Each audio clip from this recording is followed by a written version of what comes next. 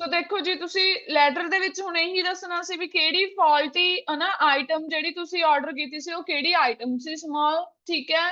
Then तुसी कदों order purchase कीता सी, इवन तुसी वैबसाइट दसना चाहुंदे हो वैबसाइट भी दस सकदे हो, सिंपली ऑनलाइन स्टोर लिखना चाहुंदे हो ऑनलाइन स्टोर लिख सकदे हो। देन उस तो बाद तुसी ये दसना सी भी what was wrong with the item, wrong की होया आइटम दे नाल, एंड तुसी हुण रिटर्न दे विच कंपनी तो की चाहुंदे हो। सो देखो जी तुसी letter I'm writing to bring your attention an issue I encountered with a recent order I placed with your company. Starting किद्दां होएगी letter दी, dear sir और madam तो होएगी। फर्स्ट लाइन क्यों ਆਪਾਂ ਲਿਖ ਰਹੇ ਹਾਂ, ਕਹਿੰਦੇ ਅਸੀਂ ਤੁਹਾਡਾ ਧਿਆਨ ਦਿਵਾਉਣਾ ਚਾਹੁੰਦੇ ਆ ਜੋ ਪ੍ਰੋਬਲਮ ਮੈਨੂੰ ਫੇਸਡ ਹੋਈ ਸੀ, ਇਨਕਾਊਂਟਰਡ ਹੋਈ ਸੀ ਰੀਸੈਂਟ ਆਰਡਰ ਜਿਹੜਾ ਕਿ ਮੈਂ ਪਲੇਸ ਕੀਤਾ ਸੀ ਤੁਹਾਡੀ ਕੰਪਨੀ ਤੋਂ। ਡੇਟ ਮੈਂਸ਼ਨ ਕਰ ਦੋਗੇ on this date I ordered आ केड़ा प्रोडक्ट ऑर्डर किया सी, प्रोडक्ट कोई स्मॉल कोई भी प्रोडक्ट दस सकते हो, कुछ भी कोई वॉच ऑर्डर की सी या कोई ब्यूटी प्रोडक्ट ऑर्डर किया सी वो लीकेज सी या कुछ भी जेड़ा तुसी मेंशन करना चाहते हो। So from your online store order number दस दो कोई भी। The transaction was smooth and I appreciate the prompt delivery. बहुत वधिया सी सारा कुछ, डिलीवर भी टाइम ते हो गया। स्मूथ का मतलब है भी सारा कुछ सही रहा। हाउएवर पर कहंदे की होया, ਜਦੋਂ ਕਹਿੰਦੇ ਰਿਸੀਵ ਹੋਇਆ package I was disheartened to discover that, ਮੈਨੂੰ ਕਹਿੰਦੇ ਬਹੁਤ ਡਿਸਸੈਟੀਸਫੈਕਸ਼ਨ, ਮੈਨੂੰ ਬਹੁਤ ਦੁੱਖ ਹੋਇਆ। ਕਹਿੰਦੇ ਜਿਹੜਾ ਪ੍ਰੋਡਕਟ ਸੀ ਉਹ ਕਿਸੇ ਡੈਮੇਜ ਸੀਗਾ। द स्पेसिफिक डिटेल्स ਤੁਸੀਂ ਦੱਸ ਦਿਓ ਵੀ ਕੀ ਡੈਮੇਜ ਹੋਇਆ। द वर नॉट ਕਹਿੰਦੇ in line with the quality I expected from your reputed company या from your esteemed company। सो जिन्नी क उम्मीद मैं लाई सी कहंदे उदां दी क्वालिटी नहीं सी, क्वालिटी दस दो भी सही नहीं सीगी। So as a loyal customer and I understand that occasional mishaps can occur during the shipping process।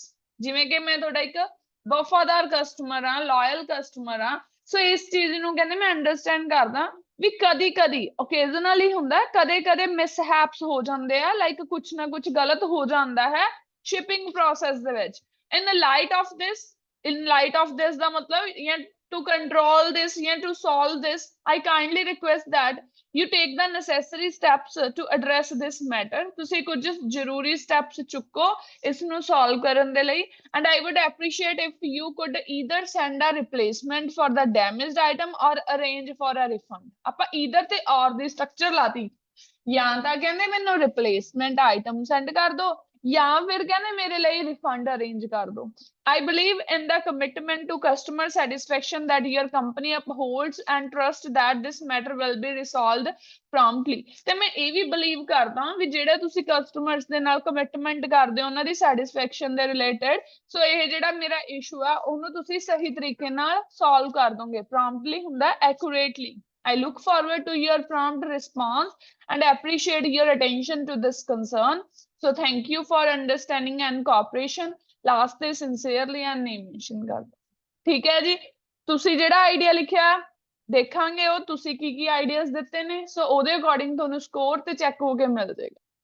ਹੁਣ ਆਪਾਂ ਰੀਡਿੰਗ ਕਰਦੇ ਹਾਂ ਅੱਜ।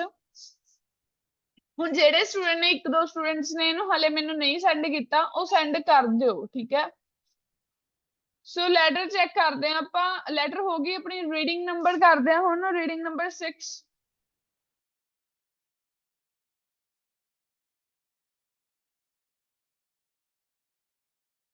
ਸੋ ਹੁਣ ਤੁਸੀਂ ਰੀਡਿੰਗ ਕਰਨੀ ਹੈ ਆਪਣੀ। ਕੱਲ ਦਿੱਤਾ ਹੋਇਆ ਸੀ 6th ਟੈਸਟ ਕਿਹਾ ਸੀਗਾ, 6th ਟੈਸਟ ਦੇ ਆਪਾਂ ਕਲਾਸ ਦੇ ਵਿੱਚ ਅਟੈਂਪਟ ਕਰ ਲਈ ਸੀ ਕੁਛ ਕੁ, ਤੇ ਬਾਕੀ ਆਪਾਂ ਹੁਣ ਚੈੱਕ ਕਰਦੇ ਹਾਂ।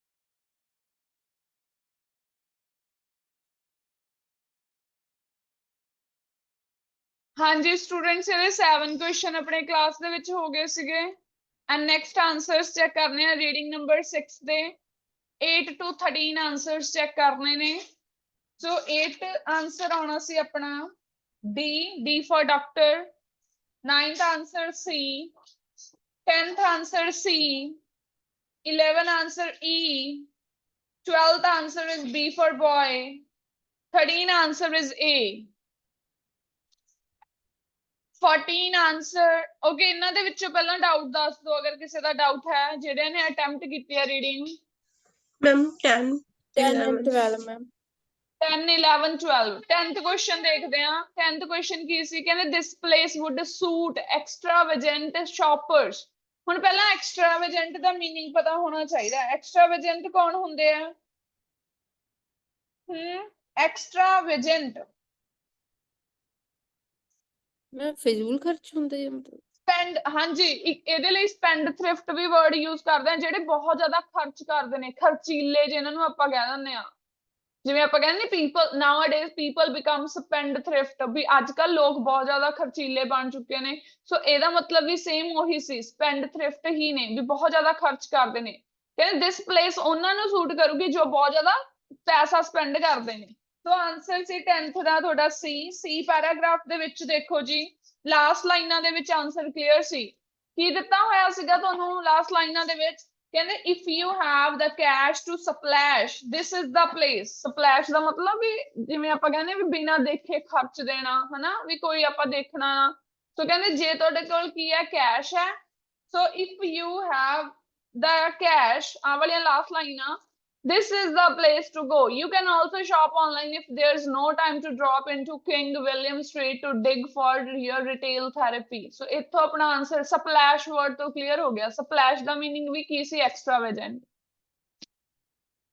ਨੈਕਸਟ ਕੁਐਸਚਨ ਸੀਗਾ ਜੀ ਹੁਣ ਤੁਹਾਡਾ 11th ਕਹਿੰਦੇ staff can help you best in your selection ਜਿਹੜਾ staff ਹੈ ਉਹ ਕਹਿੰਦੇ ਕੀ ਕਰ ਸਕਦਾ ਤੁਹਾਡੀ ਹੈਲਪ ਕਰ ਸਕਦਾ in you best in your selection like ਕੁਝ ਵੀ ਚੂਜ਼ ਕਰਨ ਚ ਸਿਲੈਕਟ ਕਰਨ ਦੇ ਵਿੱਚ ਆਨਸਰ ਸੀਗਾ ਜੀ ਤੁਹਾਡਾ E ਪੈਰਾਗ੍ਰਾਫ ਦੀ ਲਾਈਨ ਨੰਬਰ 3rd ਜਿਹਦਾ ਲਿਖਿਆ ਸੀ warm customer service and all the help you need in finding the perfect outfit ਇਹ ਚੂਜ਼ ਦੀ ਹੀ ਗੱਲ ਕਰ ਰਹੇ ਨਾ ਕਹਿੰਦੇ ਤੁਹਾਨੂੰ ਕੌਣ ਹੈਲਪ ਕਰੂਗਾ ਕਸਟਮਰ ਸਰਵਿਸ ਠੀਕ ਹੈ all the help you need provide ਕੀਤੀ ਜਾਊਗੀ ਕਾਦੇ ਵਿੱਚ ਜਦੋਂ ਕਹਿੰਦੇ ਤੁਸੀਂ ਕੋਈ ਆਊਟਫਿਟ ਵਗੈਰਾ ਚੂਜ਼ ਕਰਨੀ ਹੈ those around age 35 and up ਸੋ ਇੱਥੋਂ ਆਪਣਾ ਆਨਸਰ ਕਲੀਅਰ ਹੋ ਰਿਹਾ ਸੀ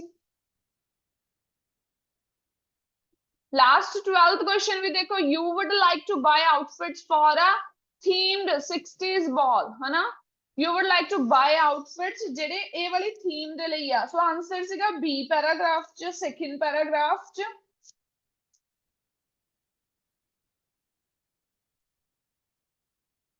ਇਹਨਾਂ ਦੀਆਂ ਲਾਸਟ ਲਾਈਨਾਂ ਚ ਹੀ ਰੀਡ ਕਰਨਾ ਸੀਗਾ ਇੱਥੋਂ ਆਨਸਰ ਕਲੀਅਰ ਸੀ ਕਹਿੰਦੇ it is nearly impossible to find vintage designer pieces by like of Karl Lagerfeld Sonia Rykiel ਇਹ ਨੇਮ ਦੱਸੇ ਹੋਏ ਸੀ ਠੀਕ ਹੈ even the likes of Miss Lily all right still and Ellen have been known to flex the credit on this site ਸੋ ਹੁਣ ਇਹਦੇ ਵਿੱਚ ਆਪਾਂ ਨੂੰ ਆਨਸਰ ਕਿਵੇਂ ਕਲੀਅਰ ਹੋਇਆ 12th ਵਾਲੇ ਦਾ ਕਹਿੰਦੇ you would like to buy outfits for a themed 60s wall like buy outfits ਹੁਣ outfits ਕੀ ਦੱਸਿਆ ਸੀ ਕਹਿੰਦੇ ਤੁਸੀਂ ਡਿਜ਼ਾਈਨਰ ਪੀਸਿਸ ਕਹਿੰਦੇ ਕੀ ਕਰ ਸਕਦੇ ਹੋ ਫਾਈਂਡ ਆਊਟ ਕਰ ਸਕਦੇ ਹੋ ਹੁਣ ਇੱਥੇ ਬਾਏ ਦੇ ਲਈ ਉਹਨਾਂ ਨੇ ਫਾਈਂਡ ਵਰਡ ਯੂਜ਼ ਕੀਤਾ ਸੀ ਡਿਜ਼ਾਈਨਰ ਪੀਸਿਸ ਕਾਹਦੇ ਲਈ ਉਹਨਾਂ ਨੇ ਸਪੈਸ਼ਲੀ ਦੱਸਿਆ ਸੀ ਵੀ 60s ਤੇ ਜਿਹੜੇ ਤੁਸੀਂ ਕਿਹਾ ਹੋਇਆ ਜਿਹੜਾ 60s ਬਾਲ ਹੈ ਹਨਾ ਉਹਦੇ ਲਈ ਤੁਸੀਂ ਪਰਚੇਸ ਕਰ ਸਕਦੇ ਹੋ ਹੁਣ ਇੱਥੇ 60s ਬਾਲ ਤਾਂ ਨਹੀਂ ਲਿਖਿਆ ਹੋਇਆ ਸੀ ਬਟ ਉਹਨਾਂ ਨੇ ਪਰਚੇਸ ਦੀ ਗੱਲ ਇੱਥੇ ਕੀਤੀ ਸੀ 60s ਬਾਲ ਤਾਂ ਆਪਾਂ ਨੂੰ ਕਿਸੇ ਵੀ ਪੈਰਾਗ੍ਰਾਫ 'ਚ ਨਹੀਂ ਸੀ ਲਿਖਿਆ ਹੋਇਆ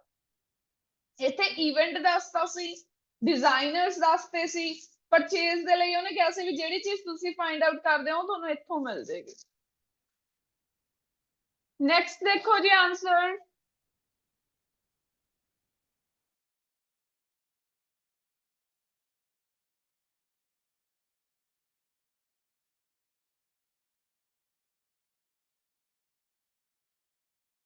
ਹੁਣ ਨੈਕਸਟ ਆਨਸਰ ਚੈੱਕ ਕਰਦੇ ਹਾਂ ਜੀ 14 ਤੋਂ ਲੈ ਕੇ 14 answer is conditional 15 answer is incorporate 16 answer facilities 17 answer is tourist attractions. 18th answer is in groups. 19th answer 5,000 word project. 20th answer is manage their time. Next answer is upper intermediate. Upper intermediate. ਹਾਂਜੀ 14 to 21 ਕਿਸੇ ਦਾ doubt ਹੈ ਤਾਂ ਦੱਸੋ। Ma'am, 17, 19. 15 ma'am 15 17 19 ma'am 15 20 ma'am ਠੀਕ ਹੈ ਜੀ 15 question ਦੇਖਦੇ ਆ ਪਹਿਲਾਂ ਕਹਿੰਦੇ during the course students need to show that they can understand and dash new skills ਕਹਿੰਦੇ ਇੱਕ ਤਾਂ ਉਹ ਅੰਡਰਸਟੈਂਡ ਕਰਨ ਦੂਸਰਾ ਕਹਿੰਦੇ ਉਹ ਕੀ ਕਰਨ ਇਨਕੋਰਪੋਰੇਟ देयर skills ਸੋ ਆਨਸਰ ਸੀਗਾ ਪਹਿਲਾਂ ਅੰਡਰਸਟੈਂਡ ਦੇ ਲਈ ਉਹਨਾਂ ਨੇ ਪਹਿਲੀ ਲਾਈਨ ਦੇ ਵਿੱਚ ਲਿਖਤਾ ਸੀਗਾ ਤੁਹਾਨੂੰ ਜਿਹੜਾ ਸੈਕਿੰਡ ਪੈਰਾਗ੍ਰਾਫ ਸੀ ਉਹਦੀ ਲਾਸਟ ਲਾਈਨ ਦੇ ਵਿੱਚ ਕਹਿੰਦੇ they have understood the information and skills that they have been taught ਇਹ ਤਾਂ ਉਹਨਾਂ ਨੇ information ਦੇਤੀ question ਦੂਸਰਾ ਕੀ ਸੀ and can incorporate into their work incorporate into their work ਦੇ ਲਈ ਉਹਨਾਂ ਨੇ ਤੁਹਾਨੂੰ ਇੱਧਰ ਕਿਹਾ ਹੋਇਆ ਸੀਗਾ understand ਪਹਿਲੀ ਲਾਈਨ ਦੇਤੀ ਸੀ ਵੀ ਉਹ ਚੀਜ਼ ਨੂੰ ਅੰਡਰਸਟੈਂਡ ਕਰਦੇ they can understand and ਹੋਰ ਕੀ ਕਰਨ incorporate ਕਰਨ into their work ਦਾ ਮਤਲਬ ਕੀ ਸੀ into their skills 17 question ਦੇਖੋ ਜੀ ਕਹਿੰਦੇ students will have the opportunity to visit ਹੁਣ ਆਪਾਂ ਨੂੰ ਇਹ ਤਾਂ ਪਤਾ ਲੱਗ ਗਿਆ ਸੀ visit ਹੈ ਵੀ ਕੋਈ place ਦਾ name ਆਉਣਾ ਹਨਾ ਵੀ ਕੀ ਹੈ ਉਹਨਾਂ ਕੋਲ opportunity ਹੈ ਉਹ ਕਿੱਥੇ visit ਕਰ ਸਕਦੇ ਨੇ ਸੋ answer ਸੀਗਾ 17 ਦਾ ਜਿਹੜਾ ਆ ਵਾਲਾ ਲਾਸਟ ਪੁਆਇੰਟ ਆ a varied social program including evening entertainments and weekend excursions to popular tourist attractions and cities such as Stonehenge, Oxford so cities ਤਾਂ ਆਪਾਂ ਤਾਂ ਨਹੀਂ ਲਿਖ ਸਕਦੇ ਸੀ ਕਿਉਂਕਿ ਉਹਨਾਂ ਨੇ ਅਲੱਗ-ਅਲੱਗ ਨੇਮ ਦੇ ਦਿੱਤੇ ਐਕਸਕਰਜ਼ਨ ਤਾਂ ਆਪਾਂ ਟ੍ਰਿਪ ਨੂੰ ਹੀ ਕਹਿੰਦੇ ਆ ਠੀਕ ਹੈ ਵੀਕਐਂਡ ਐਕਸਕਰਜ਼ਨ ਰੱਖੀ ਗਈ ਆ ਕਿੱਥੇ ਰੱਖੀ ਗਈ ਆ ਪਪੂਲਰ ਟੂਰਿਸਟ ਅਟਰੈਕਸ਼ਨਸ ਦੇ ਲਈ ਸੋ ਟੂਰਿਸਟ ਅਟਰੈਕਸ਼ਨਸ ਕੀ ਨੇ ਇੱਥੇ ਪਲੇਸਿਸ ਸੀਗੀਆਂ ਹੁਣ ਦੇਖੋ ਨੈਕਸਟ 19 question ਕਹਿੰਦੇ students will have to research and write up to a 5,000 word project ਸੋ 19 ਦਾ ਜਿਹੜਾ ਲੋਕੇਸ਼ਨ ਸੀਗੀ ਉਹ ਤੁਹਾਨੂੰ ਦਿੱਤੀ ਹੋਈ ਸੀ ਜੀ ਆ ਵਾਲੇ ਅਗਲੇ ਪੈਰਾਗ੍ਰਾਫ ਦੇ ਵਿੱਚ ਹੀ ਕਹਿੰਦੇ ਕੀ ਆ all students will work towards a 5,000 word project in their own field of study ਸੋ ਕਿਤੇ ਕੰਮ ਕਰਨਾ ਹੈ ਕਿੰਨਾ ਕੰਮ ਕਰਨਾ ਉਹਨਾਂ ਨੇ ਸੋ ਉਹਨਾਂ ਨੇ ਇੱਕ ਲਿਮਿਟ ਦੱਸੀ ਹੋਈ ਸੀ ਰਾਈਟ ਅਪ ਤੇ 20th question ਕਹਿੰਦੇ in order to successfully complete their assignment students will have to dash well ਕੀ ਉਹਨਾਂ ਨੂੰ ਕੀ ਵਧੀਆ ਆਰਗੇਨਾਈਜ਼ ਕਰਨਾ ਪਊ ਵੈਲ ਦਾ ਮਤਲਬ ਇਹ ਸੀ ਵੀ ਸਹੀ ਕੀ ਪ੍ਰੋਪਰ ਕੀ ਕਰਨਾ ਪਏਗਾ ਉਹਨਾਂ ਨੂੰ ਕਹਿੰਦੇ ਕੀ ਕਰਨਾ ਪਏਗਾ ਉਹਨਾਂ ਨੂੰ ਆਪਣਾ ਟਾਈਮ ਮੈਨੇਜ ਕਰਨਾ ਪਊਗਾ so answer is manage there time 20th ਦੀ ਜਿਹੜੀ ਲੋਕੇਸ਼ਨ ਸੀਗੀ last second paragraph last line ਕਹਿੰਦੇ ਕੀ ਹੈ students need to be aware that the course involves a great deal of coursework which will require Ki require ਕਰਦਾ which will require students to manage their time effectively ਉਹ ਆਪਣੇ time ਨੂੰ ਕੀ ਕਰਨ manage ਕਰਨ ਵਧੀਆ ਤਰੀਕੇ ਨਾਲ manage there time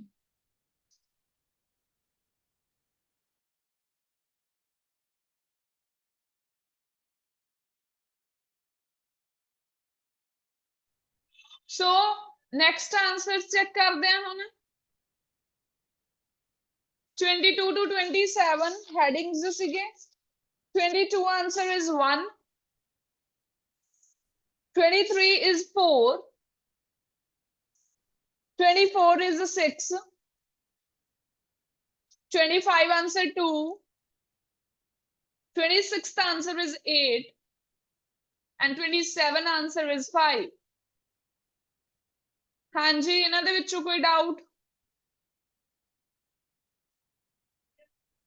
26 or 24 26 or 24 Ma'am, 24, 27. 24 and 27 ਠੀਕ ਹੈ ਜੀ 24 question ਦੇਖਦੇ ਹਾਂ ਪਹਿਲਾਂ ਤਾਂ 24th question C paragraph read ਕਰਨਾ ਸੀਗਾ C ਪੈਰਾਗ੍ਰਾਫ ਰੀਡ ਕਰਕੇ ਹੈਡਿੰਗ ਲੱਗਿਆ essays from planning to production ਮਤਲਬ ਕਿ essays ਦੀ ਤੁਹਾਨੂੰ ਬਿਲਕੁਲ ਸਟਾਰਟਿੰਗ ਦੱਸੀ ਹੋਵੇ ਕਿ ਤੁਸੀਂ essay ਲਿਖਣਾ ਕਿੱਦਾਂ then proper ideas ਕਿੱਦਾਂ ਡਿਵੈਲਪ ਕਰਨੇ ਆ ਕੁਛ ਇਦਾਂ ਦੀ ਹੀ ਗੱਲ ਕੀਤੀ ਹੋਊਗੀ ਉਹਦੇ ਵਿੱਚ C ਪੈਰਾਗ੍ਰਾਫ ਆਪਾਂ ਦੇਖਦੇ ਹਾਂ ਜੀ C ਪੈਰਾਗ੍ਰਾਫ ਦੇਖੋ ਕੀ ਕਿਹਾ ਹੋਇਆ ਸੀਗਾ ਸੀ ਪੈਰਾਗ੍ਰਾਫ ਦੇ ਵਿੱਚ? ਪਹਿਲਾਂ ਉਹਨਾਂ ਨੇ ਸਟਾਰਟਿੰਗ ਦੇ ਵਿੱਚ ਹੀ ਕਿਹਾ, ਸਟਾਰਟਿੰਗ ਦੇ ਵਿੱਚ ਉਹਨਾਂ ਨੇ ਇਨਫੋਰਮੇਸ਼ਨ ਦਿੱਤੀ ਹੋਈ ਸੀ ਤੁਹਾਨੂੰ,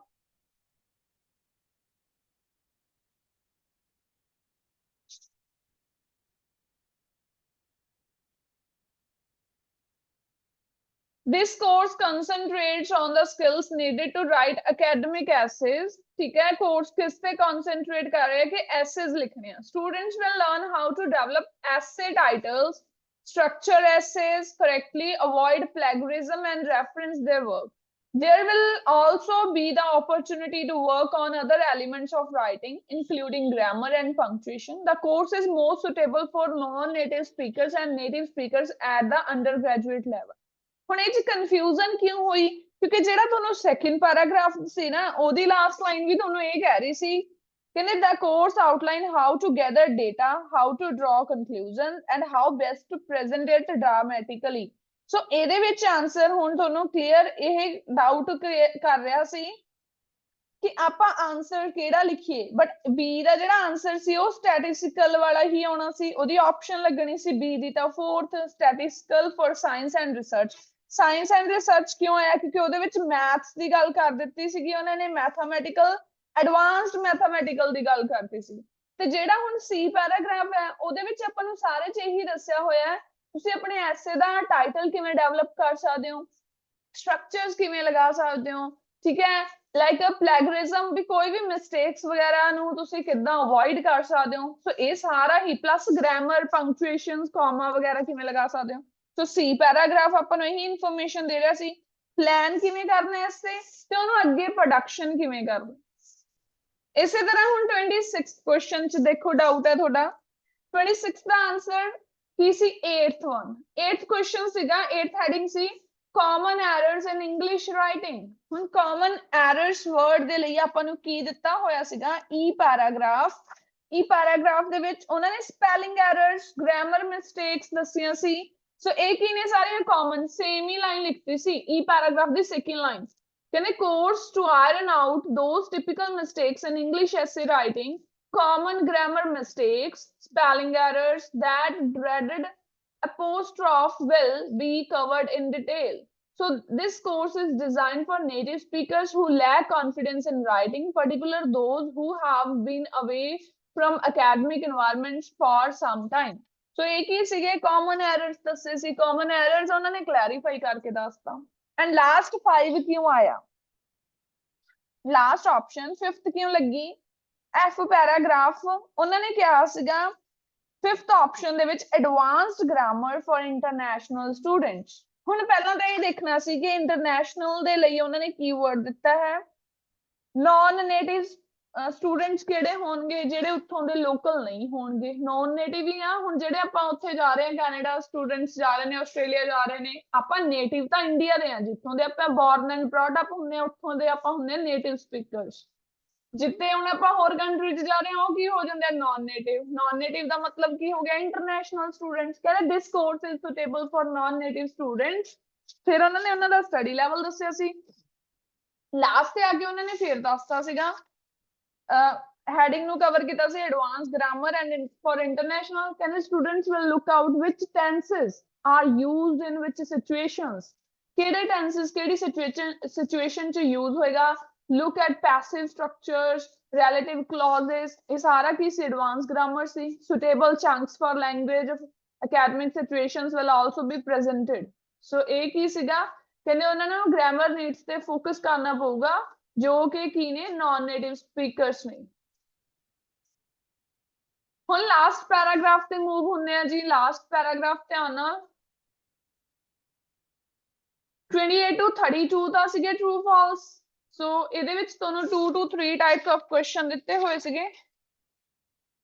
28th answer is true, 29 false, 30th is also true, 31 not given, 32 false। Last 3 answers check ਕਰ ਲਓ ਪਹਿਲਾਂ। 33 answer is B for boy, 34 F, 35 D for doctor, 36G, 37A, 38 is B, B for boy, 39 is A, 40 the answer is D, D for doctor. हाँ जी दसो जी किन्ने questions सही होए ने ਤੁਹਾਡੇ ਐਂਡ ਲਾਸਟ ਪੈਸੇਜ ਚ ਡਾਊਟ ਵੀ ਦੱਸ ਦਿਓ ਕਿਹੜੇ ਕਿਹੜੇ ਨੇ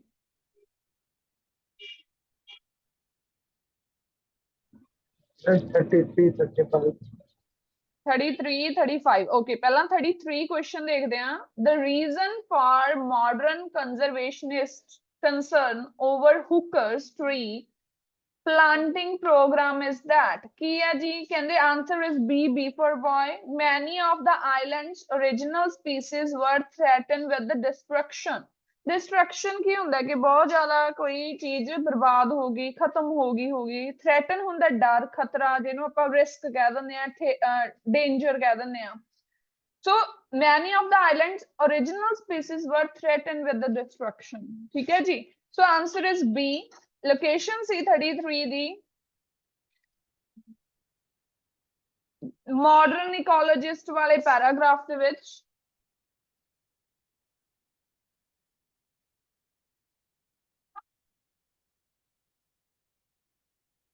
ਦੇਖੋ ਜੀ modern ecologists throw up their hands in horror at what they see as hookers environmental anarchy. The exotic species wrecked the indigenous ecosystem, squeezing out the island's endemic plants. In fact, Hookers knew well enough that what might happen. However, he saw greater benefit in improving rainfall and encouraging more prolific vegetation on the island. But there is a much deeper issue here than the relative benefits of sparse endemic species versus luxuriant imported ones. ਉਹਨੇ ਹੁਣ ਇਸ paragraph ਦੇ ਵਿੱਚ ਕੀ ਕਿਹਾ ਉਹ ਕਹਿੰਦੇ vegetation ਨੂੰ ਤਾਂ ਫਾਇਦਾ ਹੋ ਰਿਹਾ ਰੇਨ ਦੇ ਨਾਲ ਬਟ ਕਹਿੰਦੇ ਕੀ ਹੋ ਰਿਹਾ ਹੈ ਜਿਹੜੀਆਂ ਇਹ ਵਾਲੀਆਂ ਸਪੀਸੀਜ਼ ਨੇ ਐਂਡੇਮਿਕ ਸਪੀਸੀਜ਼ ਪਾਰਟਸ ਦਾ ਮਤਲਬ ਕੀ ਆ ਬਿਲਕੁਲ ਇਹਨਾਂ ਦੀ ਜਿਹੜੀ ਗਿਣਤੀ ਆ ਘਟ ਰਹੀ ਆ ਖਤਮ ਹੋ ਰਹੇ ਨੇ ਉਧਰ ਕੀ ਲਿਖਿਆ ਹੋਇਆ ਸੀ ਡਿਸਟਰਕਸ਼ਨ ਹੋ ਰਹੀ ਆ ਸੋ ਉਹ ਕੀ ਹੋ ਰਹੇ ਨੇ ਕਹਿੰਦੇ ਉਹਨਾਂ ਨੂੰ ਖਤਰਾ ਹੈ ਬੈਨੀਫਿਟਸ ਕਿਸ ਨੂੰ ਹੋ ਰਹੇ ਨੇ ਲਾਈਕ ਵੈਜੀਟੇਸ਼ਨ ਵਧੀਆ ਹੋ ਰਹੀ ਆ ਆਈਲੈਂਡ ਦੇ ਉੱਤੇ ਰੇਨਫਾਲ ਦੇ ਕਾਰਨ ਐਂਡ ਪਹਿਲੀ ਲਾਈਨ 'ਚ ਵੀ ਉਹਨੇ ਇਹੀ ਕਿਹਾ ਸੀਗਾ ਜਿਹੜੀਆਂ ਇਹ ਐਗਜ਼ੋਟਿਕ ਸਪੀਸੀਜ਼ ਨੇ ਮਤਲਬ ਕਿ ਜਿਹੜੀਆਂ ਇਹ ਓਰੀਜਨਲ ਸਪੀਸੀਜ਼ ਨੇ ਉਹ ਕੀ ਹੋ ਰਹੀਆਂ ਨੇ ਸਕੁਈਜ਼ਿੰਗ ਆਊਟ ਦਾ ਆਈਲੈਂਡ ਐਂਡਮਿਕ ਪਲਾਂਟਸ ਮਤਲਬ ਕਿ ਪਲਾਂਟਸ ਦੇ ਕਾਰਨ ਪਲਾਂਟਸ ਨੂੰ ਫਾਇਦਾ ਹੋ ਰਿਹਾ ਬਟ ਪਲਾਂਟਸ ਦੇ ਕਾਰਨ ਉਹਨਾਂ ਨੂੰ ਜਿਹੜਾ ਨੁਕਸਾਨ ਪਹੁੰਚ ਰਿਹਾ ਕੁਐਸਚਨ ਵੀ ਆਪਣਾ ਸੇਮ ਹੀ ਲਿਆ ਗਿਆ ਸੀਗਾ ਸੋ ਇਸ ਕਾਰਨ ਆਪਣਾ ਆਨਸਰ ਇੱਥੇ ਬੀ ਚੂਜ਼ ਹੋਣਾ ਸੀਗਾ ਕੰਸਰਨ ਸੀਗਾ ਇਹਨਾਂ ਪਰਸਨਸ ਨੂੰ ਇਹਦੇ ਨਾਲ ਰਿਲੇਟਡ ਇਕੋਲੋਜੀ ਵਰਡ ਵੀ ਇੱਥੇ ਤਾਂ ਹੀ ਯੂਜ਼ ਕੀਤਾ ਗਿਆ ਸੀਗਾ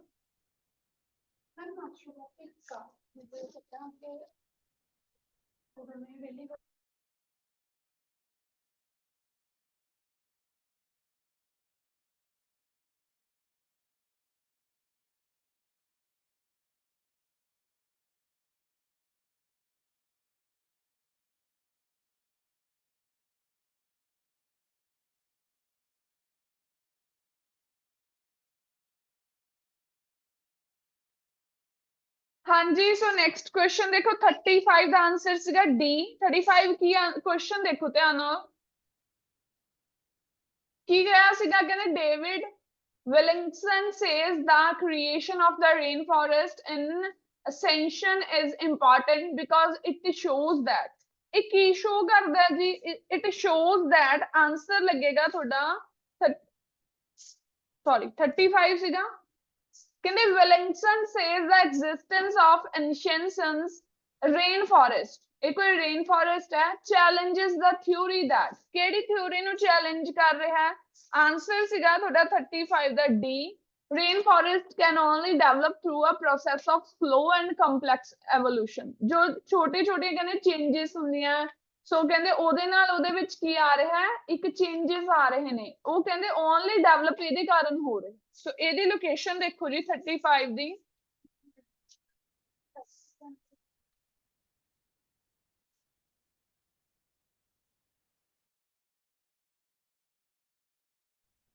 ਸੋ ਦੇਖੋ ਜੀ ਲੋਕੇਸ਼ਨ ਸੀਗੀ 35 ਦੀ ਟੂਡੇਜ਼ ਗ੍ਰੀਨ ਮਾਊਂਟੇਨ ਵਾਲੇ ਪੈਰਾਗ੍ਰਾਫ ਦੇ ਵਿੱਚ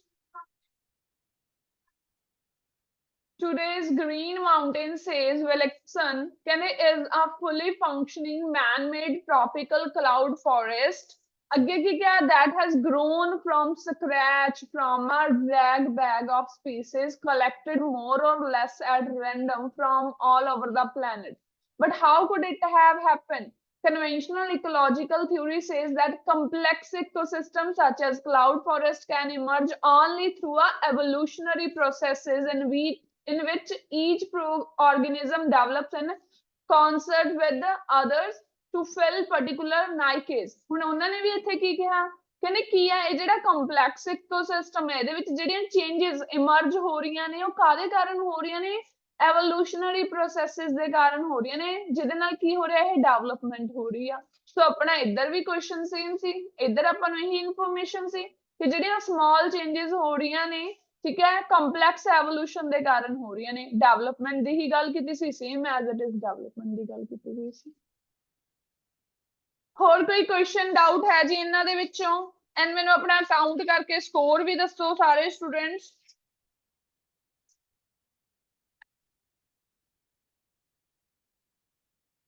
ਕੱਲ ਇੱਕ ਵਾਰੀ ਤੁਹਾਨੂੰ ਰੀਡਿੰਗ ਦੀਆਂ ਟਾਈਪਸ ਦਾ ਦੁਬਾਰਾ ਕਲੀਅਰ ਕਰਵਾਇਆ ਜਾਊਗਾ, ਸਾਰੀਆਂ ਟਾਈਪਸ ਕਿ ਟਰੂ ਫਾਲਸ ਕਿਵੇਂ ਕਰਨੇ ਹੁੰਦੇ ਆ, ਕਿਉਂਕਿ ਹੁਣ ਕਾਫੀ ਦਿਨ ਹੋ ਗਏ ਆਪਾਂ ਫੁੱਲ ਰੀਡਿੰਗਸ ਕਰ ਰਹੇ ਹਾਂ। ਕੱਲ ਨੂੰ ਇੱਕ ਵਾਰੀ ਦੁਬਾਰਾ ਅਗੇਨ ਹੁਣ 30 32 ਓਕੇ, ਇੱਕ ਵਾਰੀ ਰੀਡਿੰਗ ਦੀਆਂ ਆਪਾਂ ਟਾਈਪਸ ਕਲੀਅਰ ਦੁਬਾਰਾ ਕਰਾਂਗੇ, ਜਿਹੜੀਆਂ ਜਿਹੜੀਆਂ ਮੇਨ ਟਾਈਪਸ ਨੇ, ਜਿਵੇਂ ਕਿ ਟਰੂ ਫਾਲਸ ਹੋ ਗਏ, ਠੀਕ ਹੈ, ਹੈਡਿੰਗਸ ਹੋ ਗਏ, ਫਿਲਅਪਸ ਹੋ ਗਈਆਂ and matching. 4 type of question ਜਿਹੜੇ ਤੁਹਾਨੂੰ ਐਗਜ਼ਾਮ 'ਚ ਆਣੇ ਹੀ ਆਣੇ ਨੇ। ਓਕੇ 25, ਠੀਕ ਹੈ। ਸੋ ਜਿਹੜੇ 4 ਮੇਨ ਟਾਈਪ ਨੇ, 4 ਮੇਨ ਟਾਈਪ ਨੇ ਤੁਹਾਡੀਆਂ ਮੇਨ ਟਰੂ ਫਾਲਸ ਦੀਆਂ, second one heading, third one fill up, fourth one matching. ਤੁਹਾਨੂੰ ਇਸ ਤੋਂ ਇਲਾਵਾ ਹੋਰ ਕਿਹੜੀਆਂ ਟਾਈਪਸ ਹੁੰਦੀਆਂ ਰੀਡਿੰਗ ਦੇ ਵਿੱਚ? ਇੱਕ ਹੁੰਦੇ ਆ ਐਮਸੀਕਿਊ, ਇੱਕ ਸਮਰੀ ਵਾਲੇ ਕੁਐਸਚਨਸ ਹੁੰਦੇ ਆ, ਠੀਕ ਹੈ।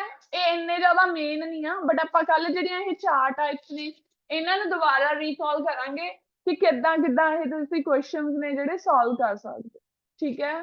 ਕੋਈ ਵੀ ਆਪਾਂ ਇੱਕ ਫਾਈਲ ਜਾਂ ਤੁਹਾਡੀ ਰੀਡਿੰਗ ਹੀ ਕਰਕੇ ਉਹਦੇ ਵਿੱਚ ਦੁਬਾਰਾ ਮੈਂ ਇੱਕ ਵਾਰੀ ਗੋ ਥਰੂ ਕਰਵਾਉਂਗੀ, ਤਾਂ ਕਿ ਜੇ ਤੁਹਾਨੂੰ ਕੋਈ ਹੋਰ ਵੀ ਡਾਊਟ ਹੈ ਤਾਂ ਉਹ ਵੀ ਤੁਹਾਡਾ ਕਲੀਅਰ ਹੋ ਜਾਵੇ ਰੀਡਿੰਗ ਦੇ ਵਿੱਚ। तो जस्ट on 2 minutes वेट करो।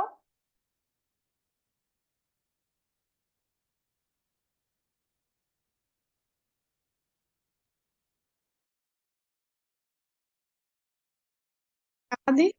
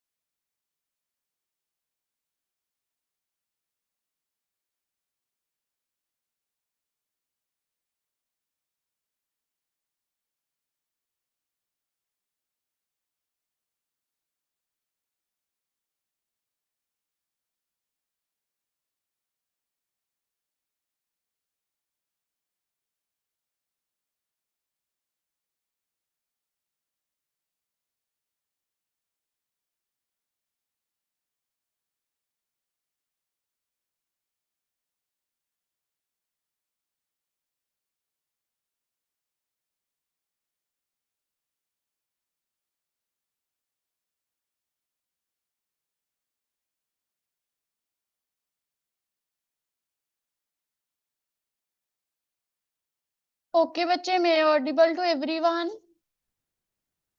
Yes, ma'am. Good Good morning, morning, ma'am. ma'am. Good morning to all of you. Good morning, ma'am. Good morning, हाँ, ma'am. Good good morning, ma'am. morning, good morning, morning. So ਅੱਜ ਆਪਾਂ basically ਨਾ ਬਹੁਤ important ਜਿਹਾ task ਕਰਾਂਗੇ ਜਿਹੜਾ scientist ਤੇ ਆ।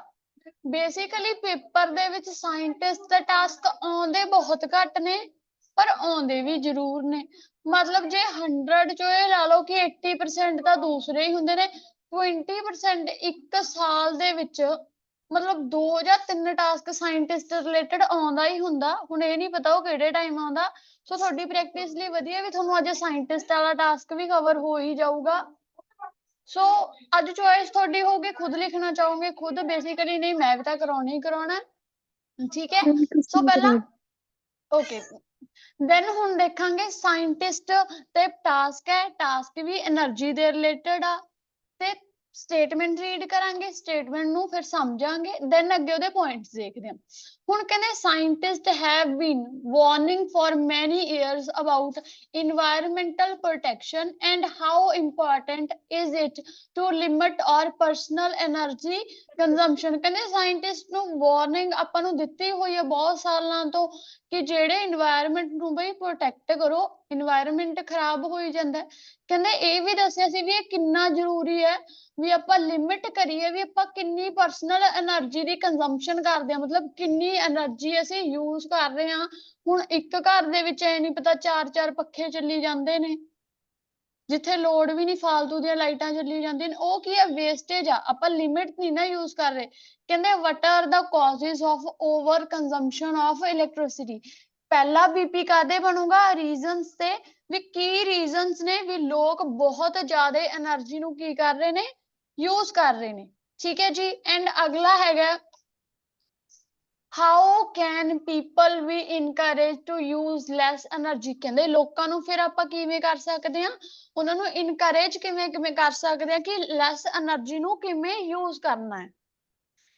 ਠੀਕ ਹੈ ਜੀ, problem solving essays about scientist, energy, consumption of energy, and in first VP we mention the reasons behind this, and in the second we Ki mention ਕਰਾਂਗੇ second ਦੇ ਵਿੱਚ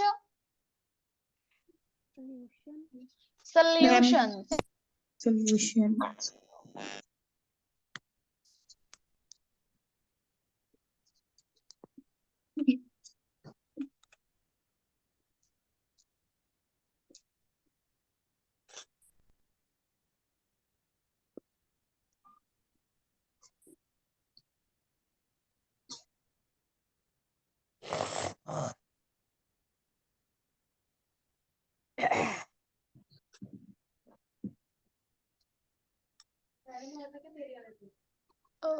ਮੈਮ ਵਾਲੇ ਤੇ ਭੇਜ ਦੇ।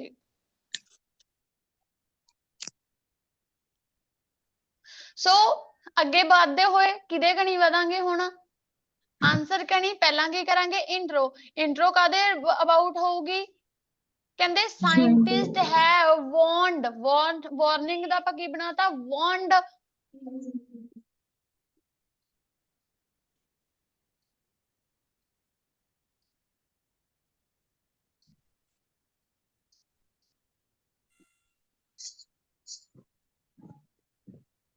ਕਹਿੰਦੇ ਮਤਲਬ ਸਾਇੰਟਿਸਟ ਨੂੰ ਕਿਹਦੀ ਵਾਰਨਿੰਗ ਦਿੱਤੀ ਸੀ ਆਪਾਂ ਨੂੰ, ਕਾਦੇ ਰਿਗਾਰਡਿੰਗ। ਉੱਥੇ ਲਿਖਿਆ ਹੋਇਆ এনवायरमेंटल ਪ੍ਰੀਜ਼ਰਵੇਸ਼ਨ ਲਿਖਤਾ, ਉੱਥੇ ਕੀ ਲਿਖਿਆ ਹੋਇਆ ਸੀ ਸਟੇਟਮੈਂਟ ਦੇ ਵਿੱਚ, protection and preservation both the same kind of thing, and significance ਮਤਲਬ importance of saving energy sources। ਠੀਕ ਹੈ ਜੀ, ਕਹਿੰਦੇ besides warning ਤੋਂ ਇਲਾਵਾ ਕਹਿੰਦੇ there is not any change in the utility of by people। ਕਹਿੰਦੇ ਵਾਰਨਿੰਗਾਂ ਦੇਣ ਤੋਂ ਬਾਅਦ ਵੀ ਕੋਈ ਚੇਂਜ ਨਹੀਂ ਆਇਆ ਵੀ ਲੋਕ ਜਿਹੜੀ એનર્ਜੀ ਯੂਜ਼ ਕਰਦੇ ਨੇ ਵੀ ਤੁਸੀਂ ਉਹਨੂੰ ਘੱਟ ਕਰ ਲਓ। ਕਹਿੰਦੇ in this essay I will discuss the reason behind the overuse of electricity। मैं डिस्कस करूंगा the reason behind the overuse of electricity and readiness to influence multitudes to use limited power source। ਕਹਿੰਦੇ ਇਹ ਐਸੇ ਦੇ ਵਿੱਚ ਮੈਂ ਕੀ ਚੀਜ਼ discuss ਕਰੂੰਗਾ ਕਿ ਇਸ ਚੀਜ਼ ਦੇ ਪਿੱਛੇ ਰੀਜ਼ਨਸ ਕੀ ਨੇ ਤੇ ਸੋਲੂਸ਼ਨ ਦੱਸੂਗਾ ਜਿਹੜੇ ਲੋਕਾਂ ਨੂੰ ਇਨਫਲੂਐਂਸ ਕਰ ਸਕਣਗੇ ਕਿ ਲਿਮਿਟਡ ਜੀ એનર્ਜੀ ਵਰਤੋ, ਵਾਧੂ ਦੀ ਬਿਜਲੀ ਨਾ ਫੂਕੋ। ਠੀਕ ਹੈ ਜੀ, ਇੰਟਰੋ ਕਲੀਅਰ ਬੱਚਾ ਜੀ? Yes, ma'am. Yes, ma'am. ਮੈਂ ਇਹਦੇ ਹੁਣ ਵਿੱਚ ਲੋਕਾਂ ਦੀ એનર્ਜੀ ਦੀ ਉਹੀ ਗੱਲ ਕਰਾਂਗੇ ਜਿੱਚ ਮਤਲਬ ਉਹ ਇਲੈਕਟ੍ਰਿਸਿਟੀ ਤੇ ਇਲੈਕਟ੍ਰਿਸਿਟੀ ਡਿਪੈਂਡ ਹਾਂਜੀ ਹਾਂਜੀ। ਉਹ ਸਮ ਆਦੀ BP1 ਹਾਂਜੀ BP1 for reasons and start ਕਿਵੇਂ ਕਰਦੇ ਹੁੰਦੇ ਆ with the view to discuss। ਕਹਿੰਦੇ why electricity is used to large extent ਮਤਲਬ ਵੱਡੇ ਪੱਧਰ ਤੇ ਕਿਉਂ ਜਾਂ limitless ਹੋ ਕੇ common people ordinary people ਕਿਉਂ electricity ਨੂੰ use ਕਰ ਰਹੇ ਨੇ। ਜਦੋਂ ਆਪਾਂ ਰੀਜ਼ਨ ਦਿੰਦੇ ਹੁੰਦੇ ਉਦੋਂ ਆਪਾਂ ਕੀ ਕਹਿੰਦੇ ਹੁੰਦੇ ਆ with the view to discuss why ਮਤਲਬ ਅਸੀਂ ਕੀ ਦੇਵਾਂਗੇ ਰੀਜ਼ਨਸ ਦੇਵਾਂਗੇ ਇਹਦੇ ਪਿੱਛੇ। To explain first ਹੈਗਾ the paramount reason is lack of knowledge ਮਤਲਬ ਕੀ ਹੈ ਲੋਕਾਂ ਨੂੰ ਕਹਿੰਦੇ knowledge ਹੀ ਹੈ ਨਹੀਂ। ਠੀਕ ਹੈ, to explain it in this fast paced era ਇਹ ਤੇਜ਼ੀ ਭਰੀ ਦੁਨੀਆ ਦੇ ਵਿੱਚ ਕਹਿੰਦੇ all individual prefer to use electrical appliances ਮਤਲਬ items ਵੀ ਲਿਖ ਸਕਦੇ ਹੋ ਵੀ in this modern era ਕੀ ਕਰਦੇ ਨੇ ਜਿਹੜੇ ਲੋਕ all individuals ਕਿਹਨੂੰ prefer ਕਰਦੇ ਨੇ electricity ਦੀਆਂ ਚੀਜ਼ਾਂ ਨੂੰ use ਕਰਨਾ ਪਸੰਦ ਕਰਦੇ ਨੇ not only to make their life easier ਆਪਣੀ ਲਾਈਫ ਨੂੰ ਸੁਖਾਲਾ ਬਣਾਉਣ ਦੇ ਲਈ ਨਹੀਂ but also comfortable ਆਪਣੀ ਜ਼ਿੰਦਗੀ ਨੂੰ ਹੋਰ ਜ਼ਿਆਦਾ ਆਰਾਮਦਾਇਕ ਬਣਾਉਣ ਦੇ ਲਈ।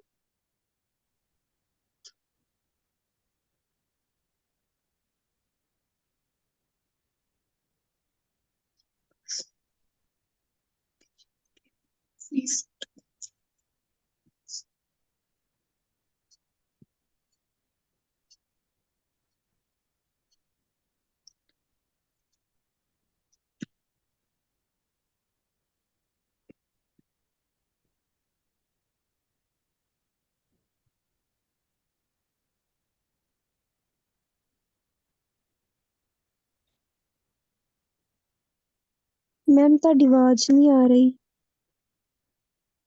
ਹਾਂਜੀ ਬੱਚੇ ਸੌਰੀ।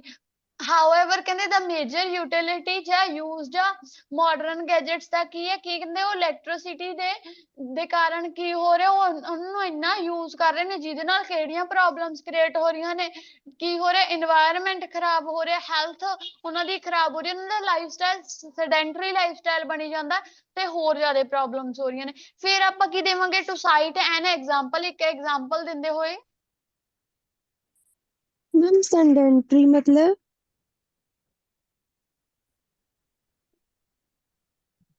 ਸਾਰੀ ਦਿਨ ਬੈਠੇ ਕੰਮ ਕਰਦੇ ਨੇ। ਲੇਜ਼ੀ ਵਾਲਾ ਨਹੀਂ ਕਹਿੰਦੇ ਜਿਹੜੇ ਬੰਦੇ ਕੰਫਰਟ ਜਿਹੇ ਚ ਹੀ ਰਹਿੰਦੇ ਨੇ ਵੀ ਆਪਣਾ ਖਰਾਬ ਜੇ ਵੀ ਕਿਸੇ ਚੀਜ਼ ਤੇ ਓਵਰ ਹੀ ਡਿਪੈਂਡੈਂਟ ਹੋਏ ਰਹਿੰਦੇ ਵੀ ਕੋਈ ਕੰਮ ਨਹੀਂ ਕਰਨਾ। ओके मैम मैम ਤੇ डिप्लेक्शन ਘਟਣਾ ਜੀ ਖਰਾਬ ਹੋਣਾ ਵੀ ਲਿਖ ਸਕਦੇ ਹੋ ਡੈਮੇਜ ਆਫ ਇਨਵਾਇਰਨਮੈਂਟ। ਠੀਕ ਹੈ, ਫਿਰ ਦਿੱਤੀ example to cite an example in India due to ਮਤਲਬ ਕਾਰਨ ਕਿਹਦੇ ਕਾਰਨ ਕਰਕੇ ਲੈਸ ਨੌਲੇਜ ਕਰਕੇ ਅਬਾਊਟ ਕਿਹਦੇ ਡਰਾਬੈਕਸ ਮਤਲਬ ਨੈਗੇਟਿਵਸ ਕਾਦੇ ਇਲੈਕਟ੍ਰਿਸਿਟੀ ਦੇ ਜਾਂ ਇਲੈਕਟ੍ਰੋਨਿਕ ਗੈਜਟਸ ਦੇ ਪੀਪਲ ਡਿਪੈਂਡ ਔਨ them ਤੇ ਲੋਕ ਉਹਨਾਂ ਤੇ ਕੀ ਕਰਦੇ ਨੇ ਡਿਪੈਂਡ ਹੋ ਜਾਂਦੇ ਨੇ in order to make their lives more easier ਆਪਣੀ ਜ਼ਿੰਦਗੀ ਨੂੰ ਸੁਖਾਲਾ ਬਣਾਉਣ ਦੇ ਲਈ। thus it is the main reason of over consumption of electricity in any nation so that's why ਆਪਾਂ ਕੀ ਦਿੱਤਾ ਰੀਜ਼ਨ ਦਿੱਤਾ ਕਿ ਇਹੀ ਮੇਨ ਰੀਜ਼ਨ ਆ ਵੀ ਲੋਕ ਇੰਨੀ ਬਿਜਲੀ ਕਿਉਂ ਵਰਤਦੇ ਨੇ। ਪੰਜਾਬੀ ਚ ਦੱਸਾਂ ਤਾਂ ਪਹਿਲਾਂ ਕੀ ਕਿਹਾ ਕਿ ਚਲੋ ਡਿਸਕਸ ਕਰਦੇ ਹਾਂ ਕਿ ਇਹਦੇ ਵਿੱਚ ਵਾਏ ਮਤਲਬ ਕਿਉਂ ਲੋਕ ਇੰਨੀ ਜ਼ਿਆਦਾ એનર્ਜੀ ਯੂਜ਼ ਕਰ ਰਹੇ ਨੇ। ਪਹਿਲਾ ਰੀਜ਼ਨ ਕੀ ਦਿੱਤਾ ਲੈਕ ਆਫ ਨੌਲੇਜ ਵੀ ਲੋਕਾਂ ਨੂੰ ਨੌਲੇਜ ਹੈ ਨਹੀਂ ਜੀ। ਫਿਰ ਉਹਨੂੰ ਕੀਤਾ ਐਕਸਪਲੇਨ ਕਿ ਇਸ ਤੇਜ਼ੀ ਭਰੀ ਦੁਨੀਆ ਦੇ ਵਿੱਚ ਜਿਹੜੇ ਸਾਰੇ ਲੋਕ ਨੇ ਉਹ ਕੀ ਪ੍ਰੈਫਰ ਕਰਦੇ ਨੇ ਕਿ ਇਲੈਕਟ੍ਰੋਨਿਕ ਚੀਜ਼ਾਂ ਨੂੰ ਯੂਜ਼ ਕਰੋ ਨਾ ਕਿ ਸਿਰਫ ਆਪਣੀ ਲਾਈਫ ਨੂੰ ਸੁਖਾਲਾ ਬਣਾਉਣ ਦੇ ਲਈ ਬਟ ਆਲਸੋ ਉਹਨੂੰ ਕੰਫਰਟੇਬਲ ਬਣਾਉਣ ਦੇ ਲਈ। ਹਾਊਐਵਰ ਕਹਿੰਦੇ ਜਿਹੜੀ ਬਹੁਤ ਜ਼ਿਆਦਾ ਇਲੈਕਟ੍ਰਿਸਿਟੀ ਯੂਜ਼ ਹੋ ਰਹੀ ਆ ਮਤਲਬ ਜਿਹੜੇ ਮਾਡਰਨ ਗੈਜਟਸ ਨੇ ਕਾਹਦੇ ਨਾਲ ਚੱਲਦੇ ਨੇ ਹੁਣ ਇਲੈਕਟ੍ਰਿਸਿਟੀ ਨਾਲ ਹੀ ਚੱਲਦੇ ਨੇ। ਹੁਣ ਜੇ ਮੇਰਾ ਫੋਨ ਨੂੰ ਮੈਂ ਚਾਰਜ ਹੀ ਨਹੀਂ ਕਰੂੰਗੀ ਉਹ ਕਿਵੇਂ ਚੱਲੂਗਾ।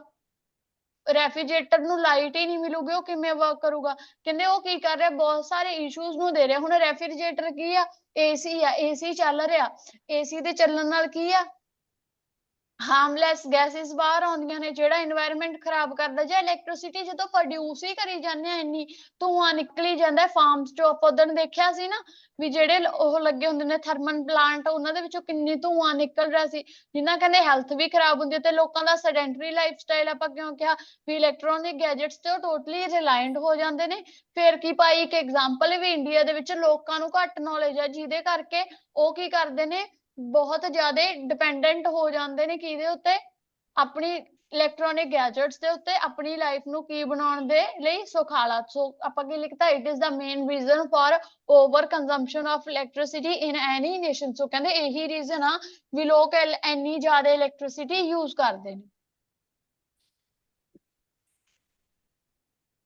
ਕਲੀਅਰ ਬੱਚੇ ਜੀ? English plus Punjabi. Yes, ਕਿ ਆਪਾਂ ਇਲੈਕਟ੍ਰਿਸਿਟੀ ਨੂੰ ਜਿਹੜਾ ਯੂਜ਼ ਕਰਦੇ ਆ, ਉਹਦਾ ਮਤਲਬ ਸਾਇੰਟਿਸਟਾਂ ਨੇ ਵਾਰਨਿੰਗ ਦਿੱਤੀ ਹੈ ਕਿ ਇਹਨੂੰ ਘੱਟ ਯੂਜ਼ ਕਰਨਾ, ਇਹਦਾ ਇਨਵਾਇਰਨਮੈਂਟ ਤੇ ਕੀ ਇਫੈਕਟ ਹਾਂਜੀ ਪੈਂਦਾ ਹੈ। ਹਾਂਜੀ ਹਾਂਜੀ ਹਾਂਜੀ। ਓਕੇ ਹੁਣ when it comes to the question ਕਿ ਇਹਦੇ solutions ਮੈਮ, ਕੀ ਇਹਦਾ ਨੇ? ਰੀਜ਼ਨ ਇਹ ਵੀ ਪੈ ਸਕਦਾ ਸੀ ਕਿ ਜਿੱਦਾਂ ਲੋਕੀ ਜਿਹੜਾ ਡਿਪੈਂਡ ਹੀ ਜ਼ਿਆਦਾ ਇਲੈਕਟ੍ਰਿਸਿਟੀ ਦੀਆਂ ਗੈਜਟਸ ਤੇ ਨੇ। ਹਾਂ ਬਣ ਸਕਦਾ, ਬਟ ਬੇਸਿਕਲੀ ਉਹ ਯੂਜ਼ ਇਲੈਕਟ੍ਰਿਸਿਟੀ ਨੂੰ ਜ਼ਿਆਦਾ ਕਿਉਂ ਯੂਜ਼ ਕਰ ਰਹੇ ਨੇ?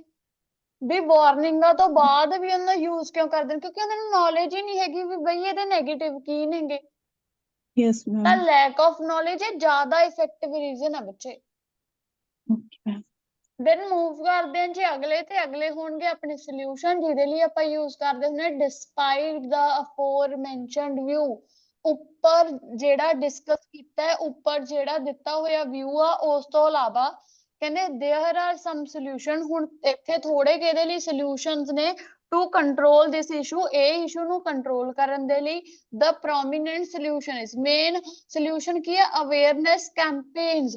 ਮਤਲਬ ਕੀ ਹੈ ਜੀ, ਲੋਕਾਂ ਨੂੰ ਕੀ ਕਰਨਾ ਚਾਹੀਦਾ? ਗਵਰਨਮੈਂਟ ਨੂੰ ਅਵੇਅਰਨੈਸ ਲਈ ਉਹਨਾਂ ਲਈ ਕੈਂਪ ਲਾ ਦਿਓ।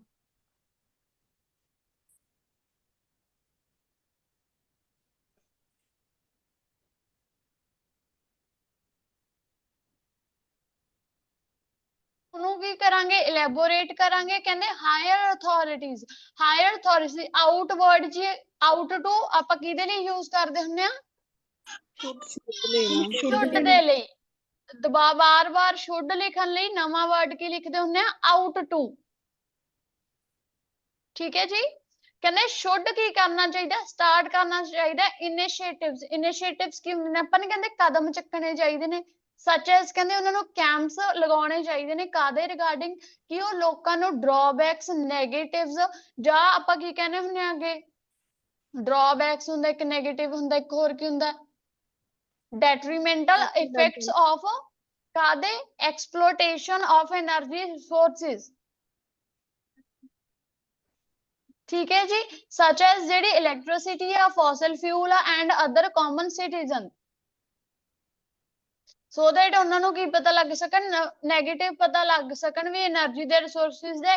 ਤੇ by the dint of these steps, ਇਹਨਾਂ ਸਟੈਪਸ ਦੀ ਹੈਲਪ ਦੇ ਨਾਲ ਰੈਜੀਮਾਈਨਸ ਮਤਲਬ governments might be successfully to reduce, ਕਿਹੜੀ ਚੀਜ਼ ਨੂੰ ਰਿਡਿਊਸ ਕਰ ਲੈਣਗੇ? ਓਵਰ ਯੂਜ਼ ਆਫ ਇਲੈਕਟ੍ਰਿਸਿਟੀ, ਜਿਹੜੇ ਇਲੈਕਟ੍ਰਿਸਿਟੀ ਦਾ ਬਹੁਤ ਜ਼ਿਆਦਾ ਯੂਜ਼ ਕੀਤਾ ਜਾਂਦਾ। ਬਟ ਆਲਸੋ ਕੀ ਕਰਨਗੇ? ਨੈਚੁਰਲ ਸੋਰਸਿਸ ਨੂੰ ਵੀ ਪ੍ਰੀਜ਼ਰਵ ਕਰਨਗੇ that are losing their quantity. ਜਿਹੜੀ ਆਪਣੀ ਹੁਣ ਤੇਲ ਆ, ਪੈਟਰੋਲ ਆ, ਕੋਇਲ ਆ, ਹੁਣ ਉਹ ਰੋਜ਼ ਹੀ ਇੰਨਾ ਮੱਚੀ ਜਾਂਦਾ, ਉਹਦੀ ਕੁਆਂਟੀਟੀ ਤਾਂ ਘਟੀ ਹੋਈ ਜਾਂਦੀ ਹੈ। ਤਾਂ ਇਹਦੇ ਨਾਲ ਕੀ ਹੋ, ਜੇ ਲੋਕ ਅਵੇਅਰ ਹੋਣਗੇ, ਉਹਨੂੰ ਘੱਟ ਵਰਤਣਗੇ, ਘੱਟ ਉਹਨਾਂ ਨੂੰ ਯੂਜ਼ ਹੋਊਗਾ, ਘੱਟ ਯੂਜ਼ ਹੋਊਗਾ, ਤਾਂ ਉਹ ਪ੍ਰੀਜ਼ਰਵ ਕੀਤੇ ਜਾ ਸਕਣਗੇ। ਠੀਕ ਹੈ। ਅਪਾਰਟ ਫਰੋਮ ਦਿਸ ਕਹਿੰਦੇ ਇਟ ਇਜ਼ ਆਲਮੋਸਟ ਇੰਪੈਰੇਟਿਵ।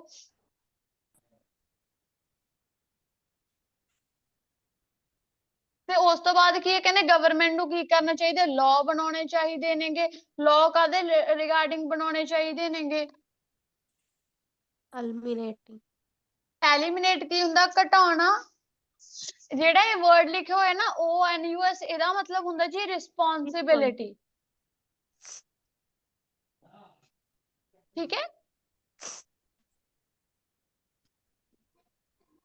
ਰਿਸਪੌਂਸਿਬਿਲਿਟੀ ਆ ਗਵਰਨਮੈਂਟ ਦੀ ਟੂ ਇਨੈਕਟ ਕਰਨਾ ਮਤਲਬ ਲਾਗੂ ਕਰਨਾ ਲਾਅ ਕਿਹਦੇ ਲਈ eliminating the mishandling of energy in their nation ਵੀ ਜਿਹੜੀ ਤੁਹਾਡੇ ਕੰਟਰੀ ਦੇ ਵਿੱਚ ਇੰਨੇ ਵਾਰ ਇਲੈਕਟ੍ਰਿਸਿਟੀ ਯੂਜ਼ ਹੋਈ ਜਾਂਦੀ ਹੈ એનર્ਜੀ ਯੂਜ਼ ਹੋਈ ਜਾਂਦੀ ਆ ਉਹਨੂੰ ਘਟਾਉਣ ਦੇ ਲਈ because whole contribution will assist to tackle the or resolve the disasters issue ਤੇ ਕਹਿੰਦੇ ਜਿਹੜੀ ਇਹ ਸਾਰੀਆਂ contribution ਨੇ ਵੀ ਹਰੇਕ ਕੰਟਰੀ contribute ਕਰੂਗੀ ਨਾ ਕਹਿੰਦੇ ਇਹ ਹੈਲਪ ਕਰੂਗਾ ਇਸ ਇਸ਼ੂ ਨੂੰ ਸੋਲਵ ਕਰਨ ਦੇ ਲਈ ਟੈਕਲ ਕਰਨ ਦੇ ਲਈ therefore this solution will be fruitful to encourage individuals ਕਹਿੰਦੇ ਇਹ ਜਿਹੜਾ solution ਨੇ ਕੀ ਕਰਨਗੇ ਹੈਲਪ ਕਰਨਗੇ fruitful ਹੋਣਗੇ individuals ਨੂੰ encourage ਲਈ to mitigate grave concern throughout the world ਇਹ concern ਨੂੰ ਘਟਾਉਣ ਦੇ ਲਈ ਦੁਨੀਆ ਭਰ ਦੇ ਵਿੱਚ ਠੀਕ ਹੈ ਜੀ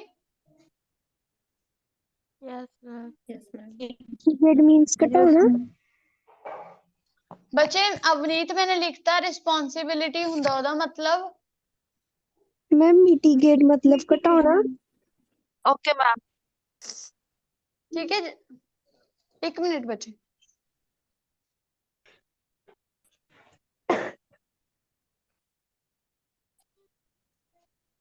हाँ जी घटाना बच्चे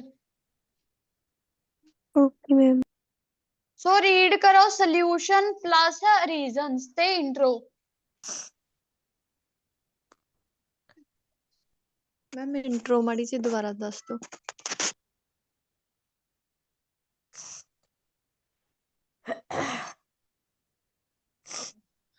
ਬੱਚੇ ਜੀ ਇੰਟਰੋ ਇਹੀ ਸੀ ਕਿ ਸਾਇੰਟਿਸਟ ਨੂੰ ਵਾਰਨਿੰਗਸ ਦੇ ਰਹੇ ਨੇ ਵੀ এনवायरमेंट ਨੂੰ ਪ੍ਰੀਜ਼ਰਵ ਕਰੋ ਤੇ ਇੰਪੋਰਟੈਂਸ ਦੇ ਰਿਹਾ ਕਿ એનર્ਜੀ ਨੂੰ ਸੇਵ ਕਰਨ ਦੀ ਬਟ ਕਹਿੰਦੇ ਵਾਰਨਿੰਗਾਂ ਤੋਂ ਬਿਨਾ ਵੀ ਕੋਈ ਵੀ ਕਹਿੰਦੇ ਚੇਂਜ ਨਹੀਂ ਆ ਰਿਹਾ ਯੂਟਿਲਿਟੀ ਬਾਏ ਪੀਪਲ मतलब कि ये भी कोई भी चेंज नहीं आ रहा भी लोग जिन्नी इलेक्ट्रिसिटी यूज करी जाते ने कहने इन दिस ऐसे आई विल डिस्कस मैं की डिस्कस करूंगा रीजंस बिहाइंड दिस भी ਕਿਹੜੇ ਦੇ ਰੀਜ਼ਨ ਕਿਹਦੇ ਪਿੱਛੇ ਨੇ ਜਿਹੜੇ ਲੋਕ ਓਵਰ ਯੂਜ਼ ਕਰ ਲੈ ਮਤਲਬ ਬਹੁਤ ਜ਼ਿਆਦਾ ਯੂਜ਼ ਕਰ ਰਹੇ ਨੇ ਇਲੈਕਟ੍ਰਿਸਿਟੀ ਨੂੰ ਐਂਡ ਸੋਲੂਸ਼ਨ ਟੂ ਇਨਫਲੂਐਂਸ ਮਲਟੀਟਿਊਡਸ ਤੇ ਸੋਲੂਸ਼ਨ ਵੀ ਦੱਸੂਗਾ ਜਿਹੜੇ ਇਨਫਲੂਐਂਸ ਕਰਨਗੇ ਪ੍ਰਭਾਵਿਤ ਕਰਨਗੇ ਕਿੰਨਾਂ ਨੂੰ ਮਲਟੀਟਿਊਡਸ ਨੂੰ ਕਿ ਤੁਸੀਂ ਲਿਮਿਟਡ ਹੀ એનર્ਜੀ ਯੂਜ਼ ਕਰੋ ਜਾਂ ਲਿਮਿਟਡ ਯੂਜ਼ ਕਰੋ ਰਿਸੋਰਸਿਸ ਨੂੰ Okay, ma'am ma'am. Thank you. Solution ਵੀ ਇੱਕ ਵਾਰ ਪੰਜਾਬੀ ਚ ਦੱਸ ਦਿਓ ਸੋਲੂਸ਼ਨ ਪੰਜਾਬੀ ਦੇ ਵਿੱਚ ਸੁਣ ਲਓ ਜੀ ਕੀ ਲਿਖਿਆ ਸੀ ਕਹਿੰਦੇ ਉੱਪਰ ਦਿੱਤੇ ਵਿਊ ਤੋਂ ਬਿਨਾ ਇੱਥੇ ਬਹੁਤ ਸਾਰੇ ਰੀਜ਼ਨ ਸੋਲੂਸ਼ਨਸ ਨੇ ਇਸ ਇਸ਼ੂ ਨੂੰ ਕੰਟਰੋਲ ਕਰਨ ਦੇ ਲਈ ਕਾਬੂ ਕਰਨ ਦੇ ਲਈ ਕਹਿੰਦੇ ਜਿਹੜਾ ਮੇਨ ਰੀਜ਼ਨ ਕੀ ਹੈ ਵੀ ਗਵਰਨਮੈਂਟ ਨੂੰ ਅਵੇਅਰਨੈਸ ਕੈਂਪਸ ਲਗਾਉਣੇ ਚਾਹੀਦੇ ਨੇ ਕਹਿੰਦੇ ਫਿਰ ਇਹਨੂੰ ਇਲੈਬੋਰੇਟ ਕਰਦੇ ਆ ਜਿਹੜੀਆਂ ਅਥਾਰਟੀਜ਼ ਨੇ ਉਹਨਾਂ ਨੂੰ ਕੀ ਕਰਨੇ ਚਾਹੀਦੇ ਨੇ ਕਦਮ ਚੱਕਣੇ ਚਾਹੀਦੇ ਨੇ ਇਨੀਸ਼ੀਏਟਿਵਸ ਕਰਨੇ ਚਾਹੀਦੇ ਨੇ ਕਿ ਤੁਸੀਂ ਕੈਂਪਸ ਲਾ ਦਿਓ ਜਿਹਦੇ ਵਿੱਚ ਤੁਸੀਂ ਲੋਕਾਂ ਨੂੰ ਦੱਸੋਗੇ ਵੀ ਜਿੰਨੀ ਤੁਸੀਂ ਇਲੈਕਟ੍ਰਿਸਿਟੀ ਯੂਜ਼ ਕਰੀ ਜਾਂਦੇ ਹੋ ਜਿੰਨੇ ਤੁਸੀਂ એનર્ਜੀ ਦੇ ਸੋਰਸ ਜ਼ਿਆਦਾ ਤੋਂ ਜ਼ਿਆਦਾ ਯੂਜ਼ ਕਰੀ ਜਾਂਦੇ ਹੋ ਜਿਵੇਂ ਫੋਸਲ ਫਿਊਲਸ ਕਹਿੰਦੇ ਉਸ ਚੀਜ਼ ਨੂੰ ਤੁਸੀਂ ਘਟਾ ਲਓ ਇਸ ਚੀਜ਼ ਦੇ ਨਾਲ ਇਹ ਸੋਲੂਸ਼ਨਸ ਦੀ ਹੈਲਪ ਦੇ ਨਾਲ ਕਹਿੰਦੇ ਜਿਹੜੀ ਗਵਰਨਮੈਂਟ ਉਹ ਕੀ ਕਰ ਸਕਦੀ ਆ ਸਕਸੈਸਫੁਲੀ ਕਾਮਯਾਬੀ ਦੇ ਨਾਲ ਕੀ ਕਰੂਗੀ ਰਿਡਿਊਸ ਕਰੂਗੀ ਜਿਹੜਾ ਲੋਕ ਇਲੈਕਟ੍ਰਿਸਿਟੀ ਦਾ ਬਹੁਤ ਜ਼ਿਆਦਾ ਯੂਜ਼ ਕਰੀ ਜਾਂਦੇ ਨੇ ਤੇ ਜਿਹੜੇ ਨੈਚੁਰਲ ਰਿਸੋਰਸਿਸ ਨੇ ਜਿਵੇਂ ਕੋਲ ਆ ਸਾਰੀਆਂ ਚੀਜ਼ਾਂ ਦੇ ਕਹਿੰਦੇ ਉਹਨਾਂ ਦੀ ਕੁਆਂਟੀਟੀ ਘਟੀ ਜਾਂਦੀ ਹੈ ਜੇ ਲੋਕ ਅਵੇਅਰ ਹੋ ਗਏ ਦੈਨ ਇਟ ਆਲਸੋ ਕੀ ਕਰੂਗਾ ਉਹਨਾਂ ਦੀ ਵੀ ਜਿਹੜੀ ਕੁਆਂਟੀਟੀ ਘਟ ਰਹੀ ਹੈ ਉਹਨੂੰ ਵੀ ਉਹ ਕੰਟਰੋਲ ਕਰਨ 'ਚ ਹੈਲਪ ਕਰੂਗਾ ਅਪਾਰਟ ਫਰੋਮ ਦਿਸ ਪਾ ਕੇ ਕੀ ਲਿਖਤਾ ਇਸ ਤੋਂ ਇਲਾਵਾ ਕਹਿੰਦੇ ਇਹ ਚੀਜ਼ ਬਹੁਤ ਜ਼ਰੂਰੀ ਹੈ ਗਵਰਨਮੈਂਟ ਦੀ ਜ਼ਿੰਮੇਵਾਰੀ ਹੈ ਕਿ ਲਾਅ ਲਾਗੂ ਕਰਨਾ ਜਿਹੜੇ ਕਾਦੇ ਰਿਗਾਰਡਿੰਗ ਵੀ ਜਿਹੜੇ ਲੋਕ ਅੰਨੇਵਾਹ એનર્ਜੀ ਰਿਸੋਰਸਿਸ ਨੂੰ ਯੂਜ਼ ਕਰੀ ਜਾਂਦੇ ਨੇ ਤਾਂ ਕਰਕੇ ਉਹਨਾਂ ਦੀ ਜ਼ਿੰਮੇਵਾਰੀ ਹੈ ਹਰੇਕ ਨੇਸ਼ਨ ਦੀ ਗਵਰਨਮੈਂਟ ਦੀ ਕਿਉਂਕਿ ਜੇ ਸਾਰੇ ਨੇਸ਼ਨਸ ਕੰਟਰੀਬਿਊਟ ਕਰਨਗੇ ਸਾਰਿਆਂ ਦੀ ਕੰਟਰੀਬਿਊਸ਼ਨ ਇੰਪੋਰਟੈਂਟ ਆ ਇਸ ਇਸ਼ੂ ਨੂੰ ਟੈਕਲ ਕਰਨ ਦੇ ਲਈ ਜਾਂ ਰੀਸੋਲਵ ਕਰਨ ਦੇ ਲਈ ਸੋ ਰਿਜ਼ਲਟ ਐਜ਼ ਅ ਰਿਜ਼ਲਟ ਕੀ ਦੇਤਾ ਵੀ ਜਿਹੜੇ ਸੋਲੂਸ਼ਨ ਨੇ ਫਰੂਟਫੁਲ ਨੇ ਬੈਨੀਫੀਸ਼ੀਅਲ ਨੇ ਕਾਦੇ ਲਈ ਇੰਡੀਵਿਜੂਅਲਸ ਨੂੰ ਕੀ ਕਰਦੇ ਇਨਕਰੇਜ ਕਰਨ ਦੇ ਲਈ ਵੀ ਜਿਹੜੀ ਤੁਸੀਂ ਇਲੈਕਟ੍ਰਿਸਿਟੀ ਇੰਨੀ ਯੂਜ਼ ਕਰੀ ਜਾਂਦੇ ਹੋ ਦੁਨੀਆ ਭਰ ਦੇ ਵਿੱਚ ਉਹਦਾ ਜੀ ਯੂਜ਼ ਘਟਾ ਲਓ ਮੈਂ ਇੱਕ ਸੋਲਰ ਪੈਨਲ ਬਾਰੇ ਵੀ ਬੋਲ ਸਕਦੇ ਨੇ ਹਾਂਜੀ ਬੋਲ ਸਕਦੇ ਹੋ ਮੈਮ ਸੋਲਰ ਪੈਨਲ ਬਾਰੇ ਮੈਮ ਜਿਵੇਂ ਆਪਾਂ ਫਰੂਟਫੁਲ ਨੂੰ ਬੈਨੀਫੀਸ਼ੀਅਲ ਵੀ ਲਿਖ ਸਕਦੇ ਹਾਂ ਹੋਰ ਕੀ ਲਿਖ ਸਕਦੇ ਹਾਂ ਬੈਨੀਫੀਸ਼ੀਅਲ ਹੁੰਦਾ ਫਰੂਟਫੁਲ ਹੁੰਦਾ ਹੈਲਪਫੁਲ ਹੈਲਪਫੁਲ ਵੀ ਕਹਿ ਸਕਦੇ ਹੋ ਗੁੱਡ ਵੀ ਕਹਿ ਸਕਦੇ ਹੋ it is good to encourage ma'am profitable भी कह सकते हैं ਹਾਂਜੀ ਕਹਿ ਸਕਦੇ ਹੋ ਮੈਮ ਸਟੇਟਮੈਂਟ ਸ਼ੋ ਕਰਾਇਓ। ਲਓ ਜੀ।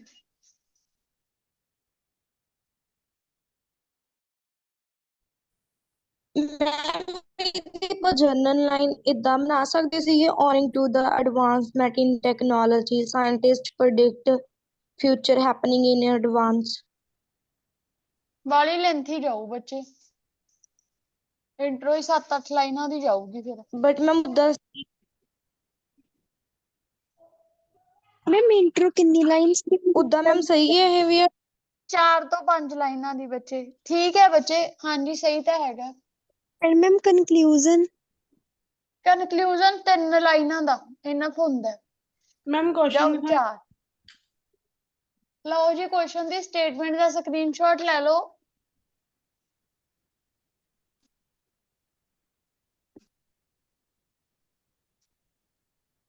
ਹੁਣ ਆਪਣਾ ਰਹਿ ਗਿਆ ਸੀ ਇਕੱਲਾ ਕਨਕਲੂਜਨ। ਇਨ ਕਨਕਲੂਜਨ ਕਹਿੰਦੇ ਇਹ ਚੀਜ਼ ਕੀ ਆ, ਕੁਆਇਟ ਐਵੀਡੈਂਟ ਆ ਵੀ ਲੋਕਾਂ ਨੂੰ ਕੀ ਹੈ ਲੈਕ ਆਫ ਅੰਡਰਸਟੈਂਡਿੰਗ ਆ among individual is the major cause mishandling ਜਾਂ ਐਕਸੈਸਿਵ ਜਿਹੜੀ ਇਲੈਕਟ੍ਰਿਸਿਟੀ ਦਾ ਯੂਜ਼ ਹੋ ਰਿਹਾ। ਬਟ ਕਹਿੰਦੇ ਇਹ ਇਸ਼ੂ ਕਾਦੇ ਨਾਲ ਸੋਲਵ ਹੋ ਸਕਦਾ, by the dint of power holders. Power holders ਕੌਣ ਹੁੰਦੇ ਨੇ? ਗਵਰਨਮੈਂਟ। ਕਹਿੰਦੇ ਗਵਰਨਮੈਂਟ ਦੀ ਹੈਲਪ ਨਾਲ ਇਹ ਇਸ਼ੂ ਕੀ ਹੋ ਸਕਦਾ, ਸੋਲਵ ਹੋ ਸਕਦਾ।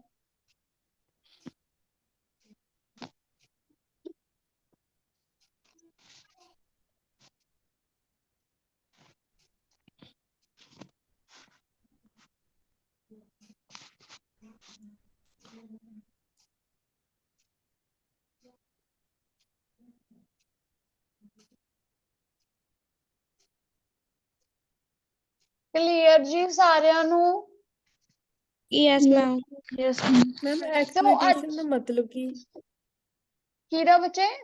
Exploitation of energy. Third line ma'am despite the aforementioned view ਇਹ ਵਾਲੇ ਪੈਰਾਗ੍ਰਾਫ ਦੇ ਵਿੱਚ ਥਰਡ ਲਾਈਨ ਦੇ ਵਿੱਚ ਹੈ ma'am exploitation of energy. Drawbacks ਲਿਖੀ ਹੋਈ ਹੈ ਮੈਮ।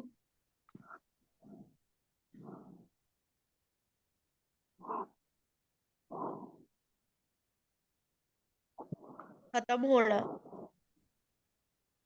Utilisation usage.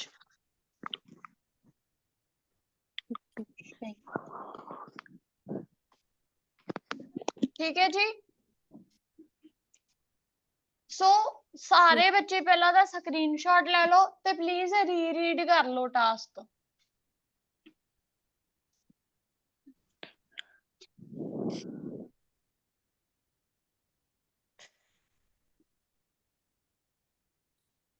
ਸਕਰੀਨਸ਼ਾਟ ਲਓ ਤੇ ਤੁਹਾਡੇ ਕੋਲ 5 ਮਿੰਟ ਨੇ ਰੀਡ ਕਰਨ ਨੂੰ। ਸਾਰੇ ਕਰੋਗੇ, ਇਹ ਨਹੀਂ ਕਿ ਬੈਠੇ ਦੇਖੀ ਜਾਓਗੇ।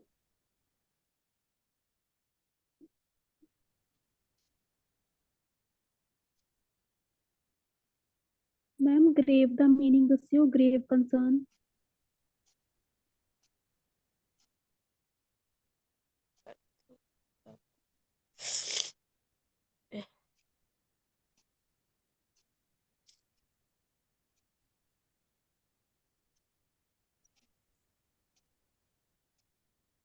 ਜਿਹੜੀ ਕੋਈ ਵੀ ਚੀਜ਼ ਸੀਰੀਅਸ ਹੁੰਦੀ ਹੈ ਜੀ ਜਾਂ ਜਿਹਦੀ ਗ੍ਰੇਟ ਇੰਪੋਰਟੈਂਸ ਹੁੰਦੀ ਹੈ।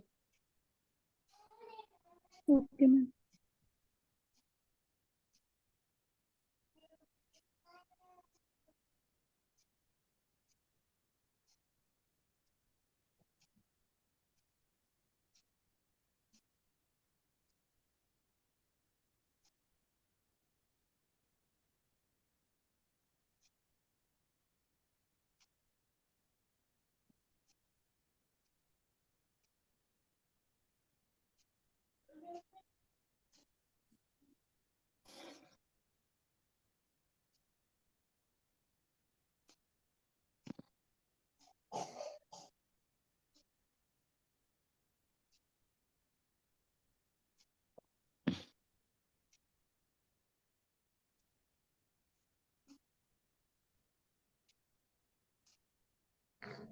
Hello ma'am.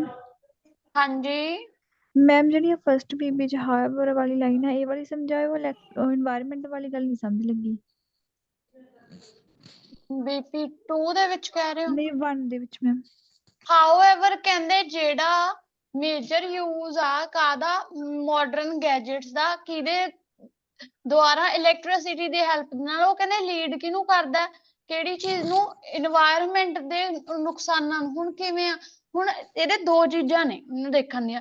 ਇੱਕ ਤਾਂ ਜਿਵੇਂ ਹੁਣ ਇਲੈਕਟ੍ਰੋਨਿਕ ਗੈਜਟ ਆ, ਇਲੈਕਟ੍ਰੋਨਿਕ ਗੈਜਟ ਦੇ ਵਿੱਚ ਏਸੀ ਵੀ ਆ ਗਿਆ। ਹੁਣ ਏਸੀ ਯੂਜ਼ ਹੋ ਰਿਹਾ, ਏਸੀ ਚੋਂ ਹਾਰਮਲੈਸ ਗੈਸਿਸ ਤਾਂ ਬਾਹਰ ਆ ਹੀ ਰਹੀਆਂ ਨੇ, ਤਾਂ ਇਨਵਾਇਰਨਮੈਂਟ ਤਾਂ ਵੀ ਖਰਾਬ ਹੋ ਰਿਹਾ। ਤੇ ਜਦੋਂ ਇਲੈਕਟ੍ਰਿਸਿਟੀ ਪ੍ਰੋਡਿਊਸ ਹੁੰਦੀ ਹੈ, ਜਿਹੜੇ ਪਾਵਰ ਪਲਾਂਟ ਹੁੰਦੇ ਨੇ, ਜਿਹੜੇ ਆਪਾਂ ਕਹਿ ਦਿੰਦੇ ਉਹਨਾਂ ਨੂੰ ਥਰਮਲ ਪਲਾਂਟ ਹੁੰਦੇ ਨੇ, ਉਹਨਾਂ ਦੇ ਵਿੱਚੋਂ ਵੀ ਤਾਂ ਧੂੰਆਂ ਬਾਹਰ ਆਉਂਦਾ ਹੀ ਆਉਂਦਾ, ਜਿਹਦੇ ਨਾਲ ਇਨਵਾਇਰਨਮੈਂਟ ਖਰਾਬ ਹੁੰਦਾ, ਹੈਲਥ ਪ੍ਰੋਬਲਮਸ ਹੁੰਦੀਆਂ ਨੇ। ਤੇ ਸੈਡੈਂਟਰੀ ਲਾਈਫਸਟਾਈਲ ਲਿਖਣ ਦਾ ਮਤਲਬ ਕੀ ਹੈ? ਵੀ ਲੋਕ ਜਿੱਲੇ ਹੋਈ ਜਾਂਦੇ ਨੇ, ਓਵਰ ਰਿਲਾਇੰਟ ਹੋਈ ਜਾਂਦੇ ਨੇ ਇਲੈਕਟ੍ਰਿਸਿਟੀ ਦੇ ਉੱਤੇ। ਹੁਣ ਕੋਈ ਵੀ ਕੰਮ ਹੈ, ਜੇ ਕੱਪੜੇ ਧੋਣੇ ਨੇ ਅਗਲੇ ਵਾਸ਼ਿੰਗ ਮਸ਼ੀਨ ਚ ਪਾ ਦੂਗਾ, ਜੇ ਲੈਜ਼ਰ ਟਾਈਮ ਸਪੈਂਡ ਕਰਨਾ ਤਾਂ ਫੋਨ ਚਲਾ ਲੂਗਾ, ਜੇ ਹੋਰ ਵੀ ਕੋਈ ਕੰਮ ਖਾਣਾ ਬਣਾਉਣਾ ਤਾਂ ਅਗਲਾ ਮਾਈਕ੍ਰੋਵੇਵ ਯੂਜ਼ ਕਰ ਲੂਗਾ। ਤਾਂ ਉਹਨਾਂ ਦਾ ਲਾਈਫ ਤਾਂ ਸੈਡੈਂਟਰੀ ਹੋਈ ਜਾਂਦਾ ਨਾ lifestyle. Okay ma'am, okay ma'am, thank you. So ਸਾਰੇ ਬੱਚਿਆਂ ਨੂੰ ਟਾਸਕ ਕਲੀਅਰ? ਜੇ ਕਿਸੇ ਨੂੰ 1% ਵੀ ਕੋਈ ਡਾਊਟ ਰਹਿ ਗਿਆ ਤਾਂ ਦੇਖ ਲਓ ਜੀ। ਨੈਟ ਦਾ ਮੀਨਿੰਗ ਕੀ ਹੁੰਦਾ?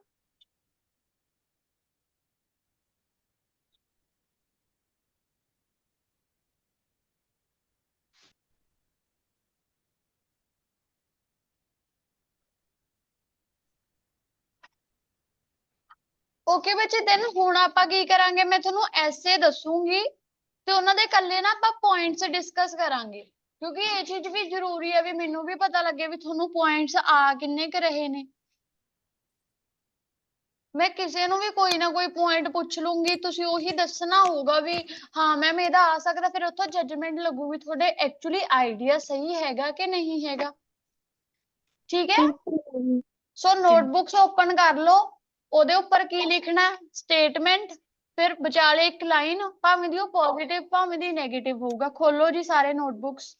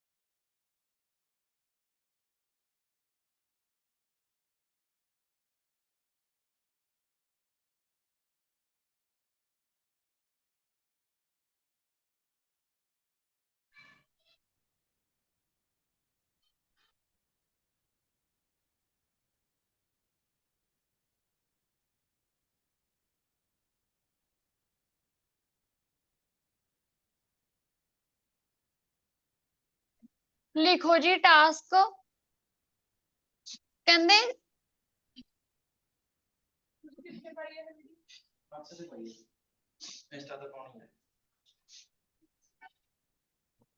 individuals are ਜਾਂ humans are damaging environment. Individuals or humans are damaging environment in different ways. What can government do to address this issue? Question mark. What can individuals do? Question mark. Ma'am difference वे तो बाद बोलियो ਕਹਿੰਦੇ nowadays ਜਿਹੜੇ humans ਨੇ ਜਾਂ individuals ਨੇ ਉਹ ਡੈਮੇਜ ਕਰ ਰਹੇ ਨੇ এনवायरमेंट ਨੂੰ ਇਨ ਡਿਫਰੈਂਟ ਵੇਜ਼। ਪਹਿਲਾ ਕੁਐਸਚਨ ਪੁੱਛਿਆ ਕਹਿੰਦੇ ਗਵਰਨਮੈਂਟ ਇਸ ਚੀਜ਼ ਨੂੰ ਕਿਵੇਂ ਸੋਲਵ ਕਰ ਸਕਦੀ ਹੈ। ਸੈਕਿੰਡ ਹੈਗਾ how can what can individuals do. ਹੁਣ ਲਾਈਨ ਮਾਰੋ, ਇੱਕ ਪਾਸੇ ਲਿਖੋ ਗਵਰਨਮੈਂਟ ਕੀ ਕਰ ਸਕਦੀ ਹੈ, ਦੂਸਰੇ ਪਾਸੇ ਦੱਸੋ ਇੰਡੀਵਿਜੂਅਲਸ ਕੀ ਕਰ ਸਕਦੇ ਨੇ। मैम स्टेटमेंट दोबारा रिपीट करियो सारी In this modern era, ਜਾਂ nowadays, humans or individuals are damaging environment in different ways. What can governments do to address this issue? And question mark, what can people or individuals do? ਮੈਂ ਇੱਥੇ environment ਨੂੰ preserve ਕਰਨ ਬਾਰੇ ਦੱਸਣਾ। ਹਾਂਜੀ ਹਾਂਜੀ, ਕਹਿੰਦੇ ਵੀ ਜਿਹੜੇ ਇਨਸਾਨ ਨੇ ਹਿਊਮਨਸ ਨੇ ਬਹੁਤ ਸਾਰੇ ਤਰੀਕਿਆਂ ਨਾਲ ਇਨਵਾਇਰਨਮੈਂਟ ਨੂੰ ਖਰਾਬ ਕਰੀ ਜਾਂਦੇ ਨੇ। ਕਹਿੰਦੇ ਇਸ ਚੀਜ਼ ਦੇ ਵਿੱਚ ਗਵਰਨਮੈਂਟ ਕੀ ਕਰ ਸਕਦੀ ਹੈ, ਪਹਿਲਾ ਬੀਪੀ, ਦੂਸਰਾ ਬੀਪੀ ਕਹਿੰਦੇ ਲੋਕ ਕੀ ਕਰ ਸਕਦੇ ਨੇ ਇਹਨੂੰ ਸੋਲਵ ਕਰਨ ਦੇ ਲਈ। ਸੋਚੋ ਸਾਰੇ ਆਪਦੇ ਆਪਦੇ ਪੁਆਇੰਟਸ, ਨੋਟਬੁੱਕਸ ਤੇ ਲਿਖ ਲਓ ਆਪਣੇ ਆਪਣੇ ਪੁਆਇੰਟਸ, ਕਿਸੇ ਦੀ ਵੀ ਟਰਨ ਆ ਸਕਦੀ ਹੈ।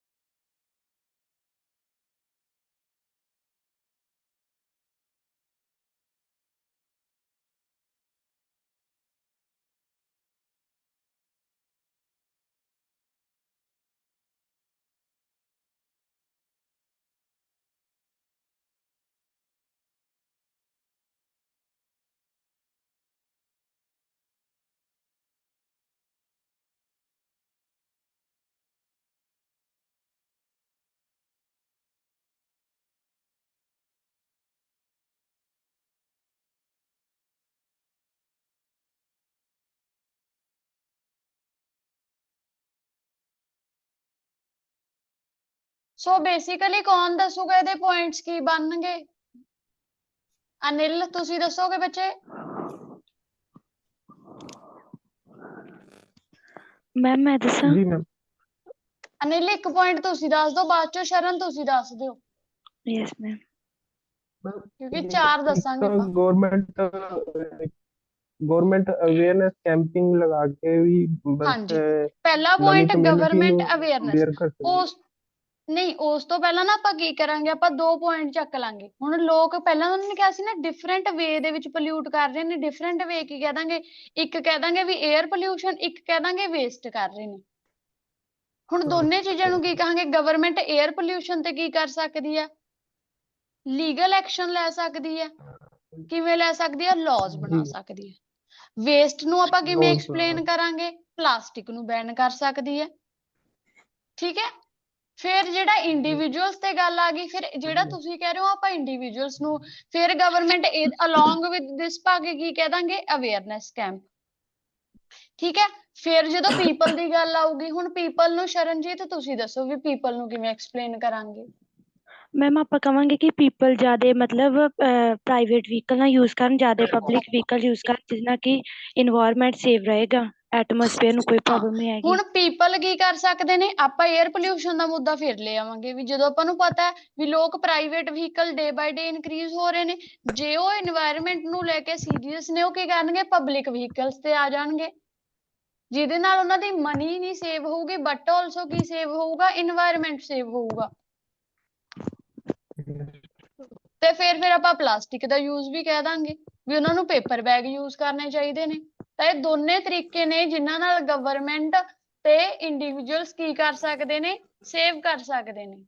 ਮੈਮ ਇਦਾਂ ਵੀ ਕਹਿ ਸਕਦੇ ਆ ਵੀ ਹਨਾ, ਜਿਵੇਂ ਜਿਹੜੇ ਏਦਾਂ ਗੰਦਗੀ ਫੈਲਾਉਂਦੇ ਨੇ ਤੇ ਨਾ ਮਤਲਬ ਟੈਕਸ, ਉਹਨਾਂ ਨੂੰ ਟੈਕਸ ਪੇ ਕਰਨਾ ਚਾਹੀਦਾ। ਨਹੀਂ, ਜਦੋਂ ਆਪਾਂ ਰੂਲਸ ਹੀ ਕਹਤੇ ਫਿਰ ਟੈਕਸ ਪੇ ਵਾਲਾ ਤਾਂ ਕੋਈ ਚੱਕਰ ਹੀ ਨਹੀਂ ਰਿਹਾ ਨਾ। ਰੂਲਸ ਹੀ ਬਣਾਤੇ ਤਾਂ ਫਾਈਨ ਰੂਲਸ ਦੇ ਸਾਰਾ ਵਿੱਚ ਕੁਝ ਆ ਜਾਊਗਾ ਉਹਦੇ ਮੈਮ ਵਿੱਚ। ਇਹਦੇ ਵਿੱਚ ਆਪਾਂ ਇਵੇਂ ਲਿਖ ਸਕਦੇ ਹਾਂ। ਫਾਈਨ ਵਾਲਾ ਦੱਸ ਸਕਦੇ ਹਾਂ। ਹਾਂਜੀ, ਟਰੀਜ਼ ਵੀ ਕਿਵੇਂ ਬੱਚੇ? ਫੰਡਸ ਕੀ ਕਹਿ ਰਹੇ ਹੋ? ਮੈਮ ਟਰੀ ਲਗਾਉਣੇ ਚਾਹੀਦੇ ਨੇ ਵੱਧ ਤੋਂ ਵੱਧ। ਰੂਲਸ ਇੰਪਲੀਮੈਂਟ ਕਰਨੇ ਚਾਹੀਦੇ ਆ ਬੱਚੇ। ਮੈਮ ਜਿਹੜੀ ਆਪਾਂ ਮੈਮ ਐਗਜ਼ਾਮਪਲ ਇਦਾਂ ਦੇ ਸਕਦੇ ਹਾਂ, ਮਤਲਬ ਫਾਈਨਸ ਵਗੈਰਾ ਵਾਲੀ ਦੇ ਸਕਦੇ ਹੋ ਬੱਚੇ, ਜੇ ਤੁਸੀਂ ਰੈਲੇਵੈਂਟ ਤਰੀਕੇ ਨਾਲ ਦਿਓਗੇ। ਮੈਮ ਇਹਦੇ ਵਿੱਚ ਆਪਾਂ ਐਵੇਂ ਵੀ ਲਿਖ ਸਕਦੇ ਹਾਂ ਕਿ ਮਤਲਬ ਜਿਹੜੇ ਹਿਊਮਨ ਆ ਉਹ ਮਤਲਬ ਨੇ ਪਰਾਲੀ ਵਗੈਰਾ ਨੂੰ ਅੱਗ ਨਾ ਲਗਾਉਣ। ਹਾਂ, ਉਹ ਵੀ ਕਹਿ ਸਕਦੇ ਹੋ, ਯੈਸ ਬਟ ਮੈਮ। ਤੁਹਾਨੂੰ ਫਿਰ ਪਾਰਟਿਕੂਲਰਲੀ ਉਹਦੇ ਫਾਰਮਰਸ ਤੇ ਜਾਣਾ ਪਊ ਨਾ। ਹਾਂਜੀ ਹਾਂ। ਤਾਂ ਬੇਸਿਕਲੀ ਮੈਂ ਇਹੀ ਸੁਜੈਸਟ ਕਰੂੰਗੀ, 2 ਮੇਨ ਸੋਲੂਸ਼ਨ ਪ੍ਰੋਬਲਮਾਂ ਚੱਕ ਲਓ। ਇੱਕ ਤਾਂ ਵੇਸਟ ਦੀ ਆ ਵੀ ਉਹ ਬਿਨਸ ਨੀਚੇ ਥਰੋ ਨਹੀਂ ਕਰ ਰਹੇ।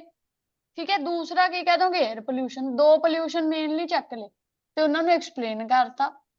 Ma'am yes ma'am. ਡਿਫੋਰੇਸ਼ਨ ਹਾਂਜੀ, ਲੋਕ ਪਲਾਂਟ ਕਰ ਸਕਦੇ ਨੇ ਟਰੀਜ਼। ਵੈਰੀ ਗੁੱਡ ਪ੍ਰਵੀਨ, ਬਹੁਤ ਅੱਛਾ ਪੁਆਇੰਟ ਆ ਬੱਚੇ। ਤੇ ਪਬਲਿਕ ਵਹੀਕਲ, ਦੋਨੇ ਬਹੁਤ ਵਧੀਆ ਪੁਆਇੰਟ ਨੇ ਤੁਹਾਡੇ। ਰੈਡਮੀਜ਼ ਮਲਿਕਾ ਰਾਣੀ ਮਤਲਬ ਸੋਲਿਊਸ਼ਨਸ ਬੱਚੇ। ਮੈਮ ਸਟੇਟਮੈਂਟ ਦਿਖਾਇਓ ਕਿਹੜੀ ਸਟੇਟਮੈਂਟ ਬੱਚੇ? ਇਸ ਐਸੇ ਦੀ। ਜਿਹੜਾ ਹੁਣ ਐਸੇ ਕਰ ਰਹੇ ਆ ਉਹਦੀ ਸਟੇਟਮੈਂਟ ਨਹੀਂ ਲਿਖੀ ਹੋਈ ਕਲਾਸ ਦੇ ਵਿੱਚ। ਹੁਣ ਅਗਲਾ ਲਿਖੋ ਜੀ, ਰੀਜ਼ਨ ਐਂਡ ਸੋਲਿਊਸ਼ਨ ਵਾਲਾ ਇੱਕ ਹੋਰ ਬੋਲਦੀ ਆ। ਮੈਮ ਜਿਵੇਂ ਆਹ ਟਾਸਕ ਲਿਖਣਾ, ਮਤਲਬ BP1 ਦੇ ਵਿੱਚ ਗਵਰਨਮੈਂਟ ਤੇ ਇੰਡੀਵਿਜੂਅਲ ਦੋਨਾਂ ਦੇ ਰੀਜ਼ਨ ਦੱਸਣੇ ਆ, ਇਕੱਲੇ ਫਿਰ ਰੀਜ਼ਨ। Next solution. ਹਾਂ, ਸੋਲਿਊਸ਼ਨ ਮਤਲਬ ਇਹਦੇ ਵਿੱਚ ਇੱਕ BP ਬਣੂ what the government can do, ਦੂਸਰਾ BP ਬਣੂ how can people tackle this issue। ਠੀਕ ਹੈ। Okay ma'am. ਸੋ ਅਗਲਾ ਹੈਗਾ ਜੀ, ਲਿਖੋ there are many there are different types of music in the world today। ਦੁਨੀਆ ਭਰ ਦੇ ਵਿੱਚ ਬਹੁਤ ਪ੍ਰਕਾਰ ਦਾ ਕਹਿੰਦੇ ਮਿਊਜ਼ਿਕ ਹੈ। ਫਿਰ ਅਗਲਾ ਕੁਐਸਚਨ ਹੈ why do we need music, why do we need music, ਸਾਨੂੰ ਮਿਊਜ਼ਿਕ ਦੀ ਕਿਉਂ ਲੋੜ ਹੈ? Question mark. is the traditional music of a country more important than the international music that is heard everywhere nowadays. Ma'am ਅੱਛਾ more ਕੀ important ਤੋਂ ਅੱਗੇ ਦੱਸਿਓ There are ma'am then the many, international music ਸਾਰੀ ਬੋਲ ਰਹੀ ਹਾਂ ਬੱਚੇ, ਰਿਪੀਟ ਕਰ ਰਹੀ ਹਾਂ, there are many different types of music in the today world, in the world today. Why we need music? Question mark. Is the traditional music of a country more important than the international music that is heard everywhere nowadays? Question mark. First BP music क्यों जरूरी है? Second BP अपना opinion कि international music ज्यादा जरूरी है क्या traditional? लिखो जी अपने अपने पॉइंट्स। ਮੈਮ ਦੁਬਾਰਾ ਪਲੀਜ਼ ਐਕਸਪਲੇਨ ਕਰਿਓ। ਕਹਿੰਦੇ ਵੀ ਬਹੁਤ ਪ੍ਰਕਾਰ ਦਾ ਮਿਊਜ਼ਿਕ ਆ ਦੁਨੀਆ ਭਰ ਦੇ ਵਿੱਚ ਅੱਜ ਦੇ ਟਾਈਮ ਦੇ ਵਿੱਚ। ਪਹਿਲਾ ਕਹਿੰਦੇ ਸਾਨੂੰ ਮਿਊਜ਼ਿਕ ਦੀ ਕਿਉਂ ਲੋੜ ਹੈ।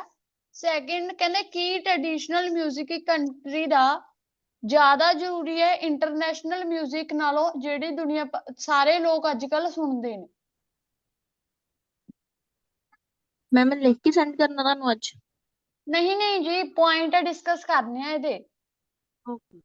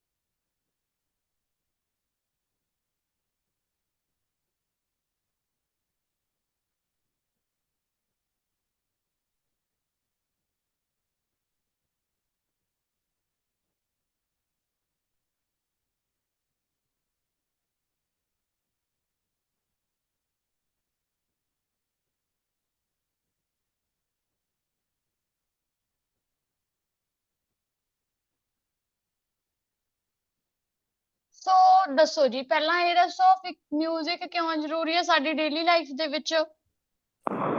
ਮੈਮ ਇਹਦੇ ਵਿੱਚ ਆਪਾਂ ਇਹ ਵੀ ਕਹਿ ਸਕਦੇ ਹਾਂ ਕਿ ਇੱਕ ਇੰਜੋਇਮੈਂਟ ਦੀ ਤਰ੍ਹਾਂ ਹਾਂਜੀ, ਰੋਲ ਫਸਟ ਪਲੇ ਕਰਦਾ ਹੈ। ਆਪਣੇ ਇੱਕ ਇੰਜੋਇਮੈਂਟ ਲਈ ਕਿਵੇਂ ਐਕਸਪਲੇਨ ਕਰਾਂਗੇ? एवरीवन हैज ਹੈਕਟਿਕ ਸਕੇਡਿਊਲ, ਆਪਣੇ ਮਾਈਂਡ ਨੂੰ ਰੀਫਰੈਸ਼ ਕਰਨ ਦੇ ਲਈ, ਰਿਲੈਕਸ ਕਰਨ ਦੇ ਲਈ ਮਿਊਜ਼ਿਕ ਮੈਮ ਇਹਦੇ ਵਿੱਚ ਆਪਾਂ ਕਹਿ ਜ਼ਰੂਰੀ ਆ। ਸਕਦੇ ਐਨਜ਼ਾਈਟੀ ਰਿਡਿਊਸ ਕਰਦਾ ਤੇ ਇੱਕ ਸਟ੍ਰੈਸ ਬਸਟਰ ਦੀ ਤਰ੍ਹਾਂ ਐਂਗਜ਼ਾਇਟੀ ਐਕਟ ਰਿਡਿਊਸ ਕਰਦਾ ਹੈ। ਕਰਦਾ। ਇੱਕ ਤੁਸੀਂ ਇਹਦੇ ਵਿੱਚ ਲਾਈਨ ਕਹਿ ਸਕਦੇ ਹੋ ਵੀ ਜਿਹੜੇ ਵਰਡਸ ਆਪਾਂ ਕਹਿ ਨਹੀਂ ਸਕਦੇ, ਮਿਊਜ਼ਿਕ ਉਹਨਾਂ with the help of music ਉਹ ਆਪਾਂ ਐਕਸਪ੍ਰੈਸ ਕਰ ਸਕਦੇ ਹਾਂ। ਜਿਹੜੀ ਫੀਲਿੰਗ ਆਪਾਂ ਉਹ ਐਕਸਪ੍ਰੈਸ ਨਹੀਂ ਕਰਦੇ but with the help of music ਆਪਾਂ ਉਹ ਐਕਸਪ੍ਰੈਸ ਕਰ ਲੈਂਦੇ ਆ। ਇੱਕ ਲਾਈਫ ਦੇ ਵਿੱਚ ਇੰਜੋਇਮੈਂਟ ਲੈ ਕੇ ਆਉਣ ਦੇ ਲਈ, ਕੁਛ ਨਾ ਕੁਛ ਨਵਾਂ ਇੰਟਰਸਟਿੰਗ ਕਰਨ ਦੇ ਲਈ, ਆਪਣਾ ਲੈਜ਼ਰ ਟਾਈਮ ਸਪੈਂਡ ਕਰਨ ਦੇ ਲਈ, ਆਪਣੀਆਂ ਫੀਲਿੰਗ ਐਕਸਪ੍ਰੈਸ ਕਰਨ ਦੇ ਲਈ ਮਿਊਜ਼ਿਕ ਕੀ ਆ, ਜ਼ਰੂਰੀ ਹੈ। ਇਹਦੇ ਉੱਤੇ ਆਰਾਮ ਨਾਲ ਇੱਕ ਬੀਪੀ ਬਣੂਗਾ, ਪੁਆਇੰਟ ਐਕਸਪਲੇਨ, ਠੀਕ ਹੈ ਜੀ। ਫॉर द ਐਗਜ਼ਾਮਪਲ ਵੀ ਪਾ ਸਕਦੇ ਹੋ ਹੈਟਿਕ ਸਕੇਜੂਅਲ ਵਾਲੀ। ਹੁਣ ਅਗਲਾ ਸੀ ਕਹਿੰਦੇ ਕਿਉਂ ਜਿਹੜਾ ਟ੍ਰੈਡੀਸ਼ਨਲ ਮਿਊਜ਼ਿਕ ਆ ਉਹ ਇੰਟਰਨੈਸ਼ਨਲ ਨਾਲੋਂ ਜ਼ਿਆਦਾ ਜ਼ਰੂਰੀ ਹੈ। ਹੁਣ ਕਿਉਂ ਜ਼ਰੂਰੀ ਹੈ? ਕਿਉਂਕਿ ਜੇ ਲੋਕ ਇੰਟਰਨੈਸ਼ਨਲ ਮਿਊਜ਼ਿਕ ਤੇ ਰਿਲਾਇੰਟ ਹੋਣਗੇ ਤਾਂ ਕਲਚਰਲ ਮਿਊਜ਼ਿਕ ਕੀ ਹੋ ਜੂ, ਖਤਮ ਹੋ ਜੂ, ਉਹਦੀ ਵੈਲਿਊ ਘਟ ਜੂ। ਇਹ ਵੀ ਕਹਿ ਸਕਦੇ ਜਿਹੜੀਆਂ ਮੈਮ ਆਪਾਂ ਅਪਕਮਿੰਗ ਟ੍ਰੈਡੀਸ਼ਨਲ ਜਿਹੜਾ ਜਨਰੇਸ਼ਨਸ ਮਿਊਜ਼ਿਕ ਆ ਉਹ ਈਜ਼ੀਲੀ ਹੋਣਗੀਆਂ, ਅੰਡਰਸਟੈਂਡ ਕਰਦੇ ਆ। ਹਾਂਜੀ ਕਹਿ ਸਕਦੇ ਆ, ਕਹਿ ਦਾਂਗੇ ਅਪਕਮਿੰਗ ਜਨਰੇਸ਼ਨ ਦੇ ਲਈ ਕੁਝ ਵੀ ਰਹਿਣਾ ਹੀ ਨਹੀਂ ਜਿਹੜਾ ਉਹਨਾਂ ਦਾ ਟ੍ਰੈਡੀਸ਼ਨਲ ਸੀ। ਜਦੋਂ ਸਾਰੇ ਲੋਕ ਹੀ ਹੁਣ ਆਪਣਾ ਟ੍ਰੈਡੀਸ਼ਨਲ ਮਿਊਜ਼ਿਕ ਹੀ ਹੈ ਪੰਜਾਬੀ ਗਾਣੇ, ਬਟ ਆਪਾਂ ਕੀ ਕਰਦੇ ਹੁਣ ਮੋਸਟਲੀ ਹਾਲੀਵੁੱਡ ਜਾਂ ਬਾਲੀਵੁੱਡ ਸੁਣਦੇ ਹੀ ਸੁਣਦੇ ਆ। ਉਹਦੇ ਨਾਲ ਆਪਣੇ ਪੰਜਾਬੀ ਗਾਣੇ ਕਿਤੇ ਨਾ ਕਿਤੇ ਜਿਹੜੇ ਪੁਰਾਣੇ ਗਾਣੇ ਹੁੰਦੇ ਸੀ ਉਹ ਸਾਰੇ ਭੁੱਲ ਗਏ। ਹੁਣ ਜਿਵੇਂ ਆਪਣੇ ਤਾਂ ਜਿਹੜੇ ਛੋਟੇ ਨੇ ਉਹਨਾਂ ਨੂੰ ਪਤਾ ਹੀ ਨਹੀਂ ਵੀ ਉਹ ਗਾਣੇ ਵੀ ਕਦੇ ਹੁੰਦੇ ਸੀ। ਹੁਣ ਜਿਹੜਾ ਆਪਣਾ ਚੱਲ ਰਿਹਾ ਉਹ ਮਤਲਬ ਮਿਕਸ ਅਪ ਚੱਲ ਰਿਹਾ, ਵੀ ਹਾਲੀਵੁੱਡ ਵੀ ਕੋਈ ਇੰਗਲਿਸ਼ ਲਾਈਨਾਂ ਵੀ ਕਹਿ ਜਾਂਦਾ, ਵਿੱਚ ਦੀ ਕੋਈ ਹਿੰਦੀ ਵੀ ਕਹਿ ਜਾਂਦਾ। ਪ੍ਰੋਪਰ ਪੰਜਾਬੀ ਕਲਚਰਲ ਮਿਊਜ਼ਿਕ ਤਾਂ ਡਿਸਅਪੀਅਰ ਹੋ ਗਿਆ ਨਾ, ਤਾਂ ਉਹਦੀ ਕਲਚਰਲ ਵੈਲਿਊ ਡਿਸਅਪੀਅਰ ਹੋ ਜੂਗੀ ਜੇ ਲੋਕ ਰਿਲਾਇੰਟ ਹੋ ਜਾਣਗੇ।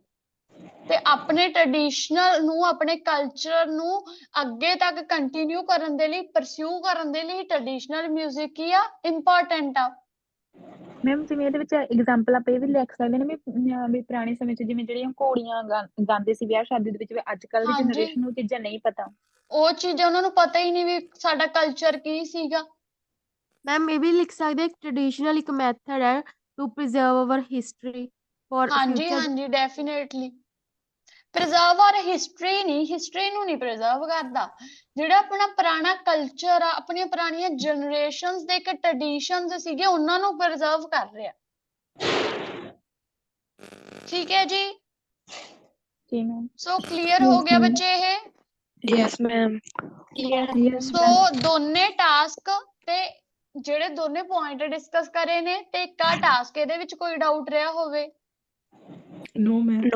ਨੋ ਮੈਮ। ਸੋ ਹੁਣ ਆਪਾਂ ਕਰਾਂਗੇ ਸਪੀਕਿੰਗ, ਜਿਹਦੇ ਵਿੱਚ ਅੱਜ ਕਰਨੇ ਨੇ ਆਪਾਂ ਫਾਲੋ ਅਪ ਕੁਐਸਚਨ। ਪਹਿਲੇ 5 ਕਿਊ ਕਾਰਡ ਦੇ ਤੇ ਪੰਜਵਾਂ ਆਪਣਾ ਰਹਿ ਗਿਆ ਸੀ ਉਹ ਕਿਊ ਕਾਰਡ ਕਰਨਾ। ਨੋ ਮੈਮ ਅੱਜ ਤੁਸੀਂ ਦੱਸਣਾ ਸੀਗਾ ਵੀ ਕਿਊ ਕਾਰਡ ਕਿੱਦਾਂ ਬਣਾਈਦਾ। ਹਾਂ ਅੱਜ ਆਪਾਂ ਕਿਊ ਕਾਰਡ ਦੀ ਪਲੈਨਿੰਗ ਸਿੱਖਣੀ ਆ ਸੱਚ। ਠੀਕ ਹੈ ਓਕੇ ਮੈਮ ਜੀ ਹਾਂਜੀ ਮੈਮ ਸਕਰੀਨਸ਼ਾਟ ਲੈਣਾ ਸ਼ੋ ਕਰ ਦਿਓ ਲਓ ਜੀ ਟਾਸਕ। ਲਓ ਜੀ ਲਓ। ਸਟੇਟਮੈਂਟ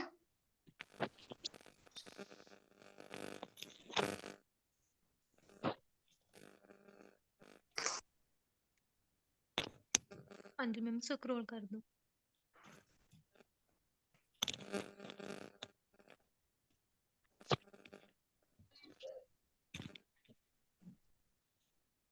ਮੈਮ ਅੱਜ 2 ਟਾਸਕ ਕਰਵਾਏ ਨੇ।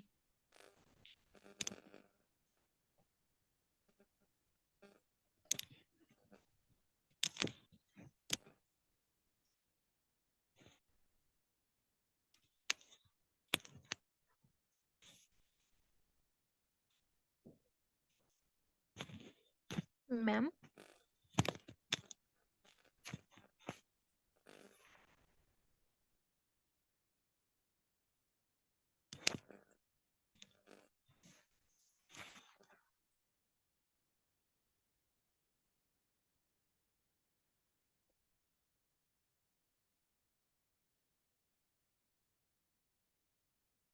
ਹਾਂਜੀ ਬੱਚੇ ਕਰੀਏ।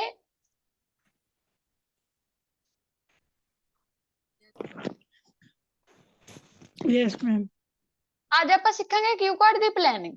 ਹੁਣ ਪਲੈਨਿੰਗ ਬੇਸਿਕਲੀ ਅੱਜ ਨਾਲ ਆਪਾਂ ਆਪਣਾ 5ਵਾਂ ਕਿਊ ਕਾਰਡ ਕਵਰ ਕਰਾਂਗੇ, ਨਾਲ ਉਹਨੂੰ ਪਲਾਨ ਕਰਨ ਦਾ ਤਰੀਕਾ ਸਿੱਖਾਂਗੇ। ਠੀਕ ਹੈ। ਹੁਣ ਬੇਸਿਕਲੀ ਕਿਊ ਕਾਰਡ 5ਵਾਂ ਕਿਹੜਾ? Describe a difficult thing which you did. ਕੋਈ ਵੀ ਔਖੀ ਚੀਜ਼ ਜਿਹੜੀ ਤੁਸੀਂ ਕੀਤੀ ਹੋਵੇ। ਠੀਕ ਹੈ। ਕੋਈ ਇਹੋ ਜਿਹਾ ਕੰਮ ਜਿਹਦਾ ਤੁਹਾਡੇ ਵਰਕ ਜਾਂ ਸਟੱਡੀ ਨਾਲ ਰਿਲੇਟਡ ਸੀ। ਹੁਣ ਆਪਾਂ ਇੱਥੇ ਵੀ ਇਹ ਹੋ ਗਿਆ ਵੀ ਬਈ ਦੱਸਣਾ ਵੀ ਵਰਕ ਦੇ ਸਟੱਡੀ ਨਾਲ ਪੈ ਗਿਆ। ਹੁਣ ਜਾਂ ਤਾਂ ਪੜ੍ਹਾਈ ਦੇ ਬਾਰੇ ਬੋਲਾਂਗੇ ਜਾਂ ਸਟੱਡੀ ਦੇ ਬਾਰੇ। ਮੇਨਲੀ ਸਾਰੇ ਮੇ ਵੀ ਸਟੱਡੀ ਨੂੰ ਹੀ ਪ੍ਰੈਫਰ ਦਿੰਦੇ ਨੇ ਕਿਉਂਕਿ ਵਰਕ 'ਚ ਤਾਂ ਆਪਾਂ ਕੀ ਡਿਫੀਕਲਟ ਟਾਸਕ ਕਰ ਲਿਆ ਹੋ। ਹੁਣ ਉਸ ਤੋਂ ਪਹਿਲਾਂ ਧਿਆਨ ਕਿਹੜੀ ਚੀਜ਼ ਤੇ ਦੇਣਾ ਵੀ ਕੁਐਸਚਨ ਕੀ ਆ, ਕੁਐਸਚਨ ਕੀ ਸੀ ਡਿਫੀਕਲਟ ਟਾਸਕ। ਤਾਂ ਬੇਸਿਕਲੀ ਆਪਾਂ ਕਿਊ ਕਾਰਡ ਦੇ ਵਿੱਚ ਰਿਪਰੈਜ਼ੈਂਟ ਕੀ ਕਰਨਾ ਵੀ ਕਿਵੇਂ ਉਹ ਮੇਰੇ ਵਾਸਤੇ ਕੀ ਸੀਗਾ ਡਿਫਿਕਲਟ ਸੀਗਾ ਕਿਉਂਕਿ ਪ੍ਰੈਸ਼ਰ ਕੀ ਤੇ ਰਹੂਗਾ ਵੀ ਡਿਫਿਕਲਟ ਟਾਸਕ ਸੀ। ਹੁਣ ਕਿਊ ਕਾਰਡ ਨੂੰ ਜਿਹੜੀਆਂ ਡਿਫਿਕਲਟ ਚੀਜ਼ਾਂ ਨੇ ਹੁਣ ਬੇਸਿਕਲੀ ਪਹਿਲਾਂ ਤਾਂ ਕੀ ਲਿਖ ਲਾਂਗੇ ਆਪਾਂ ਵੀ ਬਈ ਮੇਰਾ ਕਿਊ ਕਾਰਡ ਕਾਹਦੇ ਵਿੱਚ ਹੋਊਗਾ ਪਾਸਟ ਦੇ ਮੈਮ ਵਿੱਚ ਜਿਵੇਂ ਜਿਹਦੇ ਅਸੀਂ ਵਿੱਚ ਜੌਬ ਕਰਦੇ ਸਾਨੂੰ ਪ੍ਰੈਜੈਂਟੇਸ਼ਨ ਮਿਲਦੀ ਆ ਅਸੀਂ ਉਸ ਚੀਜ਼ ਤੇ ਵੀ ਬੋਲ ਸਕਦੇ ਹਾਂ ਨਾ। ਬੋਲ ਸਕਦੇ ਹੋ ਜੀ, ਹਾਂਜੀ ਬੋਲ ਸਕਦੇ ਹੋ। ਤਾਂ ਪਹਿਲੀ ਚੀਜ਼ ਕਿਊ ਕਾਰਡ ਕਹਤੇ ਜਾਊਗਾ ਪਾਸਟ ਤੇ ਹਾਈਲਾਈਟ ਕਰਕੇ ਆਪਦਾ ਵੀ ਲਿਖ ਲਓ ਵੱਡੇ ਵੱਡੇ ਅੱਖਰਾਂ 'ਚ ਵੀ ਬਈ ਹਾਂ ਮੈਂ ਪਾਸਟ 'ਚ ਬੋਲਣਾ। ਹੁਣ ਪਾਸਟ ਲਈ ਕੀ ਹੁੰਦਾ ਵਾਸ ਤੇ ਵਰ ਇਹ ਯੂਜ਼ ਹੁੰਦੇ ਨੇ ਤੇ ਇੱਕ ਕੀ ਹੁੰਦੀ ਆ ਈਡੀ ਮਤਲਬ ਸੈਕਿੰਡ ਫਾਰਮ। ਤਾਂ ਜਿਹੜੇ ਬੱਚੇ ਨੂੰ ਬੇਸਿਕਲੀ ਪ੍ਰੋਬਲਮ ਆ ਨਾ ਵੀ ਮੈਨੂੰ ਹਾਏ ਮੈਂ ਤਾਂ ਪ੍ਰੈਜ਼ੈਂਟ 'ਚ ਸੁਣਾ ਜਾਂਦਾ ਪਾਸਟ ਵਾਲ ਤਾਂ ਆਪਦੇ ਨੋਟਸ ਦੇ ਉੱਪਰ ਪਹਿਲ ਤੇ ਲਿਖ ਲਓ ਕਿਉਂਕਿ ਪੇਪਰ ਲਈ ਜਾਓਗੇ ਇੱਕ ਡਾਇਰੀ ਛੋਟੀ ਜਿਹੀ ਮਿਲੂਗੀ 1 ਮਿੰਟ ਮਿਲੂਗਾ ਕਿਊ ਕਾਰਡ ਨੂੰ ਪਲਾਨ ਕਰਨ ਦੇ ਲਈ। ਹੁਣ ਉਸ ਤੋਂ ਬਾਅਦ ਦੇਖਦੇ ਹਾਂ ਹੁਣ ਜਿਹੜੀ ਔਖੀ ਚੀਜ਼ ਹੁੰਦੀ ਆ ਉਹਨੂੰ ਆਪਾਂ ਕੀ ਕਹਿੰਦੇ ਹੁੰਦੇ ਆ ਈਡੀਅਮ ਕਿਹੜਾ ਹੁੰਦਾ hard nut to crack to crack. ਤਾਂ ਆਪਣਾ ਬਈ ਇੱਕ ਈਡੀਅਮ ਵੀ ਲਿਖ ਲਿਆ ਠੀਕ ਹੈ 2-3 ਚੀਜ਼ਾਂ ਲਿਖ ਲਈਆਂ ਜੇ ਕਈ ਵਾਰ ਮਾਈਂਡ 'ਚ ਕੋਈ ਹੋਰ ਕਿਊ ਕਾਰਡ ਹੁੰਦਾ ਹੁਣ ਇਹਦੇ ਨਾਲ ਇੱਕ ਕੀ ਲਿਖ ਲਾਂਗੇ ਓਵਰ ਦਾ ਮੂਨ ਕਿਉਂ ਵੀ ਮੈਂ ਐਂਡ ਤੇ ਤਾਂ ਮੈਂ ਖੁਸ਼ ਹੋਇਆ ਹੀ ਹੋਊਂਗਾ ਜਦੋਂ ਮੈਂ ਪੂਰਾ ਕਰ ਲਿਆ ਤਾਂ ਐਂਡ ਤੇ ਮੈਂ ਕੀ ਹੋਊਂਗਾ ਖੁਸ਼ ਹੋਊਂਗਾ ਖੁਸ਼ ਹੋਣ ਨੂੰ ਕੀ ਕਹਿ ਦਿੰਦੇ ਆ ਓਵਰ ਦਾ ਮੂਨ। ਹੁਣ ਆਪਣਾ ਕੀ ਲਿਖ ਲਿਆ ਟੈਂਸ ਲਿਖ ਲਿਆ ਈਡੀਅਮ ਲਿਖ ਲਿਆ ਜਿੰਨੇ ਕ ਮੇਰੇ ਯਾਦ ਆਏ ਤੇ ਅੱਗੇ ਹੁਣ ਮੈਂ ਕੀ ਦੇਖਣਾਗਾ ਵੀ ਮੈਨੂੰ ਮਿਲਿਆ ਬਈ 1 ਮਿੰਟ ਹੁਣ ਮੈਂ ਕਿਉਂ ਦੇਖਦੀ ਆ ਵਟ the task was Ki task ਸੀਗਾ ਇੱਕ ਤੁਹਾਨੂੰ ਯਾਦ ਹੋਵੇ ਆਪਾਂ ਨੂੰ ਕਿਉਂ ਕਾਰਡ ਨਹੀਂ ਸੀਗਾ describe a time when you give a public speech yes ma'am speech ਦਿੱਤੀ ਸੀ। ਹੁਣ ਆਪਾਂ 2 ਤਰੀਕੇ ਦੇਖਦੇ ਹਾਂ ਇੱਕ ਕਰ ਲਾਂਗੇ ਵੀ ਭਾਵੇਂ ਦੀ ਸਪੀਚ ਤੇ ਕਰ ਲਈਏ ਭਾਵੇਂ ਦੀ ਪ੍ਰੋਜੈਕਟ ਤੇ ਕਰ ਲਈਏ। ਹੁਣ ਜਿਹੜੇ ਬੱਚੇ ਵਰਕ ਕਰਦੇ ਨੇ ਹਨਾ ਤੁਸੀਂ ਵਰਕ ਵਾਲੇ ਹੋ ਤੁਸੀਂ ਕਹਿ ਦਿਓ ਵੀ ਮੈਂ ਪ੍ਰੈਜੈਂਟੇਸ਼ਨ ਕਾਤੇ ਬਣਾਈ ਸੀਗੀ ਮੈਨੇਜਮੈਂਟ ਤੇ ਬਣਾਈ ਸੀ ਬਿਜ਼ਨਸ ਮੈਨੇਜਮੈਂਟ ਤੇ ਬਣਾਈ ਸੀ ਠੀਕ ਹੈ ਤਾਂ ਉਹਨੂੰ ਮੈਮ ਐਵੇਂ ਕਰ ਲਿਓ। ਅਸੀਂ ਕੋਈ ਵੀ ਡਾਇਗਨੋਸ ਤੇ ਵੀ ਕਹਿ ਸਕਦੇ ਹਾਂ ਨਾ ਜਿਵੇਂ ਪੇਸ਼ੈਂਟ ਦੇ ਹਾਂਜੀ ਰਿਲੇਟਡ ਸਾਨੂੰ ਡਾਇਗਨੋਸ ਤੇ ਮਿਲਦੀ ਆ। ਹਾਂਜੀ ਹਾਂਜੀ ਕਹਿ ਸਕਦੇ ਹੋ ਪ੍ਰੋਜੈਕਟ ਦਿੱਤਾ ਸੀਗਾ ਮੈਨੂੰ ਜਾਂ ਪ੍ਰੈਜੈਂਟੇਸ਼ਨ ਦਿੱਤੀ ਸੀ ਬਿਜ਼ਨਸ ਮੈਨੇਜਮੈਂਟ ਦੇ ਉੱਤੇ ਠੀਕ ਹੈ। ਹੁਣ ਪਹਿਲੇ ਨੰਬਰ ਤੇ ਆ ਗਈ ਆਪਣੀ ਜਰਨਲ ਲਾਈਨ ਧਿਆਨ ਕਿਹਦਾ ਰੱਖਣਾ ਵੀ ਜਰਨਲ ਲਾਈਨ ਕੀ ਹੋਊਗੀ। ਹੁਣ ਜਰਨਲ ਲਾਈਨ ਗੱਲ ਹੈਗੀ ਡਿਫਿਕਲਟ ਟਾਸਕ ਦੀ ਤਾਂ ਆਪਾਂ ਹੁਣ ਇੱਥੇ ਕੀ ਕਹਿ ਸਕਦੇ ਹਾਂ ਜਰਨਲ ਲਾਈਨ ਕੀ ਕੰਪਲੀਟਿੰਗ ਡਿਫਿਕਲਟ ਟਾਸਕ। ਹੁਣ ਇੱਥੇ ਆਈਐਨਜੀ ਲਾਤਾ ਆਪਾਂ ਜੀਰੈਂਡ ਕਿਉਂਕਿ ਜੀ ਸਪੀਕਿੰਗ ਦੇ ਵਿੱਚ ਸੈਕਸ਼ਨ ਹੁੰਦਾ ਐਲਆਰ ਮਾਨੇ ਲੈਕਸੀਕਲ ਰਿਸੋਰਸਿਸ ਜਿਹਦੇ ਵਿੱਚ ਕੀ ਕਾਊਂਟ ਹੁੰਦਾ ਤੁਹਾਡਾ ਈਡੀਅਮ ਵੋਕੈਬ ਫਲੂਐਂਸੀ ਨਹੀਂ sentence formation sorry sentence variation ਇਹ ਤਿੰਨੇ ਚੀਜ਼ਾਂ ਦੇ ਬੇਸਿਸ ਤੇ ਤੁਹਾਨੂੰ ਕੀ ਮਿਲਦੇ ਆ ਜੀ ਐਲਆਰ ਚੋਂ ਸਕੋਰ ਮਿਲਦਾ ਲੈਕਸੀਕਲ ਰਿਸੋਰਸਿਸ ਚੋਂ ਇਹਦੇ ਵਿੱਚ ਇੱਕ ਐਡ ਕੀ ਹੋ ਜਾਂਦਾ ਲਿੰਕਰਸ ਕਿ ਤੁਸੀਂ ਲਾਈਨਾਂ ਨੂੰ ਲਿੰਕ ਕਿਵੇਂ ਕਰ ਰਹੇ ਹੋ ਬੇਸਿਕਲੀ ਮੈਂ ਦੱਸਦਾ ਕਿਊ ਕਾਰਡ ਮਤਲਬ ਕਿਊਜ਼ ਦਾ ਕਾਰਡ ਜਿਹਦੇ ਵਿੱਚ ਕਿਊਜ਼ ਕਿਵੇਂ ਚੱਲਣਗੇ ਸੀਕੁਐਂਸ ਦੇ ਵਿੱਚ ਚੱਲਣਗੇ ਇਹ ਨਹੀਂ ਪਹਿਲਾਂ ਇੰਟਰੋਡਕਸ਼ਨ ਫਿਰ ਹਾਊ ਆਈ ਫੀਲ ਜਿਹੜਾ ਸੈਕਿੰਡ ਤੇ ਥਰਡ ਕਿਊ ਹੁੰਦਾ ਉਹ ਇੱਕਦਮ ਆਪਸ ਵਿੱਚ ਸ਼ਫਲ ਹੋ ਜਾਂਦਾ ਕਿਉਂਕਿ ਕਈ ਵਾਰ ਹਾਊ ਉੱਪਰ ਪਾਇਆ ਹੁੰਦਾ ਵੈਨ ਲੇਟਰ ਤੇ ਪਾਇਆ ਹੁੰਦਾ ਤਾਂ ਉਹ ਸ਼ਫਲ ਹੋ ਜਾਣਗੇ ਪਹਿਲਾਂ ਇਹ ਨਹੀਂ ਦੱਸਾਂਗੇ ਕਿ ਹਾਊ ਆਈ ਫੈਲਟ। ਤਾਂ ਹੁਣ ਜਰਨਲ ਲਾਈਨ ਕੀ ਬਣਾ ਸਕਦੇ ਹਾਂ completing difficult task is not a cup of tea for everyone but today I would like to talk about a time when I did a difficult task which I consider hard nut to crack for me ਕਹਿੰਦੇ ਔਖੇ ਟਾਸਕਾਂ ਨੂੰ ਪੂਰਾ ਕਰਨਾ ਇੱਕ ਚਾਹ ਦਾ cup ਨਹੀਂ ਹੈਗਾ ਇੱਕ ਕੀ ਸੌਖੀ ਚੀਜ਼ ਨਹੀਂ ਹੈਗੀ ਪੀਸ ਆਫ ਕੇਕ ਨਹੀਂ ਹੈਗਾ ਉਹ ਕਹਿ ਸਕਦੇ ਹੋ ਬਟ ਕਹਿੰਦੇ ਮੈਂ ਟੂਡੇ ਇੱਥੇ ਗੱਲ ਕਰਨਾ ਚਾਹੁੰਦਾ ਮੈਂ ਇੱਕ ਐਕਸਪੀਰੀਅੰਸ ਦੀ ਜਦੋਂ ਮੈਂ ਉਹ ਕੰਮ ਕੀਤਾ ਜਿਹਨੂੰ ਮੈਂ ਹਾਰਡ ਨਟ ਟੂ ਕਰੈਕ ਮੰਨਦਾ ਸੀ ਮਤਲਬ ਬਹੁਤ ਔਖਾ ਮੰਨਦਾ ਸੀ ਜਾਂ In my life, I did a lot of difficult tasks. Sometimes my experience was not up to the mark, but majority of time I was over the moon. But just here I'm gonna share with you my amazing experience when I crack a thing which I consider as a hard nut for me. ਕਹਿੰਦੇ ਮੈਂ ਹੁਣ ਤੁਹਾਡੇ ਤੇ ਕੀ ਦੀ ਚਾਨਣਾ ਪਾਉਣਾ ਚਾਹੁੰਦਾ, ਇੱਕ ਮੇਰੇ ਵਧੀਆ ਐਕਸਪੀਰੀਅੰਸ ਦੀ, ਜਦੋਂ ਮੈਂ ਕੋਈ ਵਧੀਆ ਚੀਜ਼ ਕੀਤੀ ਜਿਹਨੂੰ ਮੈਂ ਆਪਣੇ ਲਈ ਬਹੁਤ ਔਖੀ ਮੰਨਦਾ ਸੀ। ਇੱਥੇ ਤੱਕ ਕੋਈ ਡਾਊਟ ਜੀ? No ma'am. ਸੋ ਇਸ ਤੋਂ ਬਾਅਦ ਵਾਲੀ ਗੱਲ ਕੀ ਹੋ, ਹੁਣ ਮੈਂ ਕਿਉਂ ਕਣੀ ਨਿਗਾ ਦੇਖੂੰਗੀ ਵੀ ਮੇਰਾ ਪਹਿਲਾ ਕਿਉਂ ਕੀ ਹੈ, ਵੀ what the task. It is none other than making presentation ਜਾਂ making a project on history ਜਾਂ ਗਿਵਿੰਗ ਅ ਪਬਲਿਕ ਸਪੀਕ, ਜਾਂ ਕੀ ਸੀ, ਇੱਕ ਪਬਲਿਕ ਸਪੀਚ ਦੇਣਾ। ਔਨੈਸਟਲੀ ਸਪੀਕਿੰਗ ਕਹਿੰਦੇ ਸੱਚੀ ਸੱਚੀ ਗੱਲ ਕਰਦੇ ਹੋ, ਜਾਂ frankly speaking I am not a public speaker, ਜਾਂ I am not that kind of person who like to speak in front of public। ਕਹਿੰਦੇ ਮੈਂ ਇਹੋ ਜਿਹਾ ਬੰਦਾ ਨਹੀਂ ਹੈਗਾ ਜਿਹਨੂੰ ਪਬਲਿਕ ਦੇ ਸਾਹਮਣੇ ਬੋਲਣਾ ਪਸੰਦ ਹੈ। ਜਾਂ ਜੇ ਪ੍ਰੋਜੈਕਟ ਕਰ ਰਹੇ ਹੋ, well honestly speaking ਜਾਂ frankly speaking, I don't have keen interest in science from my just history from my childhood ਜਾਂ school days। ਕਹਿੰਦੇ ਮੈਨੂੰ ਮੇਰੇ ਸਕੂਲ ਦੇ ਦਿਨਾਂ ਤੋਂ ਜਾਂ ਮੈਨੂੰ ਬਚਪਨ ਤੋਂ ਹਿਸਟਰੀ ਦੇ ਵਿੱਚ ਕੋਈ ਇੰਟਰਸਟ ਨਹੀਂ ਸੀਗਾ। ਹੁਣ ਇਹ ਦੱਸੋ ਜੀ, ਪਬਲਿਕ ਸਪੀਕਿੰਗ ਤੇ ਕਰਨਾ ਕਿਉਂ ਕੱਢ ਕੇ ਪ੍ਰੋਜੈਕਟ ਤੇ ਕਰਨਾ? Ma'am public speaking. Public speaking.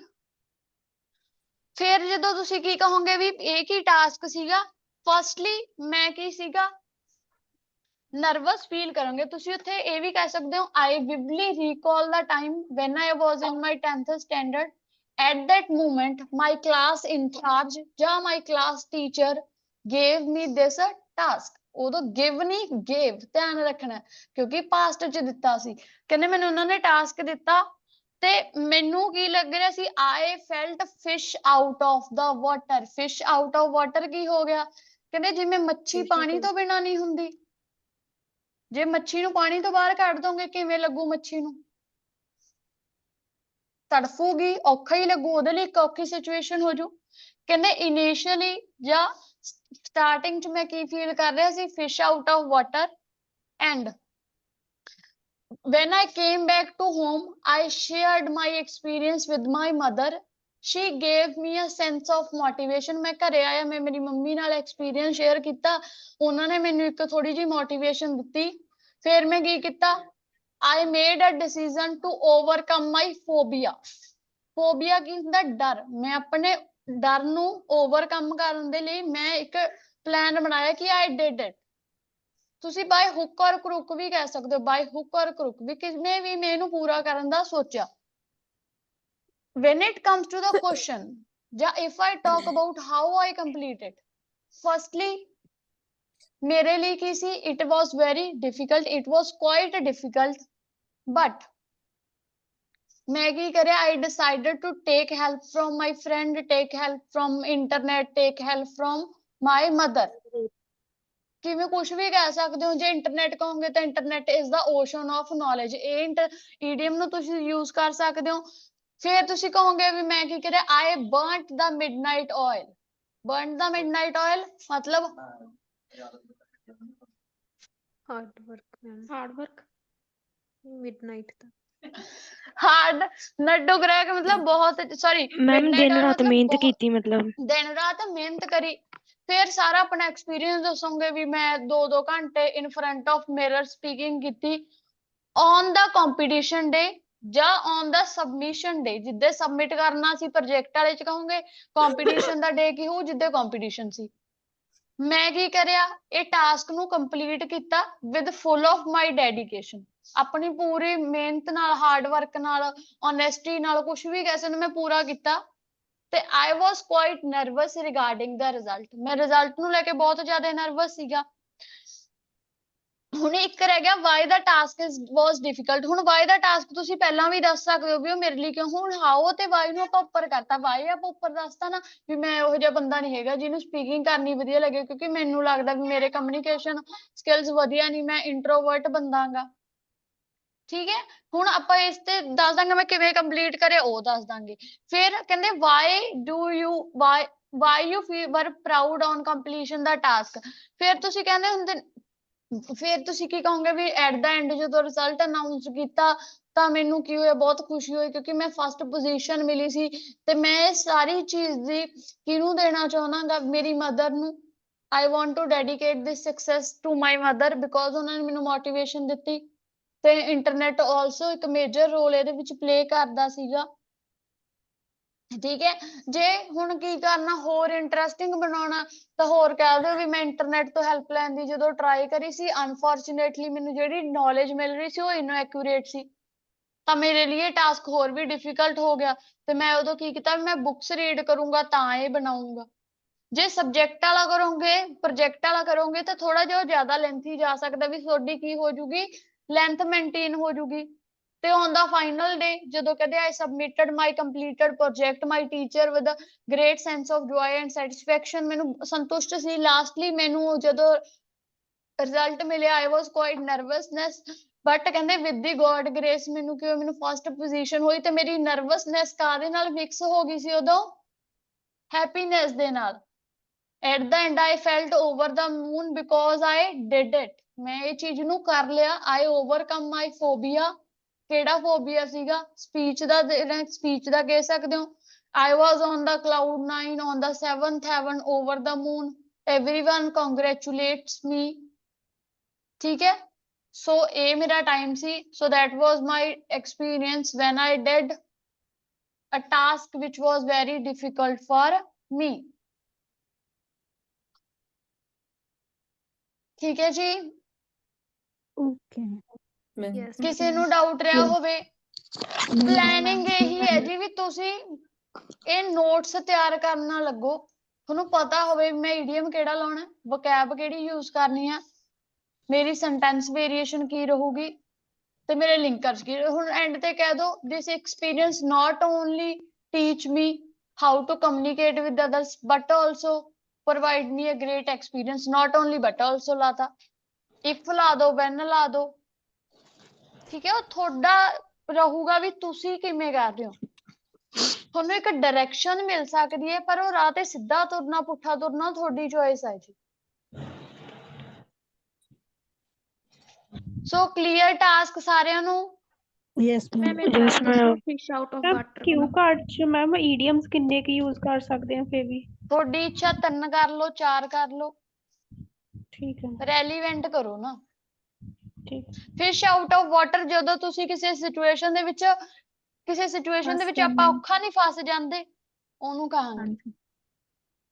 ਨਹੀਂ ਮੈਮ ਏਦਾਂ ਬੋਲਾਂਗੀ, I felt fish out of water. ਹਾਂਜੀ, I felt like a fish out of water।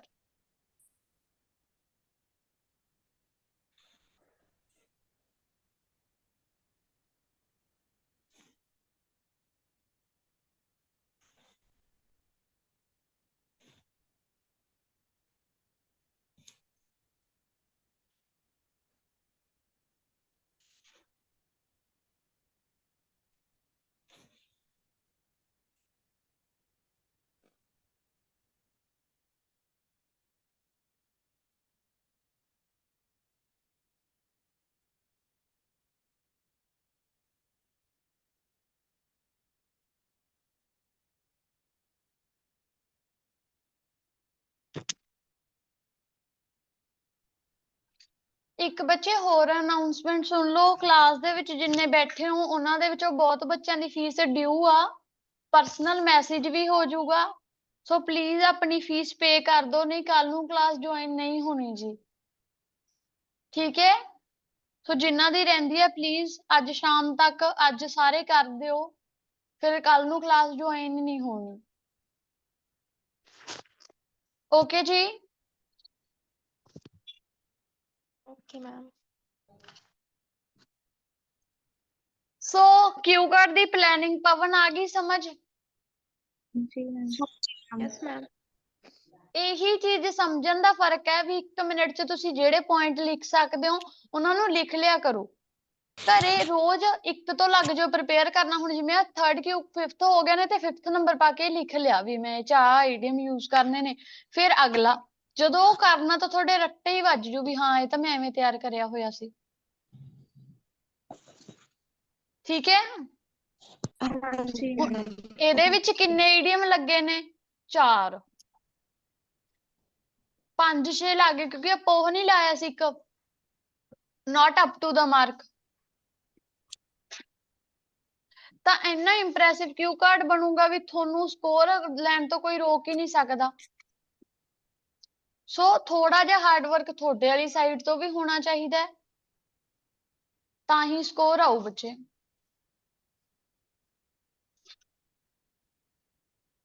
Clear? Yes मैं ਮੈਮ एक एग्जांपल और यस मैम। करवा सकते हैं क्यों पढ़ा ਹਾਂਜੀ ਕੀ ਕਹਿ ਰਹੇ ਹੋ ਨਿਲ? मैं एक एग्जांपल और करवा सकते हैं क्यों पढ़ दी ਕੀ ਕਹਿ ਰਹੇ ਹੋ ਜੀ? किमें ਬੱਚੇ प्रिपेयर ਤੁਸੀਂ करना मैं ਬੱਚੇ ਪ੍ਰਪੇਅਰ ਇਹੀ ਆ ਕਿ ਪਹਿਲਾਂ ਤਾਂ ਕਿਊ ਕਾਰਡ ਦਾ ਹੈਡਿੰਗ ਸਮਝੋ, ਟੈਂਸ ਸਮਝੋ, ਈਡੀਅਮ जी ਨੋਟ ਕਰੋ ਆਪਣੇ, ਦੈਨ ਉਹਦੇ ਮੇਨ ਲਾਈਨਾਂ ਕਿ ਹਰੇਕ ਕਿਊ ਕਾਰਡ ਦੀ ਮੇਰੀ ਜਰਨਲ ਲਾਈਨ ਕੀ ਹੋਊਗੀ, ਈਡੀਅਮਸ ਕੀ ਲੱਗਣਗੇ, ਵੋਕੈਬ ਮੇਰੀ ਸੈਂਟੈਂਸ ਵੇਰੀਏਸ਼ਨ ਕੀ ਹੋਊ। ਇਹੀ ਚੀਜ਼ ਹੈ ਜੀ। ओके मैम ਕਿ ਸੋ ਤੁਸੀਂ ਅਪ ਸਮਝ ਟੂ ਆਇਆ? ਮਾਰਕ ਬੋਲੀ ਸੀ ਉਹ ਅਬ ਪਲੀਜ਼ ਦੁਬਾਰਾ ਰਿਪੀਟ हाँ ਕਰ जी ਦਿਓ। I completed various difficult tasks in my life. Majority of time my experience was not up to the mark. Sometime my experience was not up to the mark, but majority of time I was the over the moon. Okay ma'am ठीक है जी।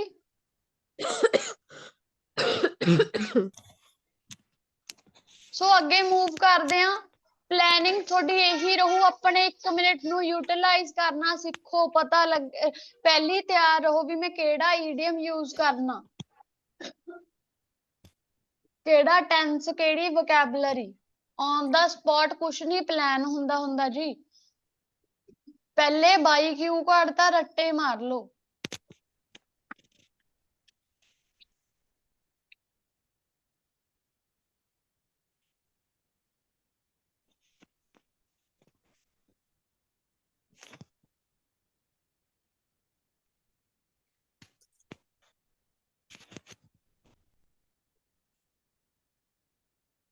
Ma'am listening ਦੇ tips and tricks ਕਿਸ ਦਿਨ ਤੁਸੀਂ ਦੱਸ ਦਿਓ?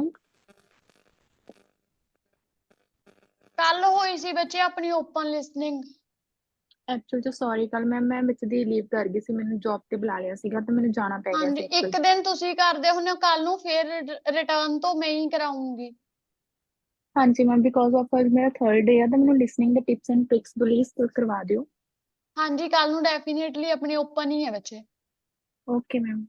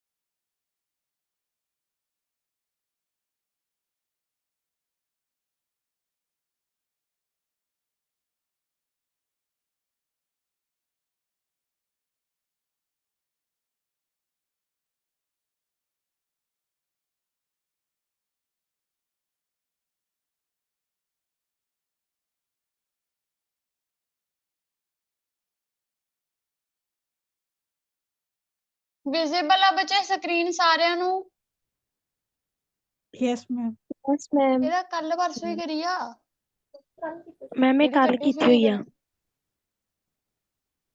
ਨਹੀਂ ਉਹ ਨਾ ਕਲਾਸ ਰਾਤ ਆ ਗਿਆ ਥੋੜ ਵਾਲੀ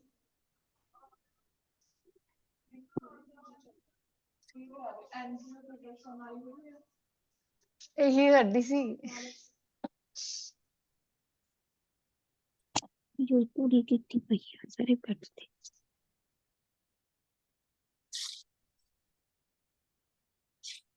ਠੀਕ ਹੈ ਬੱਚੇ ਸਾਰਿਆਂ ਨੂੰ ਸਕਰੀਨ ਵਿਜ਼ੀਬਲ ਹੈ जी ma'am 1 to Yes, 7 ma'am.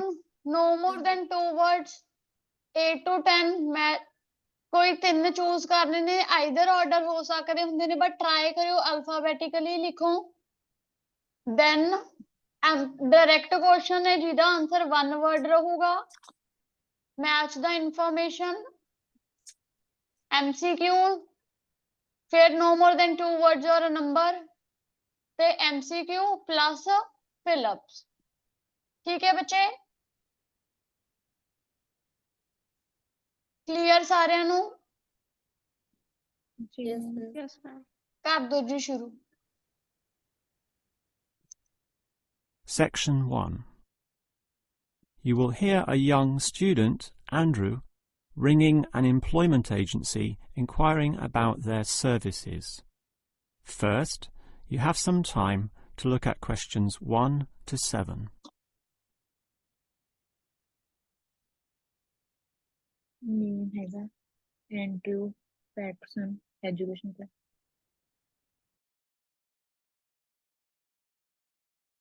You will see that there is an example that has been done for you. On this occasion only, the conversation relating to this will be played first. Hello, is this the AAA employment agency? Yes. Hi, I rang before. My name's Andrew Peterson. I rang you earlier and gave you my personal details. The student's name is Andrew Peterson, so Peterson has been written in the space. Now we shall begin.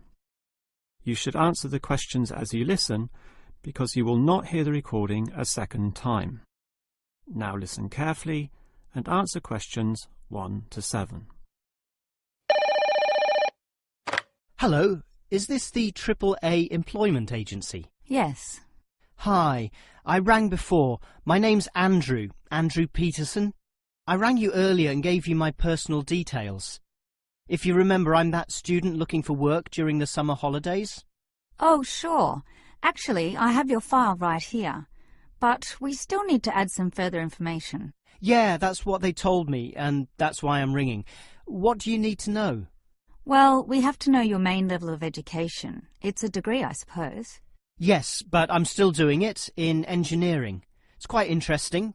Some of my friends are studying computing, though, so I'm interested in that also. Well, I'll just write in your main degree subject, engineering. We usually have a demand in computing, though. Have you worked with computers before? No, I just do some programming for fun at the university, but I almost got a job as a computer designer once. Actually, the only job I've ever had was as a car salesman, believe it or not. Well, at least you've had experience dealing with customers. What about hobbies, though? Sometimes they can help develop useful skills. In my free time I don't do much, mostly study. I play chess occasionally at the university chess club. That's right next to the tennis courts, but I'm not interested in that. Chess helps develop analytical skills, so I'll put that down. Of course, it's your main skills that employers want to know about. What would you say they are? Well, I'm in my 3rd year now, studying electrical machines and generating systems, but I'd say electronics is my best skill, much better than, say, my machine skills, which aren't so good, actually. Okay. Machine skills are in demand, but so too are electronic ones, so we might be able to find you a part-time job in that field. But what sort of money do you expect to get? Oh, anything, really. I'd want the standard payment, let's say. What's normal? 1,000 a month? 1,500? I'll just put $1,200, okay? That's fine by me. When can you start? Say, within 2 days? Easily. Actually, less. In fact, just give me a ring and I'll be able to start immediately. Although I admit it'll take me a few days to get used to getting up early in the morning. Okay, that's just about it. Unless you'd like to add anything else which may help with your application? Not really. I ride a motorbike, but that's unimportant. I'm friendly, but every applicant claims that, right? I can speak another language. Ah, that might be useful, depending on the language. Is it Chinese? A Chinese speaker would go down well. Spanish, I'm afraid. You see, I grew up with some friends who came from South America. Okay, I'll write that down, but I don't think it will help that much, sorry to say. Before you hear the rest of the conversation, you have some time to look at questions 8 to 10.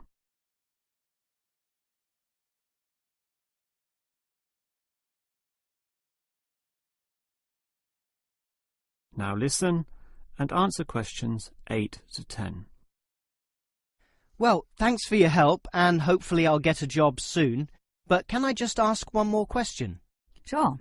What basically are employers looking for when they interview someone? Oh, many things. Being hardworking, diligent, and focused on your job is good. But surprisingly, it often means you can't see the bigger picture or provide suggestions which help the company move forward. That requires thinking for yourself, outside the box, as they say, and being free of the standard ways of approaching tasks. Employers certainly value that. I guess experience must help, though. It depends. If it involved a routine job, one which didn't exercise your mind, it might not mean that much at all. But since companies are basically composed of people, it is important to be able to get along with others. There's no point in hiring someone whom the other employees don't like, right? That just causes problems. In fact, I would say that being friendly and approachable ranks far more highly than your academic qualifications. Okay, and that's all assessed at the interview, right? Yes, and your qualifications, experience, and approach to the job, such as whether you can do different things, work overtime, or do long hours, is needed. But those latter qualities are pretty much standard. What may be more important is based on the fact that things inevitably go wrong. Mistakes are made, and someone's got to fix them in a way that creates the least disturbance. People with demonstrated abilities to do this are certainly regarded highly. I see. That's very interesting.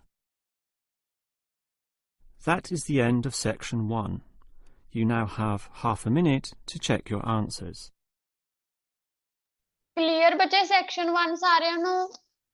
Yes, ma'am. Move on to section 2. Section 2. You will hear the manager of a fitness centre giving information about the centre to some new customers. First, you have some time to look at questions 11 to 15.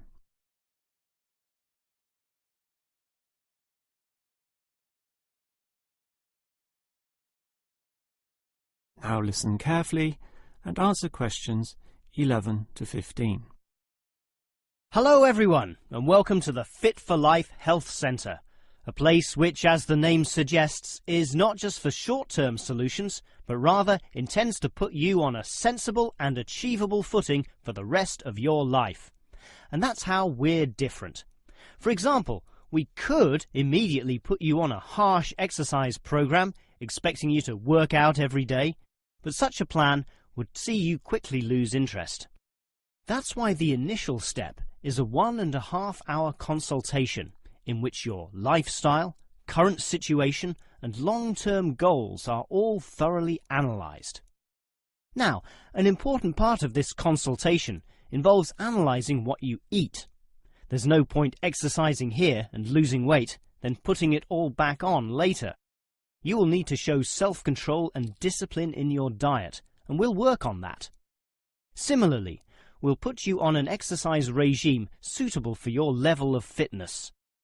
So that will involve a test where we will take you through some activities, then measure your heart rate and blood pressure to determine how fit you are.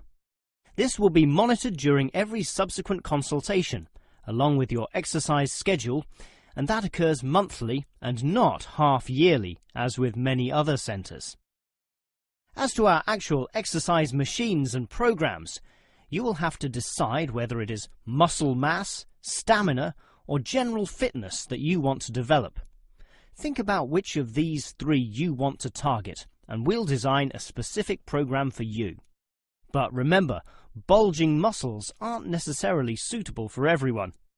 Sometimes it's better to think in terms of two simple concepts: muscle definition and stamina, or, if you are female, being fit and healthy, in both mind and body. Before you hear the rest of the talk, you have some time to look at questions 16 to 20.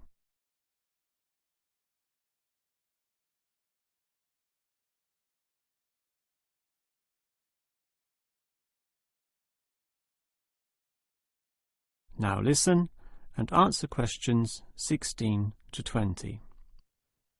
Now, if you're going to work out at this gym, you'll need to think about your reasons for exercising. So let's consider that in more detail. Muscle mass is certainly popular with the guys, probably seeking to impress the girls.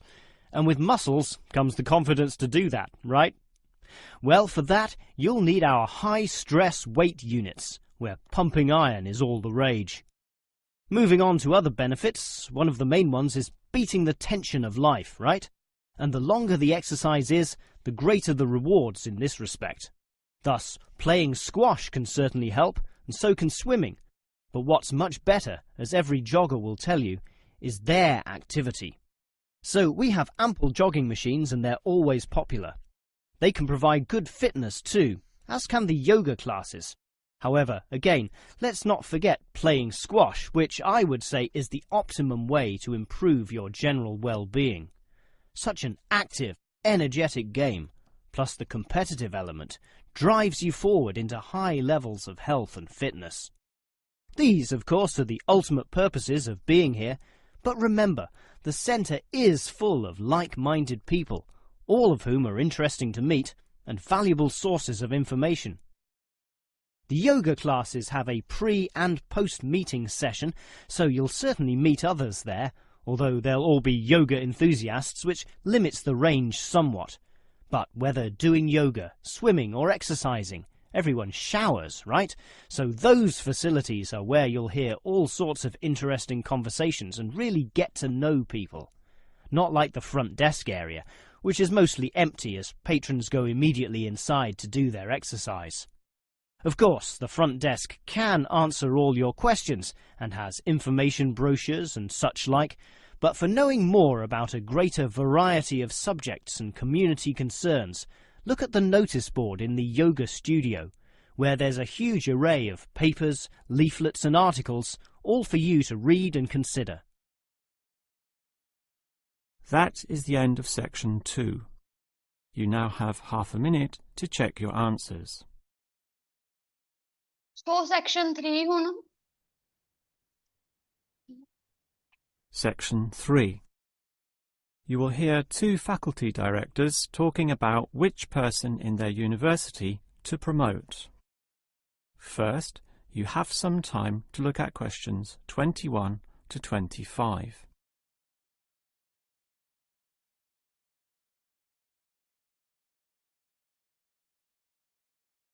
Now listen carefully and answer questions 21 to 25. Okay, we've got to decide who to promote to leading education officer. Someone from the arts faculty, I suppose. Well, it can be from any faculty, since the position requires more general skills. Handling personnel, settling disputes and motivating them to focus on the task. It was the last position which involved computer knowledge, not this one. Surely computer knowledge would help. So too would knowledge in the arts. Sure, it would help, but the key criterion is being able to direct the staff appropriately. So it doesn't matter then from which faculty we select our candidates? Not really, but I've already looked at those from computing and rejected them all. Why? They're all too new, lacking in sufficient experience, whereas these ones from the business faculty are long-timers, so we'll take someone from there. I suppose you're right. The arts faculty doesn't present much in the way of suitable candidates either. But we'll still have to train the person, teach the ropes, as they say, and he or she will have to expect to do overtime as needed. Of course, it can get so busy that, if we were open on the weekend, they'd have to work then as well. Just as well we're a Monday to Friday university, right? Right. But are you sure these people will actually want the job? The salary isn't such an improvement on their current ones. I know, but there are benefits. You get overtime rates, a nice place to put your car, as well as additional petrol money if you drive for company purposes, which they'll probably be required to do. But those benefits are quite limited, especially given all the work and responsibility involved. People often don't like that. They prefer the creative freedom of less senior teaching positions. Yeah, I know. But these candidates should realise that if they do this job well, there'll be more promotions down the line. You know how everyone likes having their own office, right? Sure. Well, that would come after a few years, if they're prepared to work hard and grow with the university. Yes, that should attract these people. Before you hear the rest of the conversation, you have some time to look at questions 26 to 30.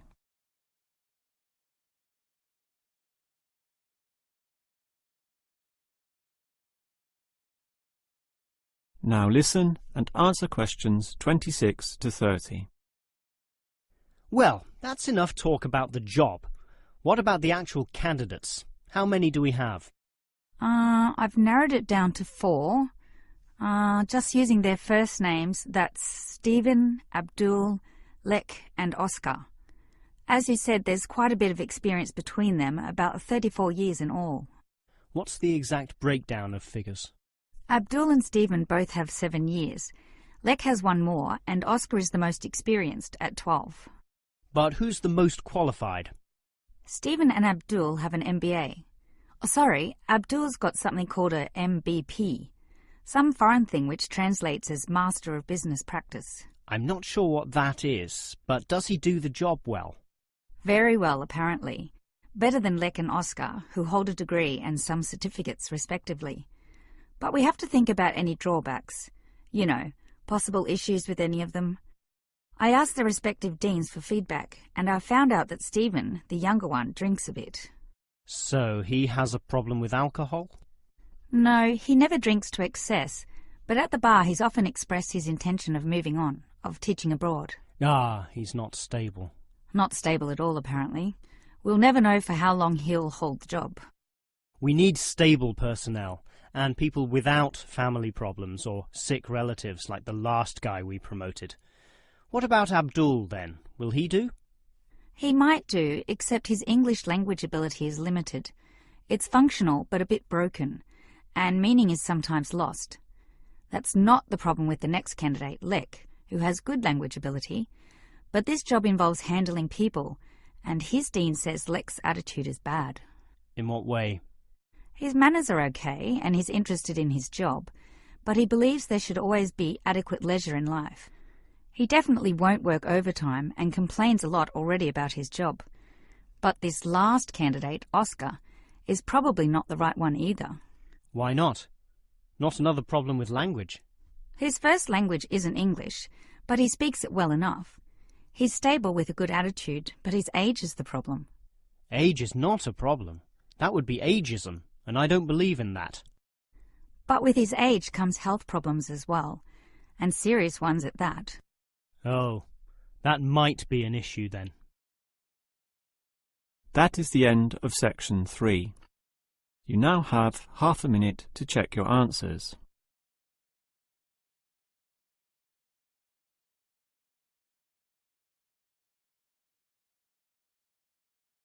Now turn to section 4.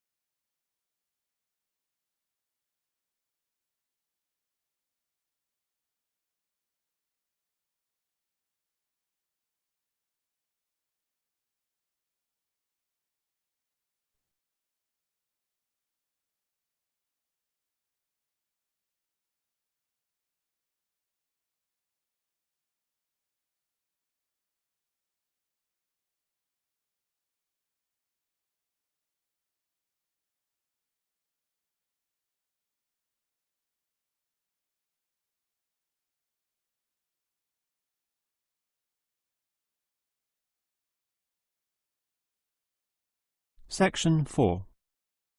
You will hear a lecturer talking about caves. First, you have some time to look at questions 31 to 33.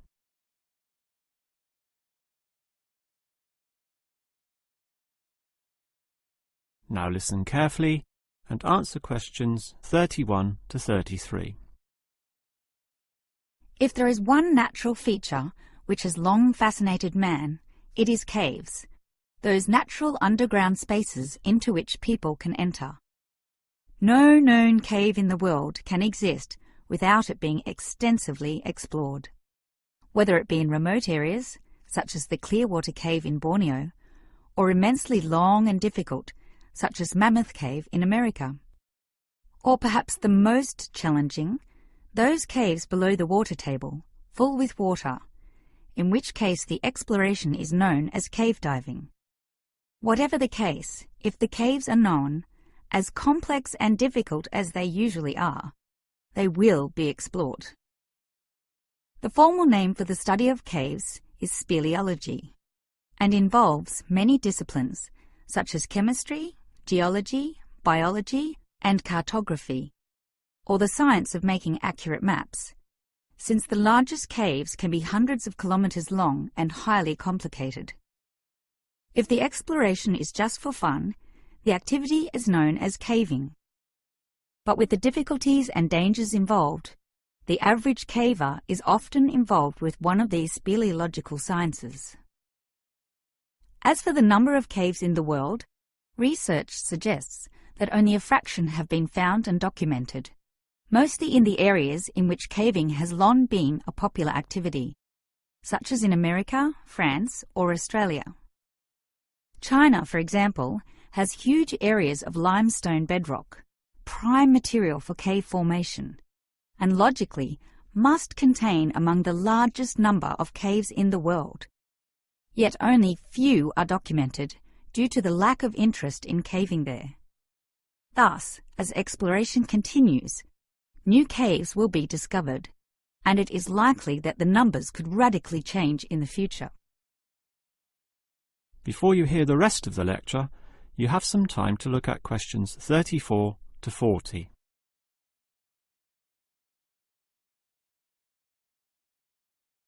Now listen and answer questions 34 to 40.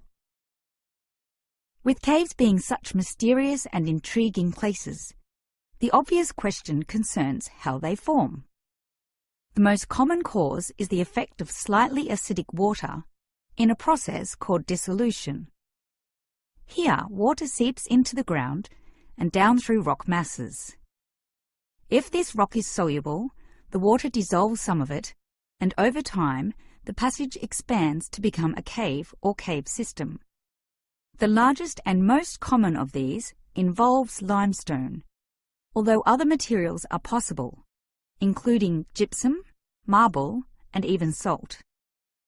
Now, if the cave is formed at the same time as the rock, it is called a primary cave, and the most common of these are lava tubes.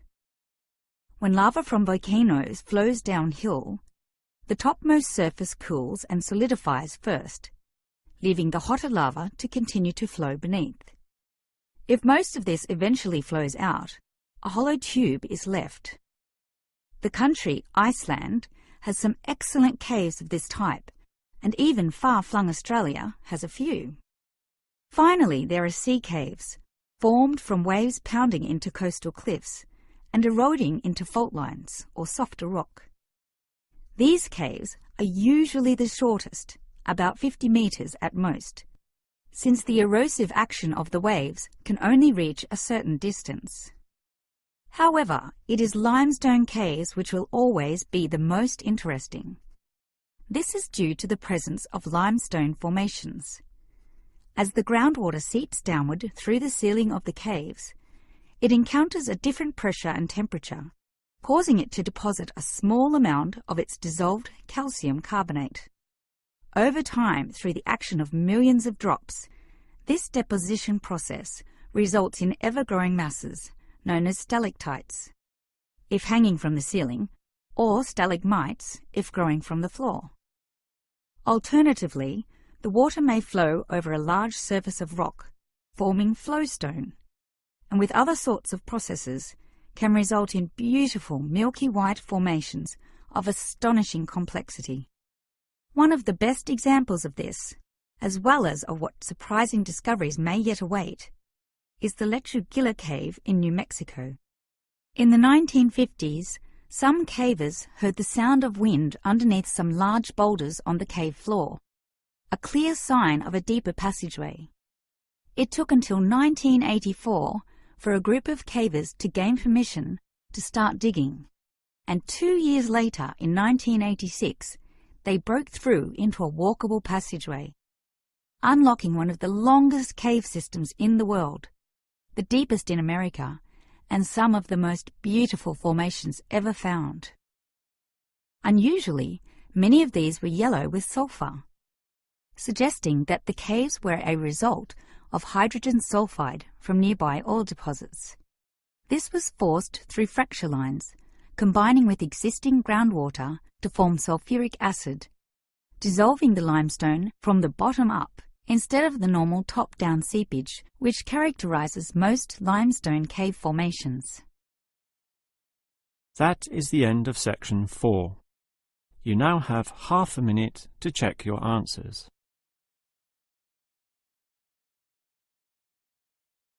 That is the end of the listening test.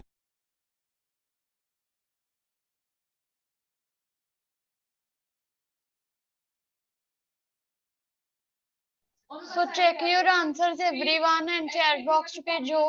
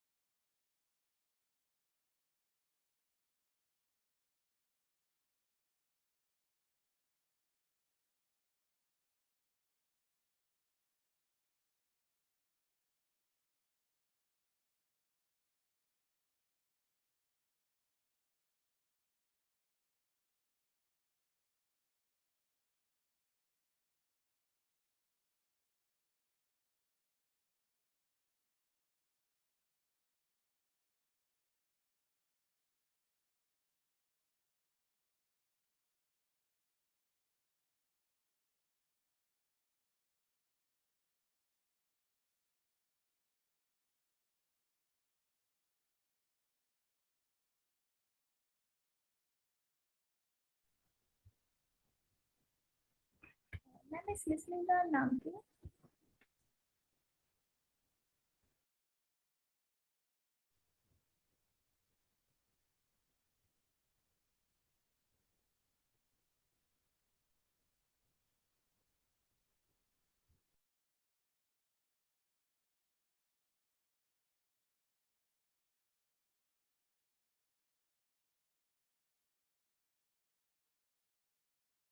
ਬੱਚੇ ਜੀ listening ਦਾ ਨਾਮ ਹੈਗਾ client details and ਜਿਹੜਾ ਤੁਸੀਂ ਸਾਰਿਆਂ ਦਾ mainly issue ਆ ਰਿਹਾ ਨਾ ਵੀ ਲਿਸਨਿੰਗ ਚੋਂ ਸਕੋਰ ਦੀ ਇੰਪਰੂਵਮੈਂਟ ਨਹੀਂ ਹੁੰਦੀ।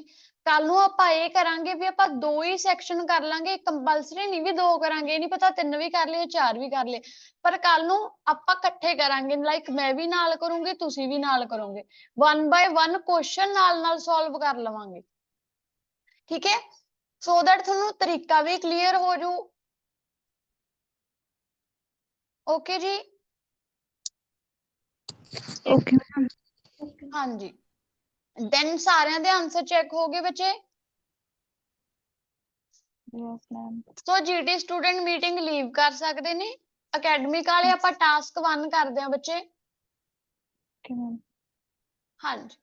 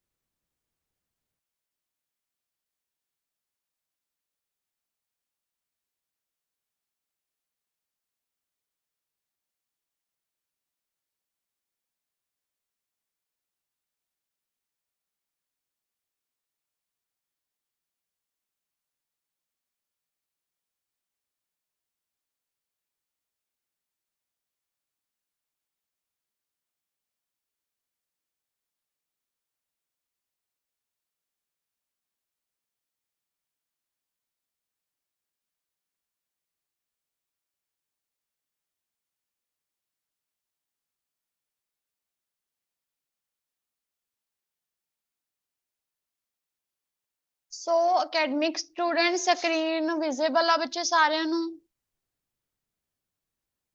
Yes ma'am. Ma'am. Yes ma'am. Okay then ਹੁਣ ਆਪਾਂ ਕਰਾਂਗੇ ਤੁਹਾਡਾ ਟਾਸਕ 1, ਠੀਕ ਹੈ? ਠੀਕ ਹੈ ਬੱਚੇ, ਇਹ ਦੱਸੋ ਤੁਸੀਂ ਖੁਦ ਕਰਨਾ ਚਾਹੁੰਦੇ ਹੋ ਕਿ ਮੈਂ ਕਰਾਵਾਂ? ਮੈਮ ਖੁਦ ਕਰਨਾ ਜੀ। ਖੁਦ ਕਰ ਲਾਂਗੇ ਹਾਂਜੀ ਮੈਮ, ਆਪਣੇ ਖੁਦ ਆਪ ਕਰ ਕਰਨਾ ਮੈਮ। ਲਾਂਗੇ। ਅੱਜ ਖੁਦ ਕਰਨਾ ਕਿ ਕੱਲ ਨੂੰ? ਅੱਜ ਮੈਂ ਮੈਂ ਕਹਿੰਦੀ ਸੀ ਕੱਲ ਨੂੰ ਕਰ ਲਿਓ। ਮੈਮ ਫਿਰ ਅੱਜ ਇੱਕ ਪਰਸੋਂ ਨੂੰ ਦਿਨ ਮੁੱਕ ਟੈਸਟ ਹੈ ਜੀ। ਹਾਂਜੀ ਸਮਝਾ ਦੋ ਅੱਜ। ਅਹ ਕਰ ਹੀ ਲਓ ਬੱਚੇ, ਅੱਜ ਮੈਂ ਤੁਹਾਨੂੰ ਆਪ ਕਰਾ ਲੈਣੀ, ਕਿਉਂਕਿ ਅੱਜ ਨਾ ਥੋੜੇ ਜਿਹਾ ਗ੍ਰਾਫ ਕਨਫਿਊਜ਼ਨ ਵਾਲਾ, ਫਿਰ ਗਲਤ ਲਿਖਣ ਨਾਲੋਂ ਬੈਟਰ ਆ ਕਿ ਤੁਸੀਂ ਕਰ ਲਓ, ਕੁਛ ਨਹੀਂ ਹੁੰਦਾ। ਕੱਲ ਨੂੰ ਵੀ ਮੈਂ ਸਮਝਾ ਵੀ ਦੇਵਾਂਗੀ ਤੇ ਕਰਨ ਨੂੰ ਵੀ ਦੇ ਦੂੰਗੀ, ਠੀਕ ਹੈ? Okay ma'am. ਕਿਉਂਕਿ ਮੈਨੂੰ ਇਹ ਆ ਕਿ ਗਲਤ ਹੀ ਕਰੋਗੇ ਇਹਨੂੰ ਤਾਂ ਤੁਸੀਂ, ਕਿਉਂਕਿ ਡਾਟਾ ਵਾਲਾ ਉਲਝਵਾ, ਠੀਕ ਹੈ? ਪਹਿਲਾਂ ਦੇਖ ਲਓ, ਕਹਿੰਦੇ ਜਿਹੜਾ ਲਾਈਨ ਚਾਰਟ ਆ ਉਹ ਸ਼ੋ ਕਰਦਾ average attendance, average attendance at the cinema among various age groups. ਕਿੱਥੇ? USA ਦੇ ਵਿੱਚ। ਕਿੱਥੋਂ? 2000 ਤੋਂ ਲੈ ਕੇ 2011 ਤੱਕ। ਹੁਣ ਕੀ ਹੈ, ਕਹਿੰਦੇ ਵੀ ਕਿੰਨੇ ਲੋਕ ਸਿਨੇਮੇ 'ਚ ਜਾਂਦੇ ਸੀ ਏਜ ਦੇ ਹਿਸਾਬ ਨਾਲ। ਹੁਣ ਆ ਜਿਹੜੀ ਲਾਈਨ ਹੈ ਇਹ ਕਿੰਨਾ ਨੂੰ ਦਿਖਾ ਰਹੀ ਹੈ ਵੀ 15 ਤੋਂ ਲੈ ਕੇ 24 ਉਮਰ ਦੇ, ਆਹ 7 ਤੋਂ ਲੈ ਕੇ 14 ਵਾਲੇ, ਆਹ 25 ਤੋਂ 35 ਵਾਲੇ, ਤੇ ਆਹ 35 ਤੋਂ ਵੱਧ ਵਾਲੇ। ਆ ਸੀ ਬੱਚੇ ਉਹ ਗਲਤ ਪੈ ਗਿਆ, 35 ਐਂਡ ਓਵਰ ਲਿਖਿਆ ਹੋਇਆ ਇੱਥੇ, ਠੀਕ ਹੈ? ਸੋ ਇਨਫੋਰਮੇਸ਼ਨ ਨੂੰ ਆਪਾਂ ਕਿਵੇਂ ਕਰਾਂਗੇ? Intro the information regarding average attendance ਜਾਂ ਪ੍ਰੈਜ਼ੈਂਸ। ਹੁਣ ਅਟੈਂਡੈਂਸ ਤੇ presence both are same word. ਕਹਿੰਦੇ ਜਿਹੜੇ ਲੋਕ ਨੇ ਡਿਸਟਿੰਕਟ ਏਜ ਗਰੁੱਪ, ਡਿਸਟਿੰਕਟ ਕਾਦੇ ਲਈ ਲਿਖਿਆ? ਡਿਫਰੈਂਟ ਦੇ ਲਈ। ਹਾਂਜੀ, ਡਿਫਰੈਂਟ ਏਜ ਗਰੁੱਪ ਦੇ ਲੋਕ ਕਿੱਥੇ ਆਉਂਦੇ ਸੀ? USA ਦੇ ਸਿਨੇਮੇ ਵਿੱਚ। ਕਦੋਂ? 2000 ਤੋਂ ਲੈ ਕੇ 2011 ਤੱਕ। ਕਿਹਦੇ ਦੁਆਰਾ ਦਿਖਾਇਆ ਗਿਆ? ਅਸਾਈਨਡ ਲਾਈਨ ਗ੍ਰਾਫ ਜਾਂ ਗਿਵਨ। ਠੀਕ ਹੈ ਬੱਚੇ, ਇੰਟਰੋ ਈਜ਼ੀ ਲੱਗੀ? Yes ma'am. Yes, ma'am. Yes, ma'am. Then overall ਚ maximum ਤੇ minimum. Overall it is vividly clear that ਜਿਹੜੇ ਮੈਕਸਿਮਮ ਯੰਗਸਟਰ, ਹੁਣ 15 ਤੋਂ ਲੈ ਕੇ 24 ਵਾਲੇ ਕੀ ਹੋ ਗਏ? ਯੰਗ ਪੀਪਲ ਹੀ ਹੋ ਗਏ ਨਾ। ਕਹਿੰਦੇ ਯੰਗ ਪੀਪਲ ਪ੍ਰੈਫਰ ਕਰਦੇ ਸੀ, ਇੱਕ ਪ੍ਰੈਫਰਡ ਦੇ ਸਪੈਲਿੰਗ ਡਬਲ ਆਰ ਹੁੰਦੀ ਹੈ, ਨਾ ਕਿ ਡਬਲ ਈ, ਠੀਕ ਹੈ ਜੀ? Prefer to visit cinema throughout the given period, whereas least could be seen in terms of ਜਾਂ least could be seen in case of old citizen। ਹੁਣ 35 ਸਾਲ ਤੋਂ ਉੱਪਰ ਵਾਲੇ, ਹੁਣ 35 ਤੋਂ ਉੱਪਰ 85 ਵਾਲਾ ਵੀ ਤਾਂ ਹੋ ਹੀ ਸਕਦਾ ਜੀ, ਫਿਰ ਉਹ ਕੀ ਬਣ ਗਏ? ਆਪਣੇ old citizens ਬਣ ਗਏ, ਠੀਕ ਹੈ? ਤਾਂ ਮੈਕਸਿਮਮ ਐਂਡ ਮਿਨੀਮਮ ਦੱਸਦੇ ਹੁੰਨੇ ਇਹਦੇ ਵਿੱਚ ਆਪਾਂ, ਕਿ ਸਭ ਤੋਂ ਜ਼ਿਆਦਾ ਕੀ ਸੀ, ਸਭ ਤੋਂ ਘੱਟ ਕੀ ਸੀ। ਕਲੀਅਰ ਬੱਚੇ? Intro, Yes ma'am. rephrasing, subject to object, object to subject, overall, maximum and minimum.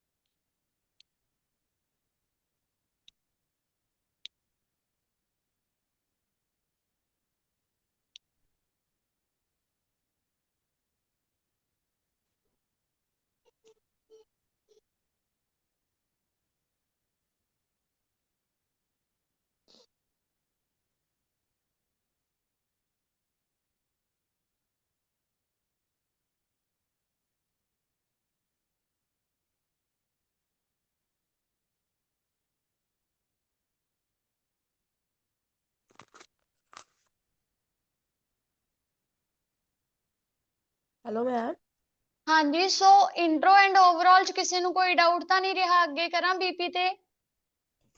ਹੁਣ ਦੇਖੋ ਹੁਣ ਇਹ ਚਾਰ ਨੇ, ਚਾਰ ਨੂੰ ਆਪਾਂ ਡਿਵਾਈਡ ਕਰ ਲਾਂਗੇ ਵੀ 2 ਏਜ ਗਰੁੱਪ ਦਾ ਇੱਕ ਬੀਪੀ ਚ, 2 ਏਜ ਗਰੁੱਪ ਦਾ ਦੂਸਰੇ ਦੋ ਚ, ਕਿਉਂਕਿ ਆਪਾਂ ਨੂੰ ਬੀਪੀ ਦੀ ਲੈਂਥ ਵੀ ਤੁਹਾਨੂੰ ਸਮਝਾਇਆ ਨਾ ਵੀ ਆਪਾਂ ਨੂੰ ਮੇਨਟੇਨ ਕਰਨੀ ਜ਼ਰੂਰੀ ਹੈ।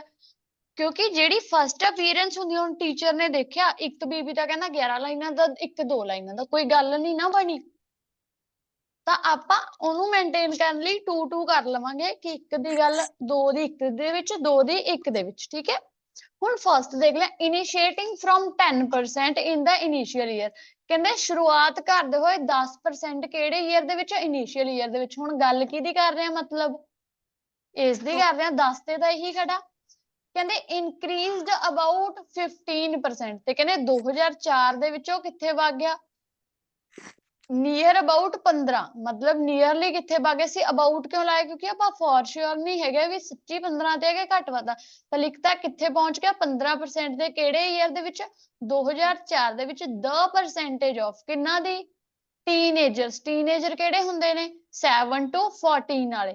ਕਹਿੰਦੇ teenager who visited cinema decreased around 13% in 2005 ਤੇ 2005 ਇੱਥੇ ਜਿਆ, ਤੇ ਕਹਿੰਦੇ ਉਹ ਘਟ ਕਿੱਥੇ ਗਿਆ? ਕਿੰਨੇ ਤੱਕ ਘਟ ਗਿਆ? 13% ਤੱਕ ਘਟ ਗਿਆ ਕਹਿੰਦੇ। ਠੀਕ ਹੈ, ਆਫਟਰ ਫॉलोइंग ਸਮ ਫਲਕਚੁਏਸ਼ਨਸ। ਹੁਣ ਆ ਕੀ ਨੇ? ਫਲਕਚੁਏਸ਼ਨ, ਕਦੇ ਵੱਧ ਗਿਆ, ਕਦੇ ਘਟ ਗਿਆ, ਵੱਧ ਗਿਆ, ਘਟ ਗਿਆ। It was nearly 30% in 2001। ਹੁਣ ਜੰਪ ਕਿੱਥੇ ਕਰਿਆ? ਸਿੱਧਾ ਇੱਥੇ। ਕਹਿੰਦੇ ਇੰਨੀਆਂ ਫਲਕਚੁਏਸ਼ਨ ਤੋਂ ਬਾਵਜੂਦ ਇਹ ਕਿੱਥੇ ਪਹੁੰਚ ਗਿਆ? 31% ਤੇ ਪਹੁੰਚ ਗਿਆ, ਜਾਂ ਅਰਾਊਂਡ 30% ਤੇ ਪਹੁੰਚ ਗਿਆ। ਕਿੱਥੇ? ਕਿਹੜੇ ਈਅਰ ਦੇ ਵਿੱਚ? 2011 ਦੇ ਵਿੱਚ। ਠੀਕ ਹੈ ਜੀ। Yes ma'am. ਹੁਣ ਉਲਟ ਗੱਲ ਕਰਦੇ ਆ, ਕਹਿੰਦੇ ਜਿਹੜੀ ਪ੍ਰਪੋਰਸ਼ਨ ਆ 올ਡਰ ਦੀ, ਹੁਣ 올ਡਰ ਦੀ ਆ ਗਏ।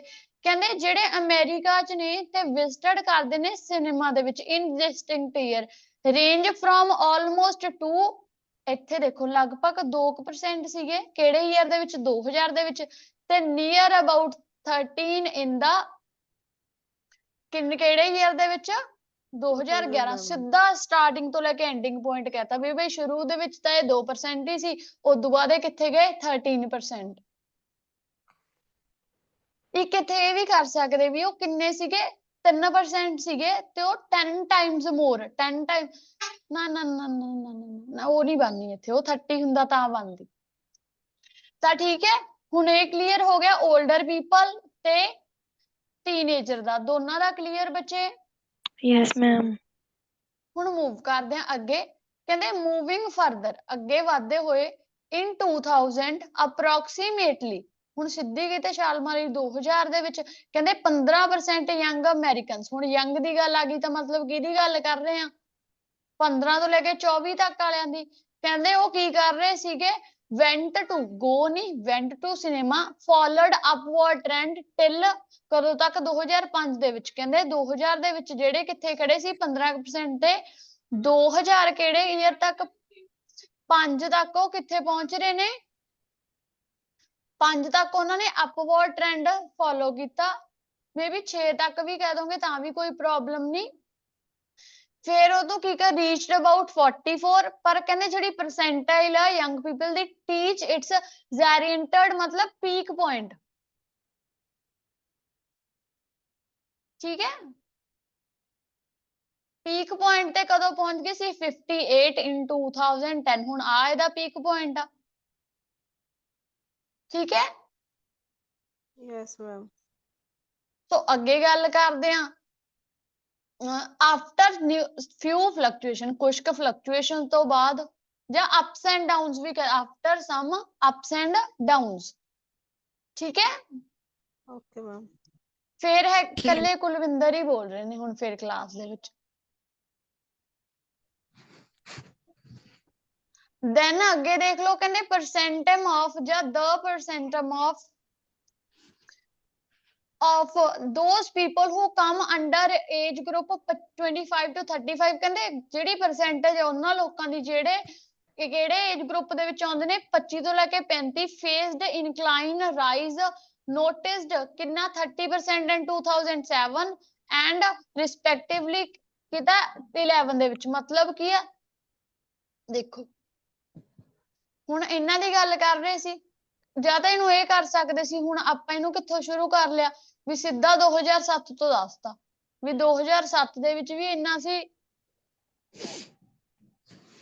ਤੇ ਉਸ ਦੇ ਵਿੱਚ ਵੀ ਇੰਨਾ ਸੀ ਹੁਣ ਇਹਨੂੰ ਹੋਰ ਵੀ ਕਹਿ ਸਕਦੇ ਹੋ ਕਿਵੇਂ ਕਹਿ ਸਕਦੇ ਹੋ ਵੀ ਜਿਹੜਾ the percentum of ਕਿੰਨਾ ਦਾ 25 ਤੋਂ ਲੈ ਕੇ 35 ਵਾਲਿਆਂ ਦਾ ਕਿੱਥੇ ਸੀਗਾ ਸਟਾਰਟਿੰਗ ਦੇ ਈਅਰ ਦੇ ਵਿੱਚ ਉਹ ਕਿੰਨਾ ਸੀਗਾ ਨੀਅਰ ਅਬਾਊਟ 5 ਸੀਗਾ ਜਿਹਨੇ ਇੱਕ ਅਪਵਰਡ ਟ੍ਰੈਂਡ ਫੋਲੋ ਕੀਤਾ ਟਿਲ ਕਦੋਂ ਤੱਕ 2007 ਦੇ ਵਿੱਚ ਤੇ ਆਫਟਰ ਸਮ ਫਲਕਚੁਏਸ਼ਨ ਉਹ ਕਿੱਥੇ ਪਹੁੰਚ ਗਿਆ ਸੀ ਅਰਾਊਂਡ 30 ਤੇ ਕਿਹੜੇ ਈਅਰ ਦੇ ਵਿੱਚ 2011 ਦੇ ਵਿੱਚ 2011 ਦੇ ਵਿੱਚ ਠੀਕ ਹੈ ਜੀ incline decline fluctuation ups and downs reach its peak point ਠੀਕ ਹੈ ਇਹ ਕਰ ਸਕਦੇ ਹੋ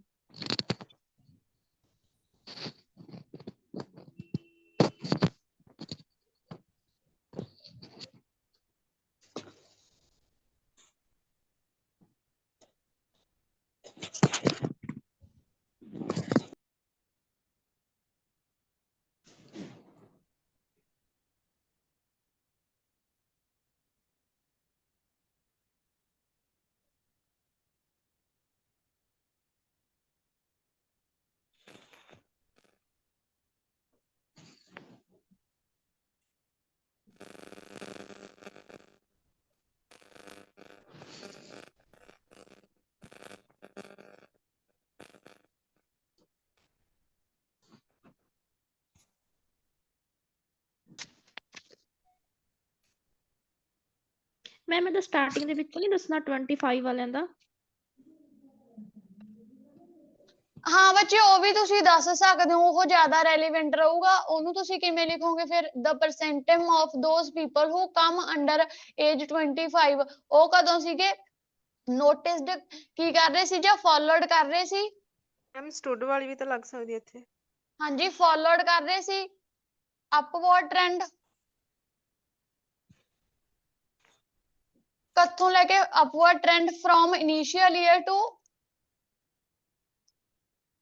ਲੇਟਰ ਈਅਰ ਈਅਰ 2 ਜਿਹੜਾ ਈਅਰ ਕਿੱਥੇ ਤੱਕ ਗਿਆ ਸੀ ਹੁਣ ਇਹਨਾਂ ਦਾ ਅਪਵਰਡ ਟ੍ਰੈਂਡ 2007 ਤੱਕ ਇਨੀਸ਼ੀਅਲ ਈਅਰ ਟੂ 2007 however ਜਾਂ comma ਫਿਰ ਉਹਨੂੰ ਕੀ ਕਹਾਂਗੇ however ਕੀ ਹੋ ਗਿਆ ਸੀ ਇਹਨੇ ਉਸ ਤੋਂ ਬਾਅਦ after some fluctuations ਜਾਂ after some ups and downs it was ਜਾਂ it noticed ਜਾਂ it stood on ਕਿੱਥੇ ਖੜਾ ਸੀ 30% ਠੀਕ ਹੈ ਜੀ 30% ਹਾਂਜੀ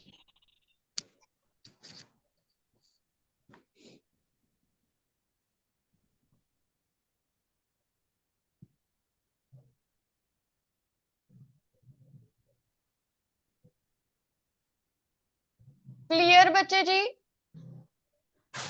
yes ma'am ਸੋ ਰੀਡ ਕਰ ਲਓ ਕਈ ਵਾਰ ਡਾਊਟ ਰਹਿ ਜਾਂਦਾ ਹੈ ਇੱਕ ਵਾਰੀ ਪੜ੍ਹ ਲਓ ਬੱਚੇ ਸਾਰਾ ਨਾਲੇ ਸਕਰੀਨਸ਼ਾਟ ਲੈ ਲਓ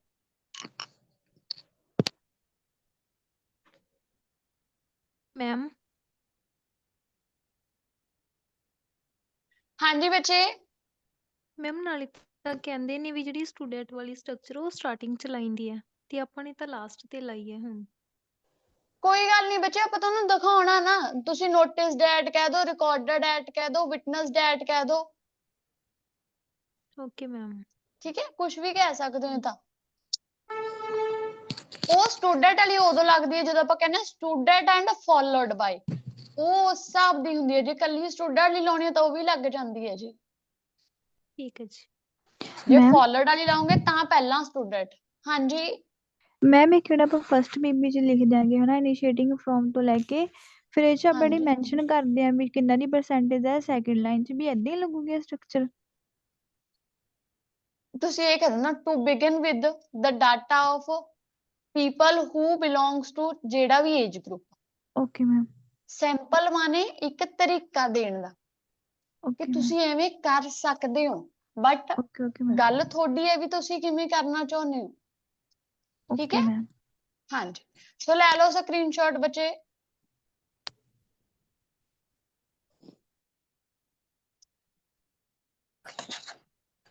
ਮੈਮ ਹੁਣ ਬ੍ਰੇਕ ਆ। ਹਾਂਜੀ ਹਾਂਜੀ, ਹੁਣ 12:30 ਤੱਕ ਤੁਹਾਨੂੰ ਬ੍ਰੇਕ ਹੈ। ਜਿਹੜੀ ਮੈਮ ਨੇ ਕੱਲ ਨਵੀਂ PDF ਸ਼ੇਅਰ ਕੀਤੀ ਉਹਦਾ ਪਹਿਲਾ ਮੈਸੇਜ ਕੀ ਸੀਗਾ ਤੁਹਾਨੂੰ? ਹੋਮਵਰਕ, ਤੇ ਉਹਦੀ ਕੀ ਕਰਾਂਗੇ? ਡਿਸਕਸ਼ਨ ਐਂਡ ਨੈਕਸਟ ਮੈਸੇਜ ਕਰਾਂਗੇ। ਮੈਮ ਠੀਕ ਹੈ, ਕਿੰਨਾਂ ਨੂੰ ਨਹੀਂ ਮਿਲੀ ਜੀ? ਹੁਣੀ ਮੈਸੇਜ ਕਰ ਦਿਓ ਮੈਮ ਨੂੰ। Okay ma'am. ਸੋ ਹੁਣ ਬ੍ਰੇਕ ਹੈ ਜੀ। ਮੈਮ ਕਿੰਨੇ ਵਜੇ ਕਲਾਸ ਜੁਆਇਨ ਕਰਨੀ ਆ? 12:30। ਓਕੇ।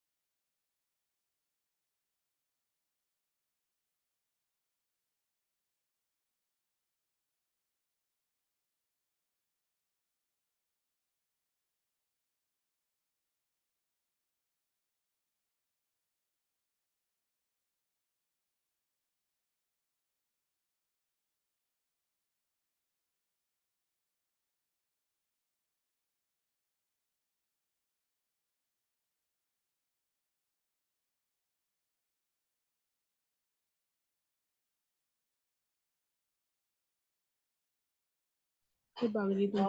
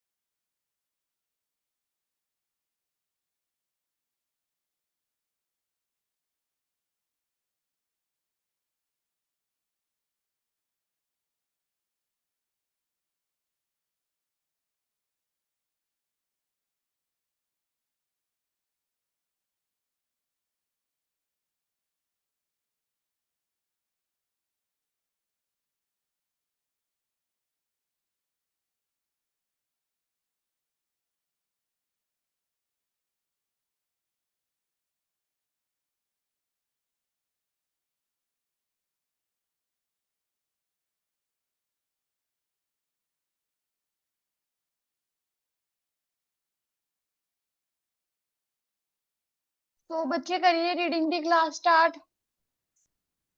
Yes ma'am. एक जे यस टाइम ते मैम ज्वाइन करया करो बच्चे। 30 ਦਾ ਟਾਈਮ ਸੀ ਦੇਖ ਲਓ 36 ਤੁਸੀਂ ਹਲੇ ਵੀ ਜੁਆਇਨ ਹੋ ਹੀ ਜਾ ਰਹੇ ਹੋ ਸਾਰੇ।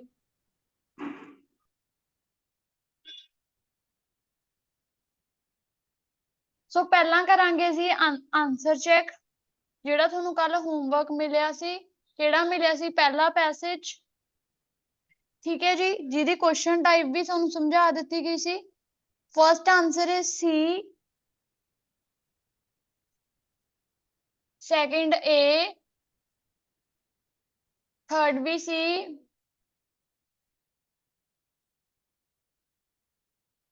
fourth and fifth both are B, and sixth A.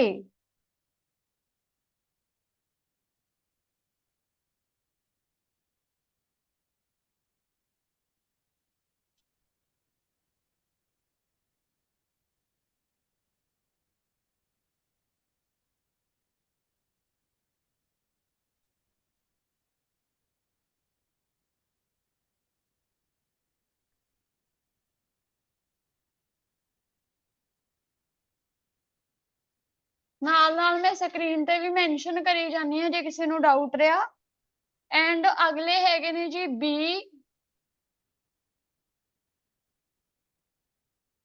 and E. Okay, then first false,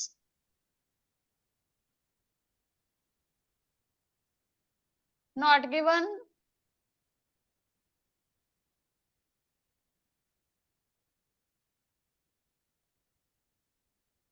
then false, true। करो जी।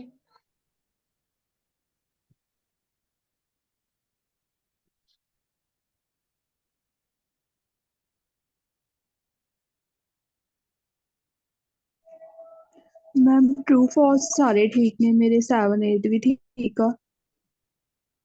मैम ऑल करेक्ट नहीं। ਮੈਮ ਸਿਰਫ ਇੱਕ ਮੇਰੇ ਸੈਕਿੰਡ 3 ਬਸ ਗਲਤ ਆ।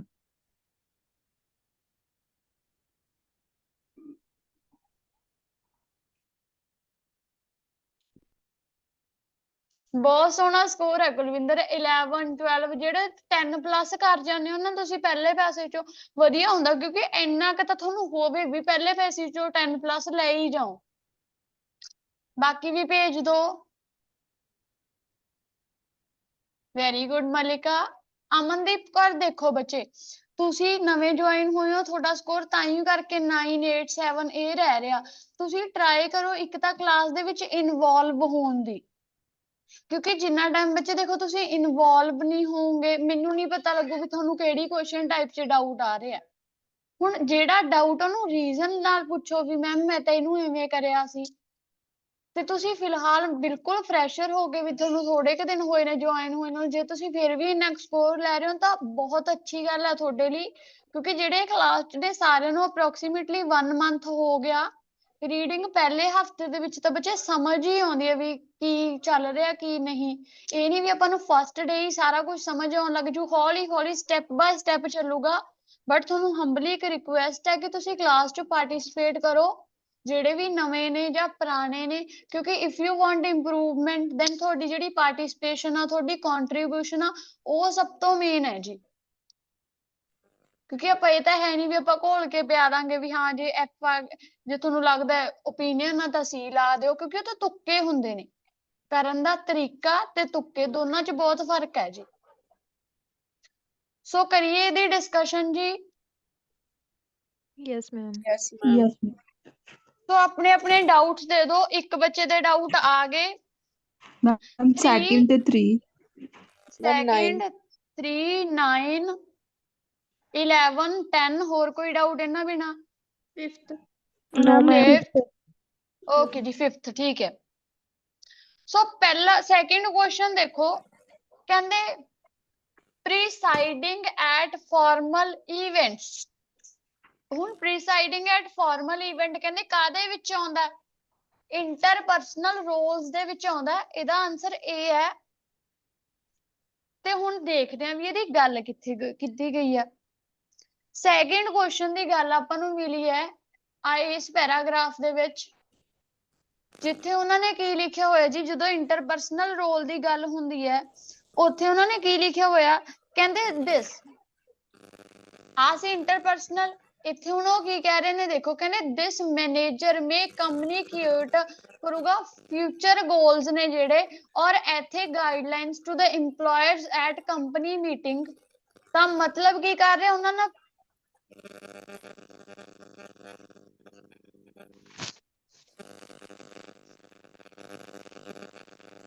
ਤੇ ਉਸ ਤੋਂ ਬਾਅਦ ਉਹਨਾਂ ਨੂੰ ਕੀ ਕਿਹਾ ਗਿਆ ਗਾ, ਉਹ ਕਹਿੰਦੇ ਉਹਨਾਂ ਨੂੰ ਪਾਰਟਿਕੂਲਰ ਚੀਜ਼ ਕੀ ਕਰ ਰਹੇ ਨੇ, ਉਹਨਾਂ ਨਾਲ ਗੋਲ ਡਿਸਕਸ ਕਰੂਗਾ, ਉਹਨਾਂ ਨੂੰ ਇੱਥੇ ਗਾਈਡਲਾਈਨਸ ਦੱਸੂਗਾ, ਤੇ ਆਲਸੋ ਕੀ ਕਰੂਗਾ, ਰਿਬਨ ਕਟਿੰਗ ਸੈਰੇਮਨੀ ਅਟੈਂਡ ਕਰੂਗਾ, ਹੋਸਟ ਬਣੂਗਾ, ਰਿਸੈਪਸ਼ਨ ਦਾ ਪ੍ਰੈਜੈਂਟੇਸ਼ਨ ਦੱਸੂਗਾ, ਅਦਰ ਐਕਟੀਵਿਟੀਜ਼ ਜਿਹੜੀਆਂ ਕਿਹਦੇ ਨਾਲ ਐਸੋਸੀਏਟ ਹੁੰਦੀਆਂ ਨੇ, ਫਿਗਰ ਹੈਡ ਰੋਲ ਦੇ ਨਾਲ।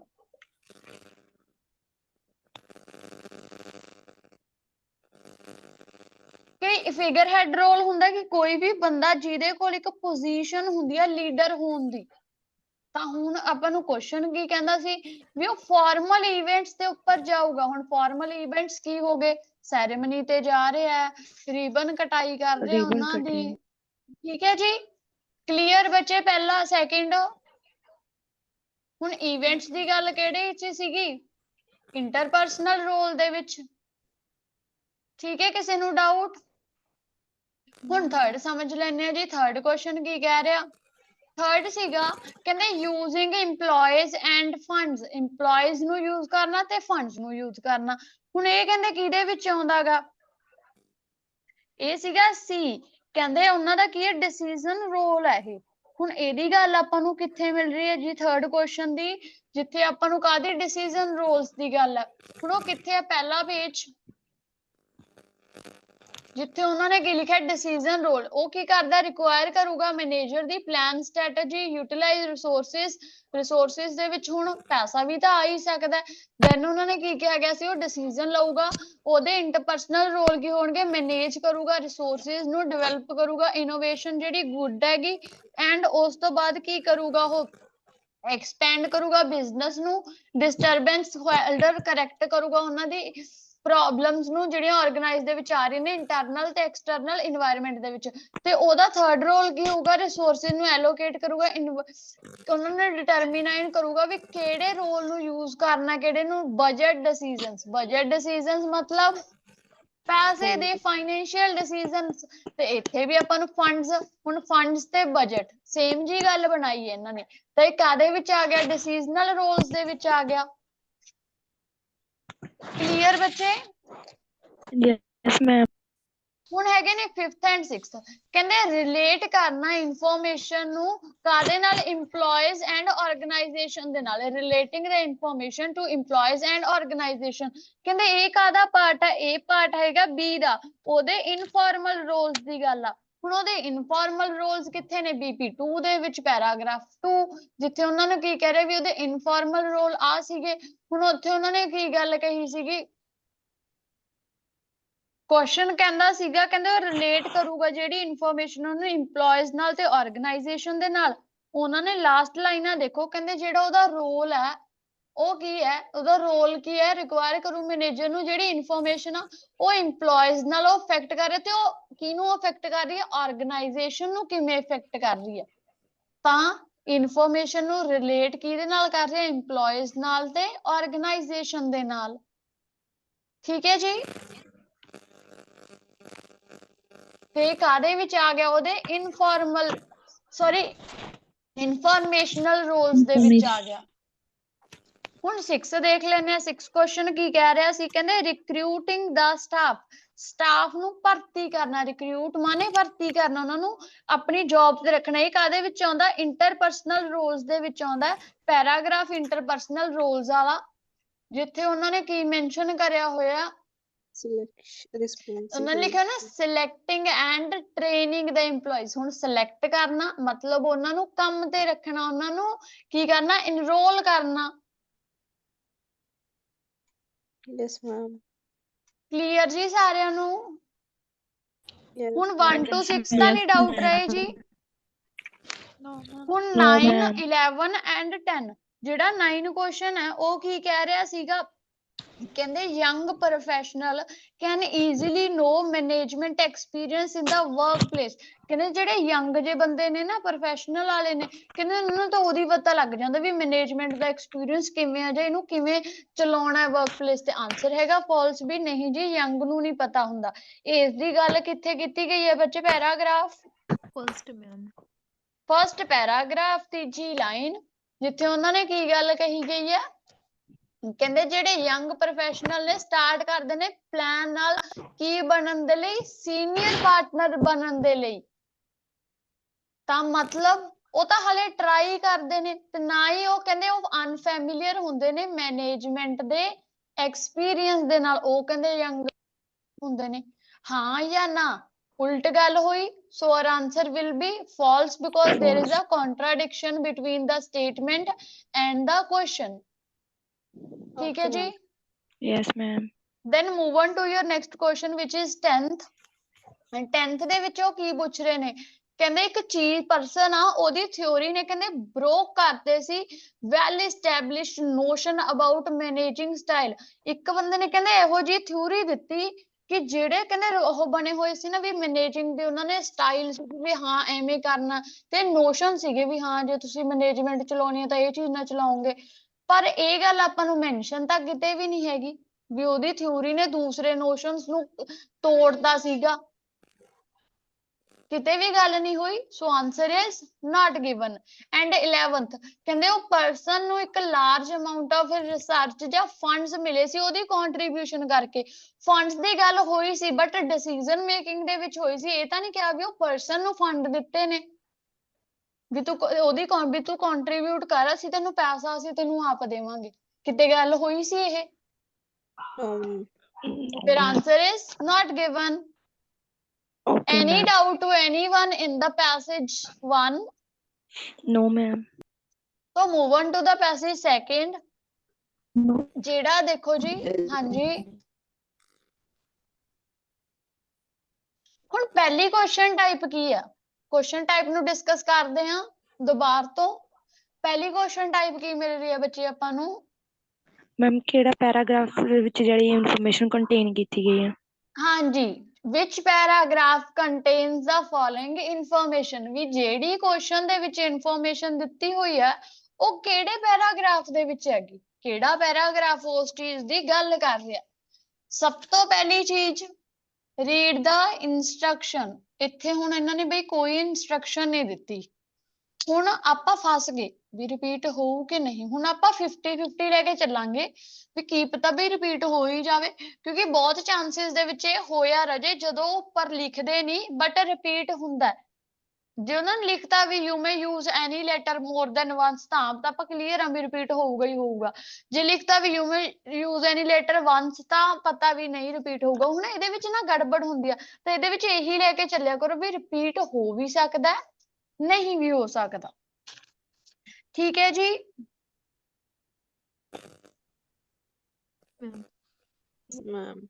ਸੋ ਹੁਣ ਪਹਿਲਾਂ ਆਪਾਂ ਇਹਨਾਂ ਨੂੰ ਰੀਡ ਕਰਦੇ ਹਾਂ ਸਾਰਿਆਂ ਨੂੰ। ਪਹਿਲੀ ਕਹਿੰਦੇ ਇੱਕ ਨਵੀਂ ਅਪਰੋਚ ਕੈਰੀਡ ਆਊਟ ਕਿੱਥੇ ਹੋਈ ਸੀ? ਯੂਕੇ ਦੇ ਵਿੱਚ ਹੋਈ ਸੀ। ਠੀਕ ਹੈ, ਕੋਈ ਅਪਰੋਚ ਦੀ ਗੱਲ, ਕੋਈ ਆਈਡੀਆ ਦੀ ਗੱਲ ਹੋਈ ਹੋ ਜਿਹੜੀ ਯੂਕੇ ਚ ਹੋਈ ਆ।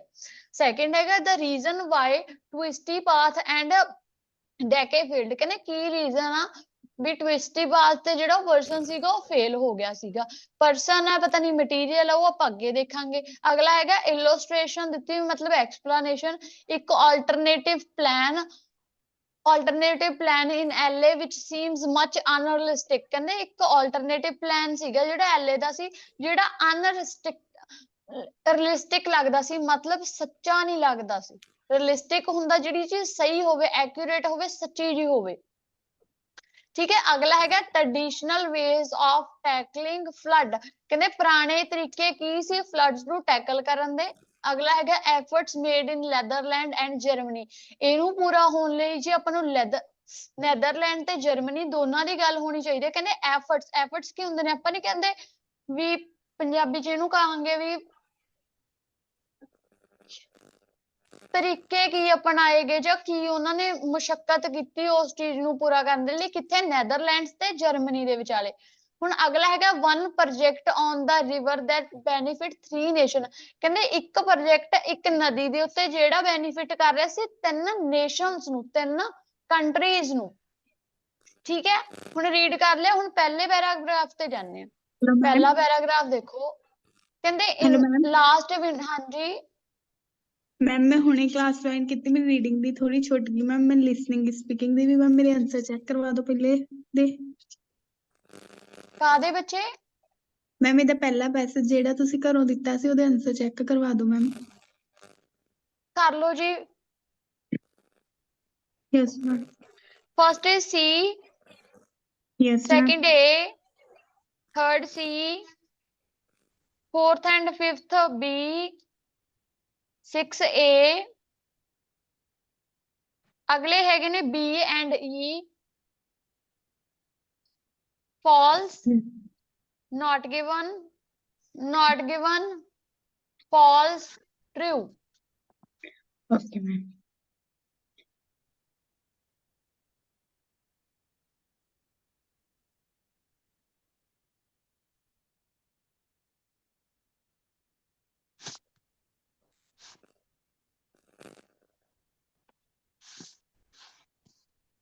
ਸੋ ਹੁਣ ਆਪਾਂ ਪਹਿਲਾ ਪੈਸੇਜ ਰੀਡ ਕਰਦੇ ਹਾਂ। ਕਹਿੰਦੇ ਲਾਸਟ ਵਿੰਟਰ ਜਦੋਂ ਕਹਿੰਦੇ ਫਲੱਡ ਆਏ ਸੀ ਸੈਂਟਰਲ ਯੂਰਪ ਦੇ ਵਿੱਚ, ਉਦੋਂ ਕਿਸੇ ਦਾ ਬਹੁਤ ਮਾੜਾ ਹਾਲ ਹੋ ਗਿਆ ਸੀਗਾ ਉੱਥੇ।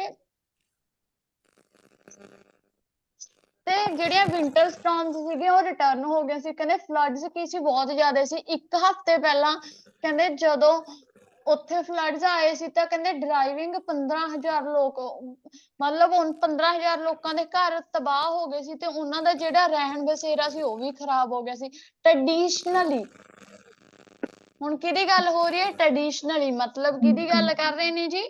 ਪਾਸਟ ਟਾਈਮ ਦੀ। ਤੇ ਆਪਾਂ ਨੂੰ ਇੱਕ ਕੁਐਸਚਨ ਵੀ ਸੀਗਾ ਟ੍ਰੈਡੀਸ਼ਨਲੀ ਨੂੰ ਲੈ ਕੇ। ਆਪਾਂ ਥੋੜਾ ਜਿਹਾ ਤਾਂ ਅਲਰਟ ਹੋਵਾਂਗੇ ਹੀ ਹੋਵਾਂਗੇ ਵੀ ਹਾਂ ਯਾਰ ਟ੍ਰੈਡੀਸ਼ਨਲੀ ਆ ਗਿਆ, ਕੀ ਪਤਾ ਆਨਸਰ ਹੀ ਮਿਲ ਜੇ। ਫਿਰ ਕਹਿੰਦੇ ਟ੍ਰੈਡੀਸ਼ਨਲੀ ਜਿਹੜੇ ਰਿਵਰ ਇੰਜੀਨੀਅਰਸ ਹੁੰਦੇ ਸੀ ਨਾ, ਉਹ ਪਹਿਲਾਂ ਪਲਾਨ ਏ ਨਾਲ ਜਾਂਦੇ ਸੀ ਕਿ ਜੇ ਕਹਿੰਦੇ ਪਾਣੀ ਤੇਜ਼ ਹੈ, ਕਹਿੰਦੇ ਆਪਾਂ ਕੀ ਕਰਾਂਗੇ, ਇਹਨੂੰ ਕੀ ਕਰ ਦਾਂਗੇ? ਡਰੇਨਿੰਗ ਕਰ ਦਾਂਗੇ ਲੈਂਡ ਦੇ ਉੱਤੇ, down to the sea tall side river engineer, high perform tasks. ਤੇ ਕਹਿੰਦੇ ਉਹਨਾਂ ਦਾ ਪਲਾਨ ਹੁੰਦਾ ਸੀ, ਉਹਨਾਂ ਦਾ ਆਪਣਾ ਕੋਈ ਸਿਸਟਮ ਸੀ ਵੀ ਜਦੋਂ ਪਾਣੀ ਆਉਂਦਾ ਸੀ ਤਾਂ ਉਦੋਂ ਅਸੀਂ ਐਵੇਂ ਕਰ ਲਾਂਗੇ।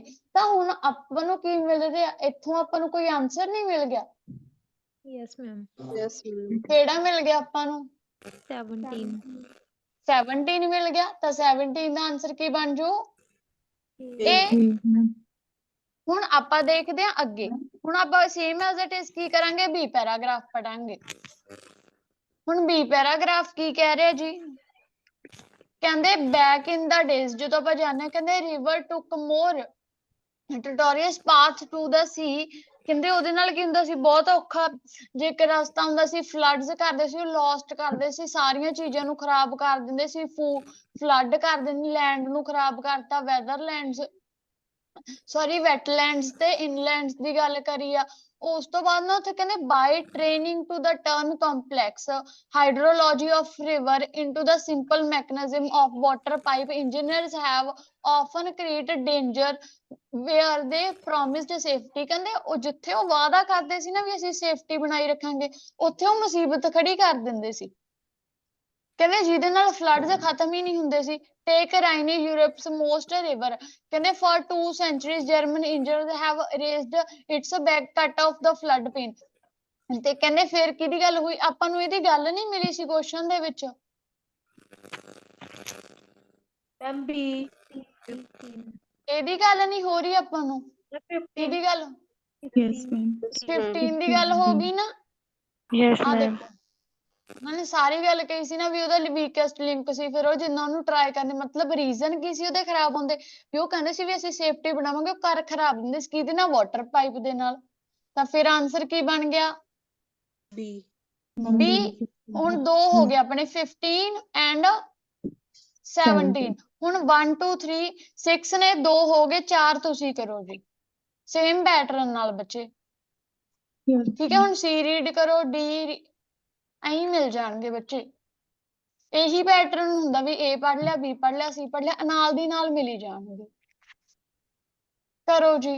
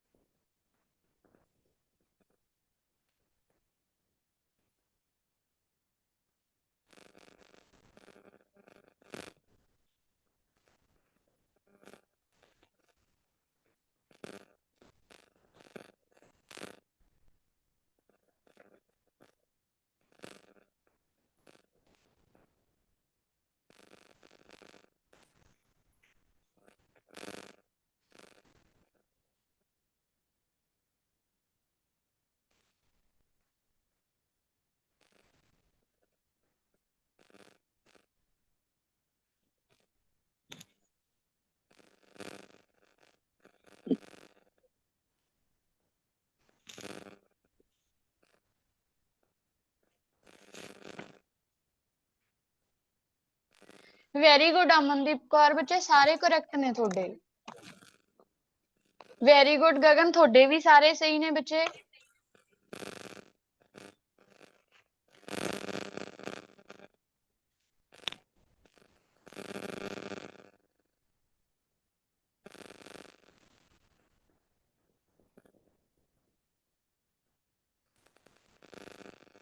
हाँ जी प्रवीण सही है,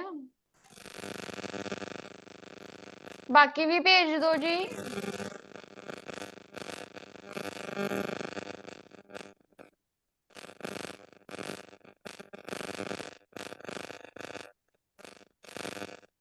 आंसर ਆਨਸਰ ਦੱਸਦੀ ਹਾਂ ਜੀ। ਆਨਸਰ ਹੈਗੇ ਨੇ ਜੀ first answer 14D 16G 18F 19E। ਠੀਕ ਹੈ, ਬਹੁਤ ਸੌਖੇ ਸੀਗੇ।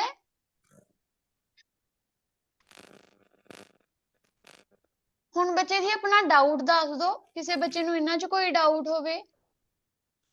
14 16 18 19 ਨਹੀਂ 19 ਕਹਿੰਦੇ ਇੱਕ ਪ੍ਰੋਜੈਕਟ ਸੀਗਾ ਜਿਹੜੇ ਨੇ 3 ਨੇਸ਼ਨਸ ਨੂੰ ਬੈਨੀਫਿਟ ਕਰਿਆ ਸੀ।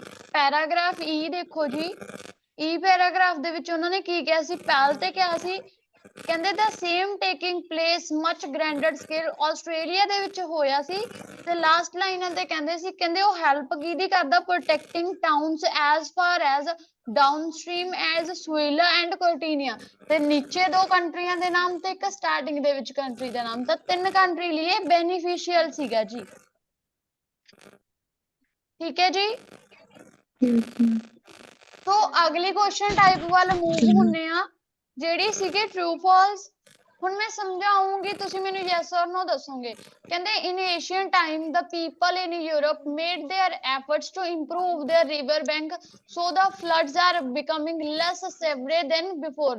ਕਹਿੰਦੇ ਵੀ ਜਿਹੜੇ ਏਸ਼ੀਅਨ ਟਾਈਮ ਦੇ ਵਿੱਚ ਯੂਰਪ ਦੇ ਲੋਕ ਸੀ ਉਹ ਐਫਰਟਸ ਕਰਦੇ ਸੀ ਕਿ ਅਸੀਂ ਰਿਵਰ ਬੈਂਕ ਨੂੰ ਇੰਪਰੂਵ ਕਰ ਲਈਏ ਸੋ ਦੈਟ ਜਿਹੜੇ ਫਲੱਡਸ ਨੇ ਉਹ ਘੱਟ ਭਿਆਨਕ ਹੋ ਜਾਣ ਪਹਿਲਾਂ ਦੇ ਨਾਲੋਂ। ਠੀਕ ਹੈ, ਹੁਣ ਇਹਦੀ ਲੋਕੇਸ਼ਨ ਦੇਣੀ ਹੈ ਜੀ 20th ਦੀ।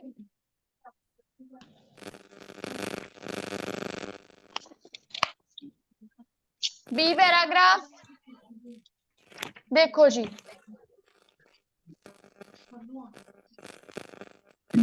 ਹੁਣ ਆ ਦੇਖ ਲਓ ਇੱਥੋਂ ਆ ਜੀ।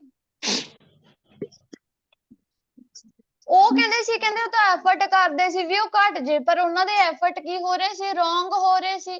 ਉਹ ਜਿੰਨੇ ਐਫਰਟ ਕਰਦੇ ਸੀ ਵੀ ਅਸੀਂ ਇਹਨੂੰ ਵਧੀਆ ਕਰਾਂਗੇ, ਉਹ ਪਾਈਪ ਉਹਨਾਂ ਦੀ ਫੇਰ ਖਰਾਬ ਨਿਕਲ ਜਾਂਦੀ ਸੀ ਤੇ ਉਹ ਹੋ ਜਾਂਦਾ ਸੀ ਖਰਾਬ। ਫਿਰ ਆਨਸਰ ਕੀ ਬਣੂਗਾ? Ma'am false. ਫਾਲਸ ਜੀ, ਵੈਰੀ ਗੁੱਡ। ਦੈਨ ਅਗਲਾ ਦੇਖਦੇ ਹਾਂ।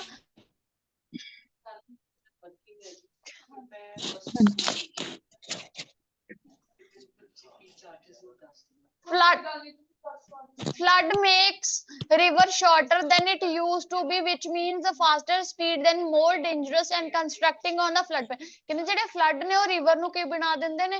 ਜਿਹੜੀ ਪਹਿਲਾਂ ਨਾਲੋਂ ਛੋਟੀ than it used to be, which means ਜਿਹੜੀ fast speed ਆ ਉਹ more dangerous ਆ construction of on flood plain। ਹੁਣ ਪੜ ਲਿਆ, ਹੁਣ ਦੇਖਦੇ ਆ 21 ਕੀ ਕਹਿੰਦਾ ਜੀ। ਸੀ ਪੈਰਾਗ੍ਰਾਫ ਪਹਿਲੀ ਲਾਈਨ ਦੇਖੋ ਜੀ। ਹੁਣ ਇਹਨਾਂ ਨੇ ਸੇਮ ਲਿਖਤਾ, ਕਹਿੰਦੇ ਉਹ ਆਪਦੀ 7% ਲੈਂਥ ਤੱਕ ਹੋ ਹੀ ਦਿੰਦੀਆਂ ਨੇ ਰਿਵਰਸ। ਤੇ ਕੁਐਸਚਨ ਵੀ ਕਹੀ ਜਾਂਦਾ ਸੀ, ਕਹਿੰਦੇ ਉਹਨਾਂ ਦਾ ਤਾਂ ਏਰੀਆ ਘਟ ਹੀ ਜਾਂਦਾ ਹੈ। Run up to third faster ਮਤਲਬ ਤੇਜ਼ੀ ਨਾਲ ਚੱਲਦੇ ਨੇ, ਤੇ ਕੁਐਸਚਨ ਵੀ ਤੇਜ਼ੀ ਨਾਲ ਕਹੀ ਜਾਂਦਾ ਸੀ। ਤੇ ਮੈਮ ਇਹ ਤਾਂ ਟਰੂ ਆਊਗਾ ਫਿਰ ਆਨਸਰ ਕੀ ਬਣੂਗਾ? ਟਰੂ ਬਣੂਗਾ। ਉਸ ਤੋਂ ਅਗਲਾ ਬੱਚੇ ਜੀ ਨਾਟ ਗਿਵਨ ਆ। ਤੇ ਲਾਸਟ ਕੁਐਸਚਨ ਹੈ, ਕਹਿੰਦੇ ਐਟ ਲੀਸਟ ਐਨੇ ਪੀਪਲ ਲੈਫਟ ਨੈਦਰਲੈਂਡਸ ਇਨ ਦਾ 1995। ਕਹਿੰਦੇ ਇੰਨੇ ਲੋਕ ਲੈ ਗਏ ਸੀ ਨੈਦਰਲੈਂਡ ਦੇ ਵਿੱਚ। ਹੁਣ ਪੜ੍ਹਦੇ ਆ 23। ਗੱਲ ਡੀਜੇ ਕੀਤੀ ਨਹੀਂ ਗਈ। ਨਹੀਂ ਜੀ, ਨਾਟ ਗਿਵਨ ਆ ਬੱਚੇ ਇਹ। ਯੈਸ ਐਫ ਪੈਰਾਗ੍ਰਾਫ ਦੇ ਵਿੱਚ ਲਿਖੀ ਹੋਈ ਆ ਨੈਦਰਲੈਂਡਸ ਚ ਕਿੰਨੇ ਲੋਕ ਬਚੇ ਸੀ? ਉਹ ਤਾਂ ਕਹਿੰਦੇ ਸੀ 1 ਮਿਲੀਅਨ ਲੋਕ ਬਚਿਆ ਸੀ ਤੇ ਉਹ ਕਹਿ ਰਹੇ ਨੇ 3 ਮਿਲੀਅਨ। ਫਿਰ ਗੱਲ ਕੀ ਹੋ ਗਈ? ਆਨਸਰ ਕੀ ਬਣੂ? ਫਾਲਸ। ਠੀਕ ਹੈ, ਹੁਣ 24 25 26 ਇਹਨਾਂ ਨੂੰ ਤੁਸੀਂ ਅਟੈਂਪਟ ਕਰੋਗੇ। ਠੀਕ ਹੈ, ਤੇ ਇਹਨਾਂ ਦੀ ਲੋਕ ਪਹਿਲਾਂ ਕਹਿੰਦੇ city of dash. City of dash ਮਤਲਬ ਕਿਸੇ ਸਿਟੀ ਦਾ ਨਾਮ। ਡੈਸ਼ ਸੁਜੈਸਟ ਦੈਟ, ਕੌਣ ਸੁਜੈਸਟ ਕਰ ਰਿਹਾ ਸੀ? ਬੰਦੇ ਦਾ ਨਾਮ ਵੀ ਆ ਸਕਦਾ, ਕਿਸੇ ਦਾ ਵੀ ਆ ਸਕਦਾ। ਤੇ ਅਗਲਾ ਹੈਗਾ ਕੈਜੂਅਲੀ ਇਨ ਹੈਵੀ ਸਟਾਰਮਸ, ਕਿੱਥੇ ਹੁੰਦੇ ਨੇ? ਤਾਂ ਕਿਸੇ ਪਲੇਸ ਦਾ ਨਾਮ ਆਊਗਾ। ਠੀਕ ਹੈ ਜੀ, no more than 2 words ਤੁਹਾਡਾ ਆਨਸਰ। ਉਹ ਕੁਐਸਚਨ ਪੜ੍ਹਨਾ ਹੈ, ਸਮਝਣਾ ਹੈ, ਫਿਰ ਟਾਈਪ ਆਫ ਆਨਸਰ ਦੇਖਣਾ, ਤੇ ਇਹ ਤੁਹਾਨੂੰ ਮਿਲਣਗੇ ਜੀ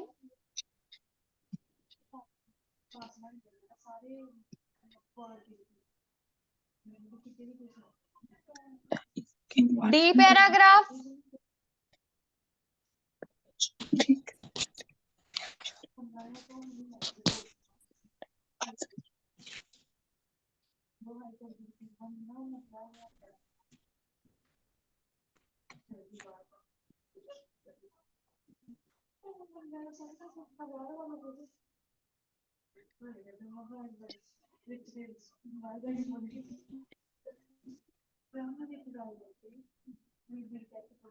ਲੱਭੋ ਜੀ ਆਨਸਰ ਇਹਨਾਂ ਦੇ।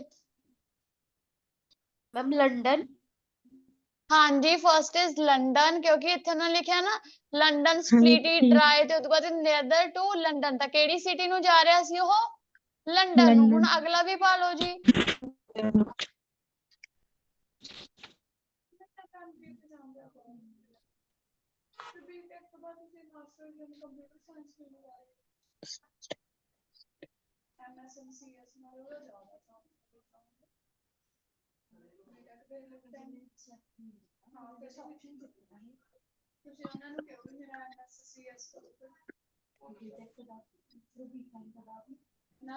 ਹੁਣ ਦੂਸਰਾ ਮਿਲੂਗਾ ਐਫ ਦੇ ਵਿੱਚੋਂ।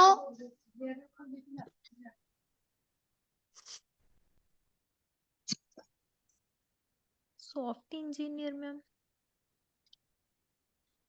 ਬਹੁਤ ਵਧੀਆ ਬੱਚੇ, ਆਨਸਰ ਇਜ਼ ਸੌਫਟ ਇੰਜੀਨੀਅਰ, ਕਿਉਂਕਿ ਕੌਣ ਸੁਜੈਸਟ ਕਰ ਰਿਹਾ ਸੀ? ਸੌਫਟ ਇੰਜੀਨੀਅਰ ਵੀ ਸੁਜੈਸਟ ਕਰ ਰਹੇ ਸੀ ਜੀ। ਹੁਣ ਲਾਸਟ ਵੀ ਲੱਭ ਦੋ ਫਿਰ।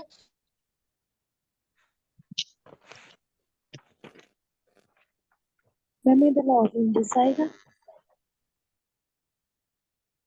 ਹਾਂਜੀ ਵੈਰੀ ਗੁੱਡ, ਲਾਸ ਐਂਜਲਸ। ਬਹੁਤ ਵਧੀਆ ਪਰਫਾਰਮ ਕਰ ਰਹੇ ਹੋ ਸਾਰੇ। ਤਾਰੀਫ ਕਰਨੀ ਬਣਦੀ ਆ ਤੁਹਾਡੀ, ਜਿੰਨਾ ਤੁਸੀਂ ਕਲਾਸ ਦੇ ਵਿੱਚ ਪਾਰਟਿਸਿਪੇਟ ਕਰ ਰਹੇ ਹੋ। ਠੀਕ ਹੈ ਜੀ, ਤਾਂ ਡਾਊਟ ਰਿਹਾ ਤਿੰਨੇ ਕੁਐਸਚਨ ਟਾਈਪਸ ਦੇ ਵਿੱਚ paragraph contain true false and fill up. Any doubt to anyone? 24 ਤਾਂ ਦੱਸਿਓ ਕਿੱਥੇ ਮੈਮ? 24 ਦੇਖੋ ਜੀ ਇੱਥੇ ਹੈ ਇਹਨਾਂ ਚ। 25 ਆ ਸੀ but the breed of soft engineers, and ਉਸ ਤੋਂ ਬਾਅਦ ਵਾਲਾ ਹੈਗਾ ਜੀ ਆਪਾਂ ਨੂੰ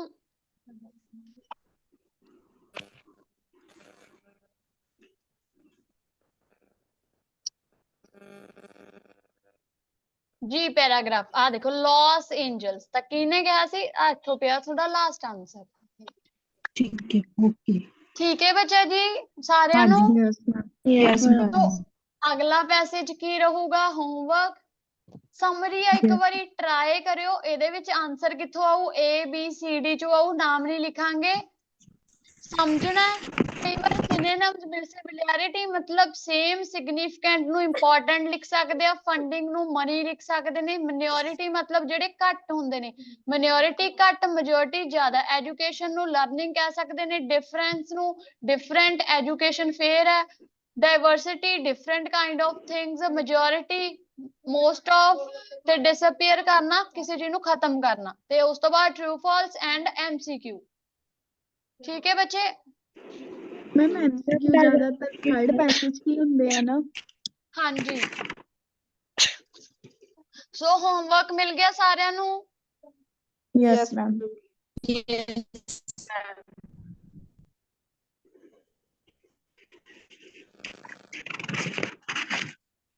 ਸੋ ਹੁਣ ਕੁਝ ਕੁ ਵੋਕੈਬਲਰੀ ਵਰਡਸ ਕਰਦੇ ਆ। ਖੋਲ ਲਓ ਆਪਣੀ ਨੋਟਬੁੱਕਸ।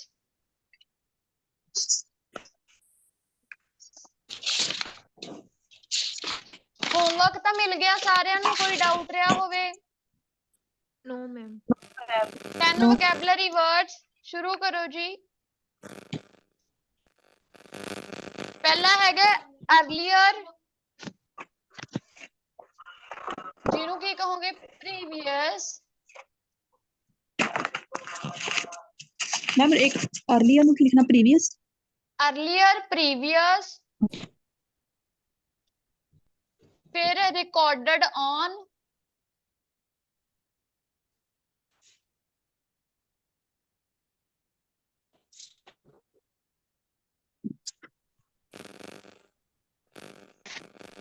ਦੈਨ ਉਸ ਤੋਂ ਅਗਲਾ ਵਰਡ ਹੈਗਾ ਜੀ ਰਿਕਾਰਡਡ ਔਨ ਮਤਲਬ ਮਾਰਕਡ ਔਨ। ਕਾਸਟਲੀ ਨੂੰ expensive, third word.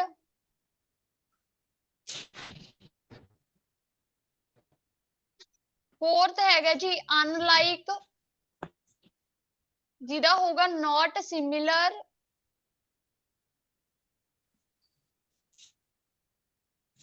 ordinary, normal ਜਾਂ common, ਮੈਮ ਆਰਡੀਨਰੀ ਦਾ ਕਾਮਨ, ਹਾਂਜੀ common ਜਾਂ normal। ਸਿਕਸਥ ਵਰਡ ਮੇਜਰ, ਜਿਹਨੂੰ ਲਿਖੋਗੇ ਮੇਨ।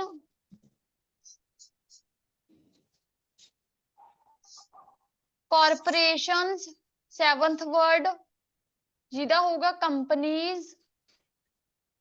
ਮੈਮ ਸਪੈਲਿੰਗ ਦੱਸਿਓ ਕਾਰਪੋਰੇਸ਼ਨ ਦੀ। CO ਐਮ OOP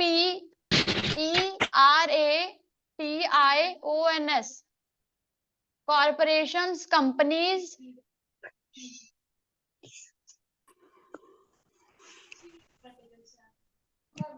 ਅਗਲਾ ਵਰਡ ਹੈਗਾ ਜੀ ਕ੍ਰੀਏਸ਼ਨ, ਜਿਹਨੂੰ ਲਿਖੋਗੇ ਇਨਵੈਂਸ਼ਨ। ਉਸ ਤੋਂ ਅਗਲਾ ਵਰਡ ਸਿੰਪਲ, ਜਿਹਦੇ ਲਈ easy. Last word is lots of, मतलब most of।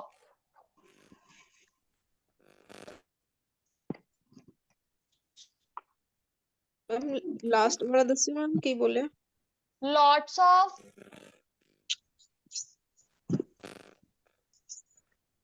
most of।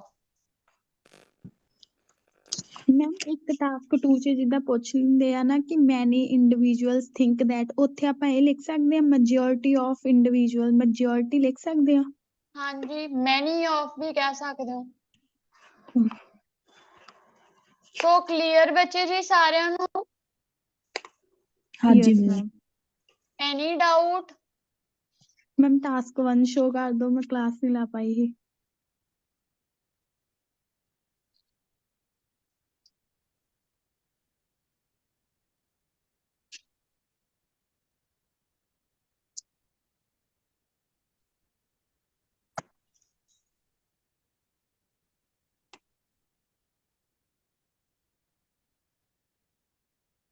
ਲਓ ਜੀ ਬੱਚੇ ਸਕਰੀਨ ਤੇ ਦੇਖ ਲਓ।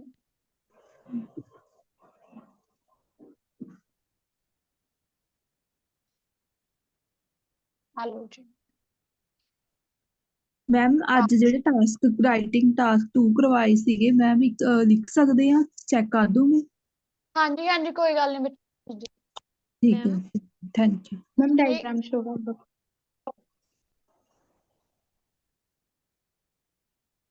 Thank you ma'am.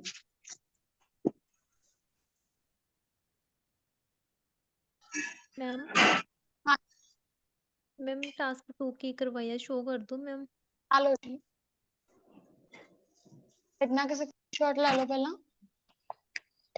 ठीक है मैम, हाँ जी हो गया। ਹੁਣ ਇਸ ਚੀਜ਼ ਦਾ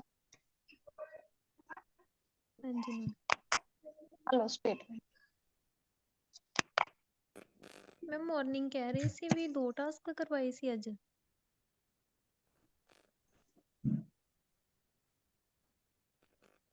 मैम ਬੱਚੇ ਉਹਦਾ ਆਈਡੀਆ ਡਿਸਕਸ਼ਨ ਸੀਗੀ ਵੀ ਤੁਹਾਡੀ ਅੱਜ ਆਈਡੀਆ ਦੀ ਜਜਮੈਂਟ ਲੈ ਰਹੇ ਸੀ ਵੀ ਕਿੰਨੇ। Okay ma'am. ठीक है हाँ जी ma'am. this is the end of your class, thank you everyone, homework करके आयो। ठीक है जी। Yes ma'am, thank you. Okay जी, थैंक यू।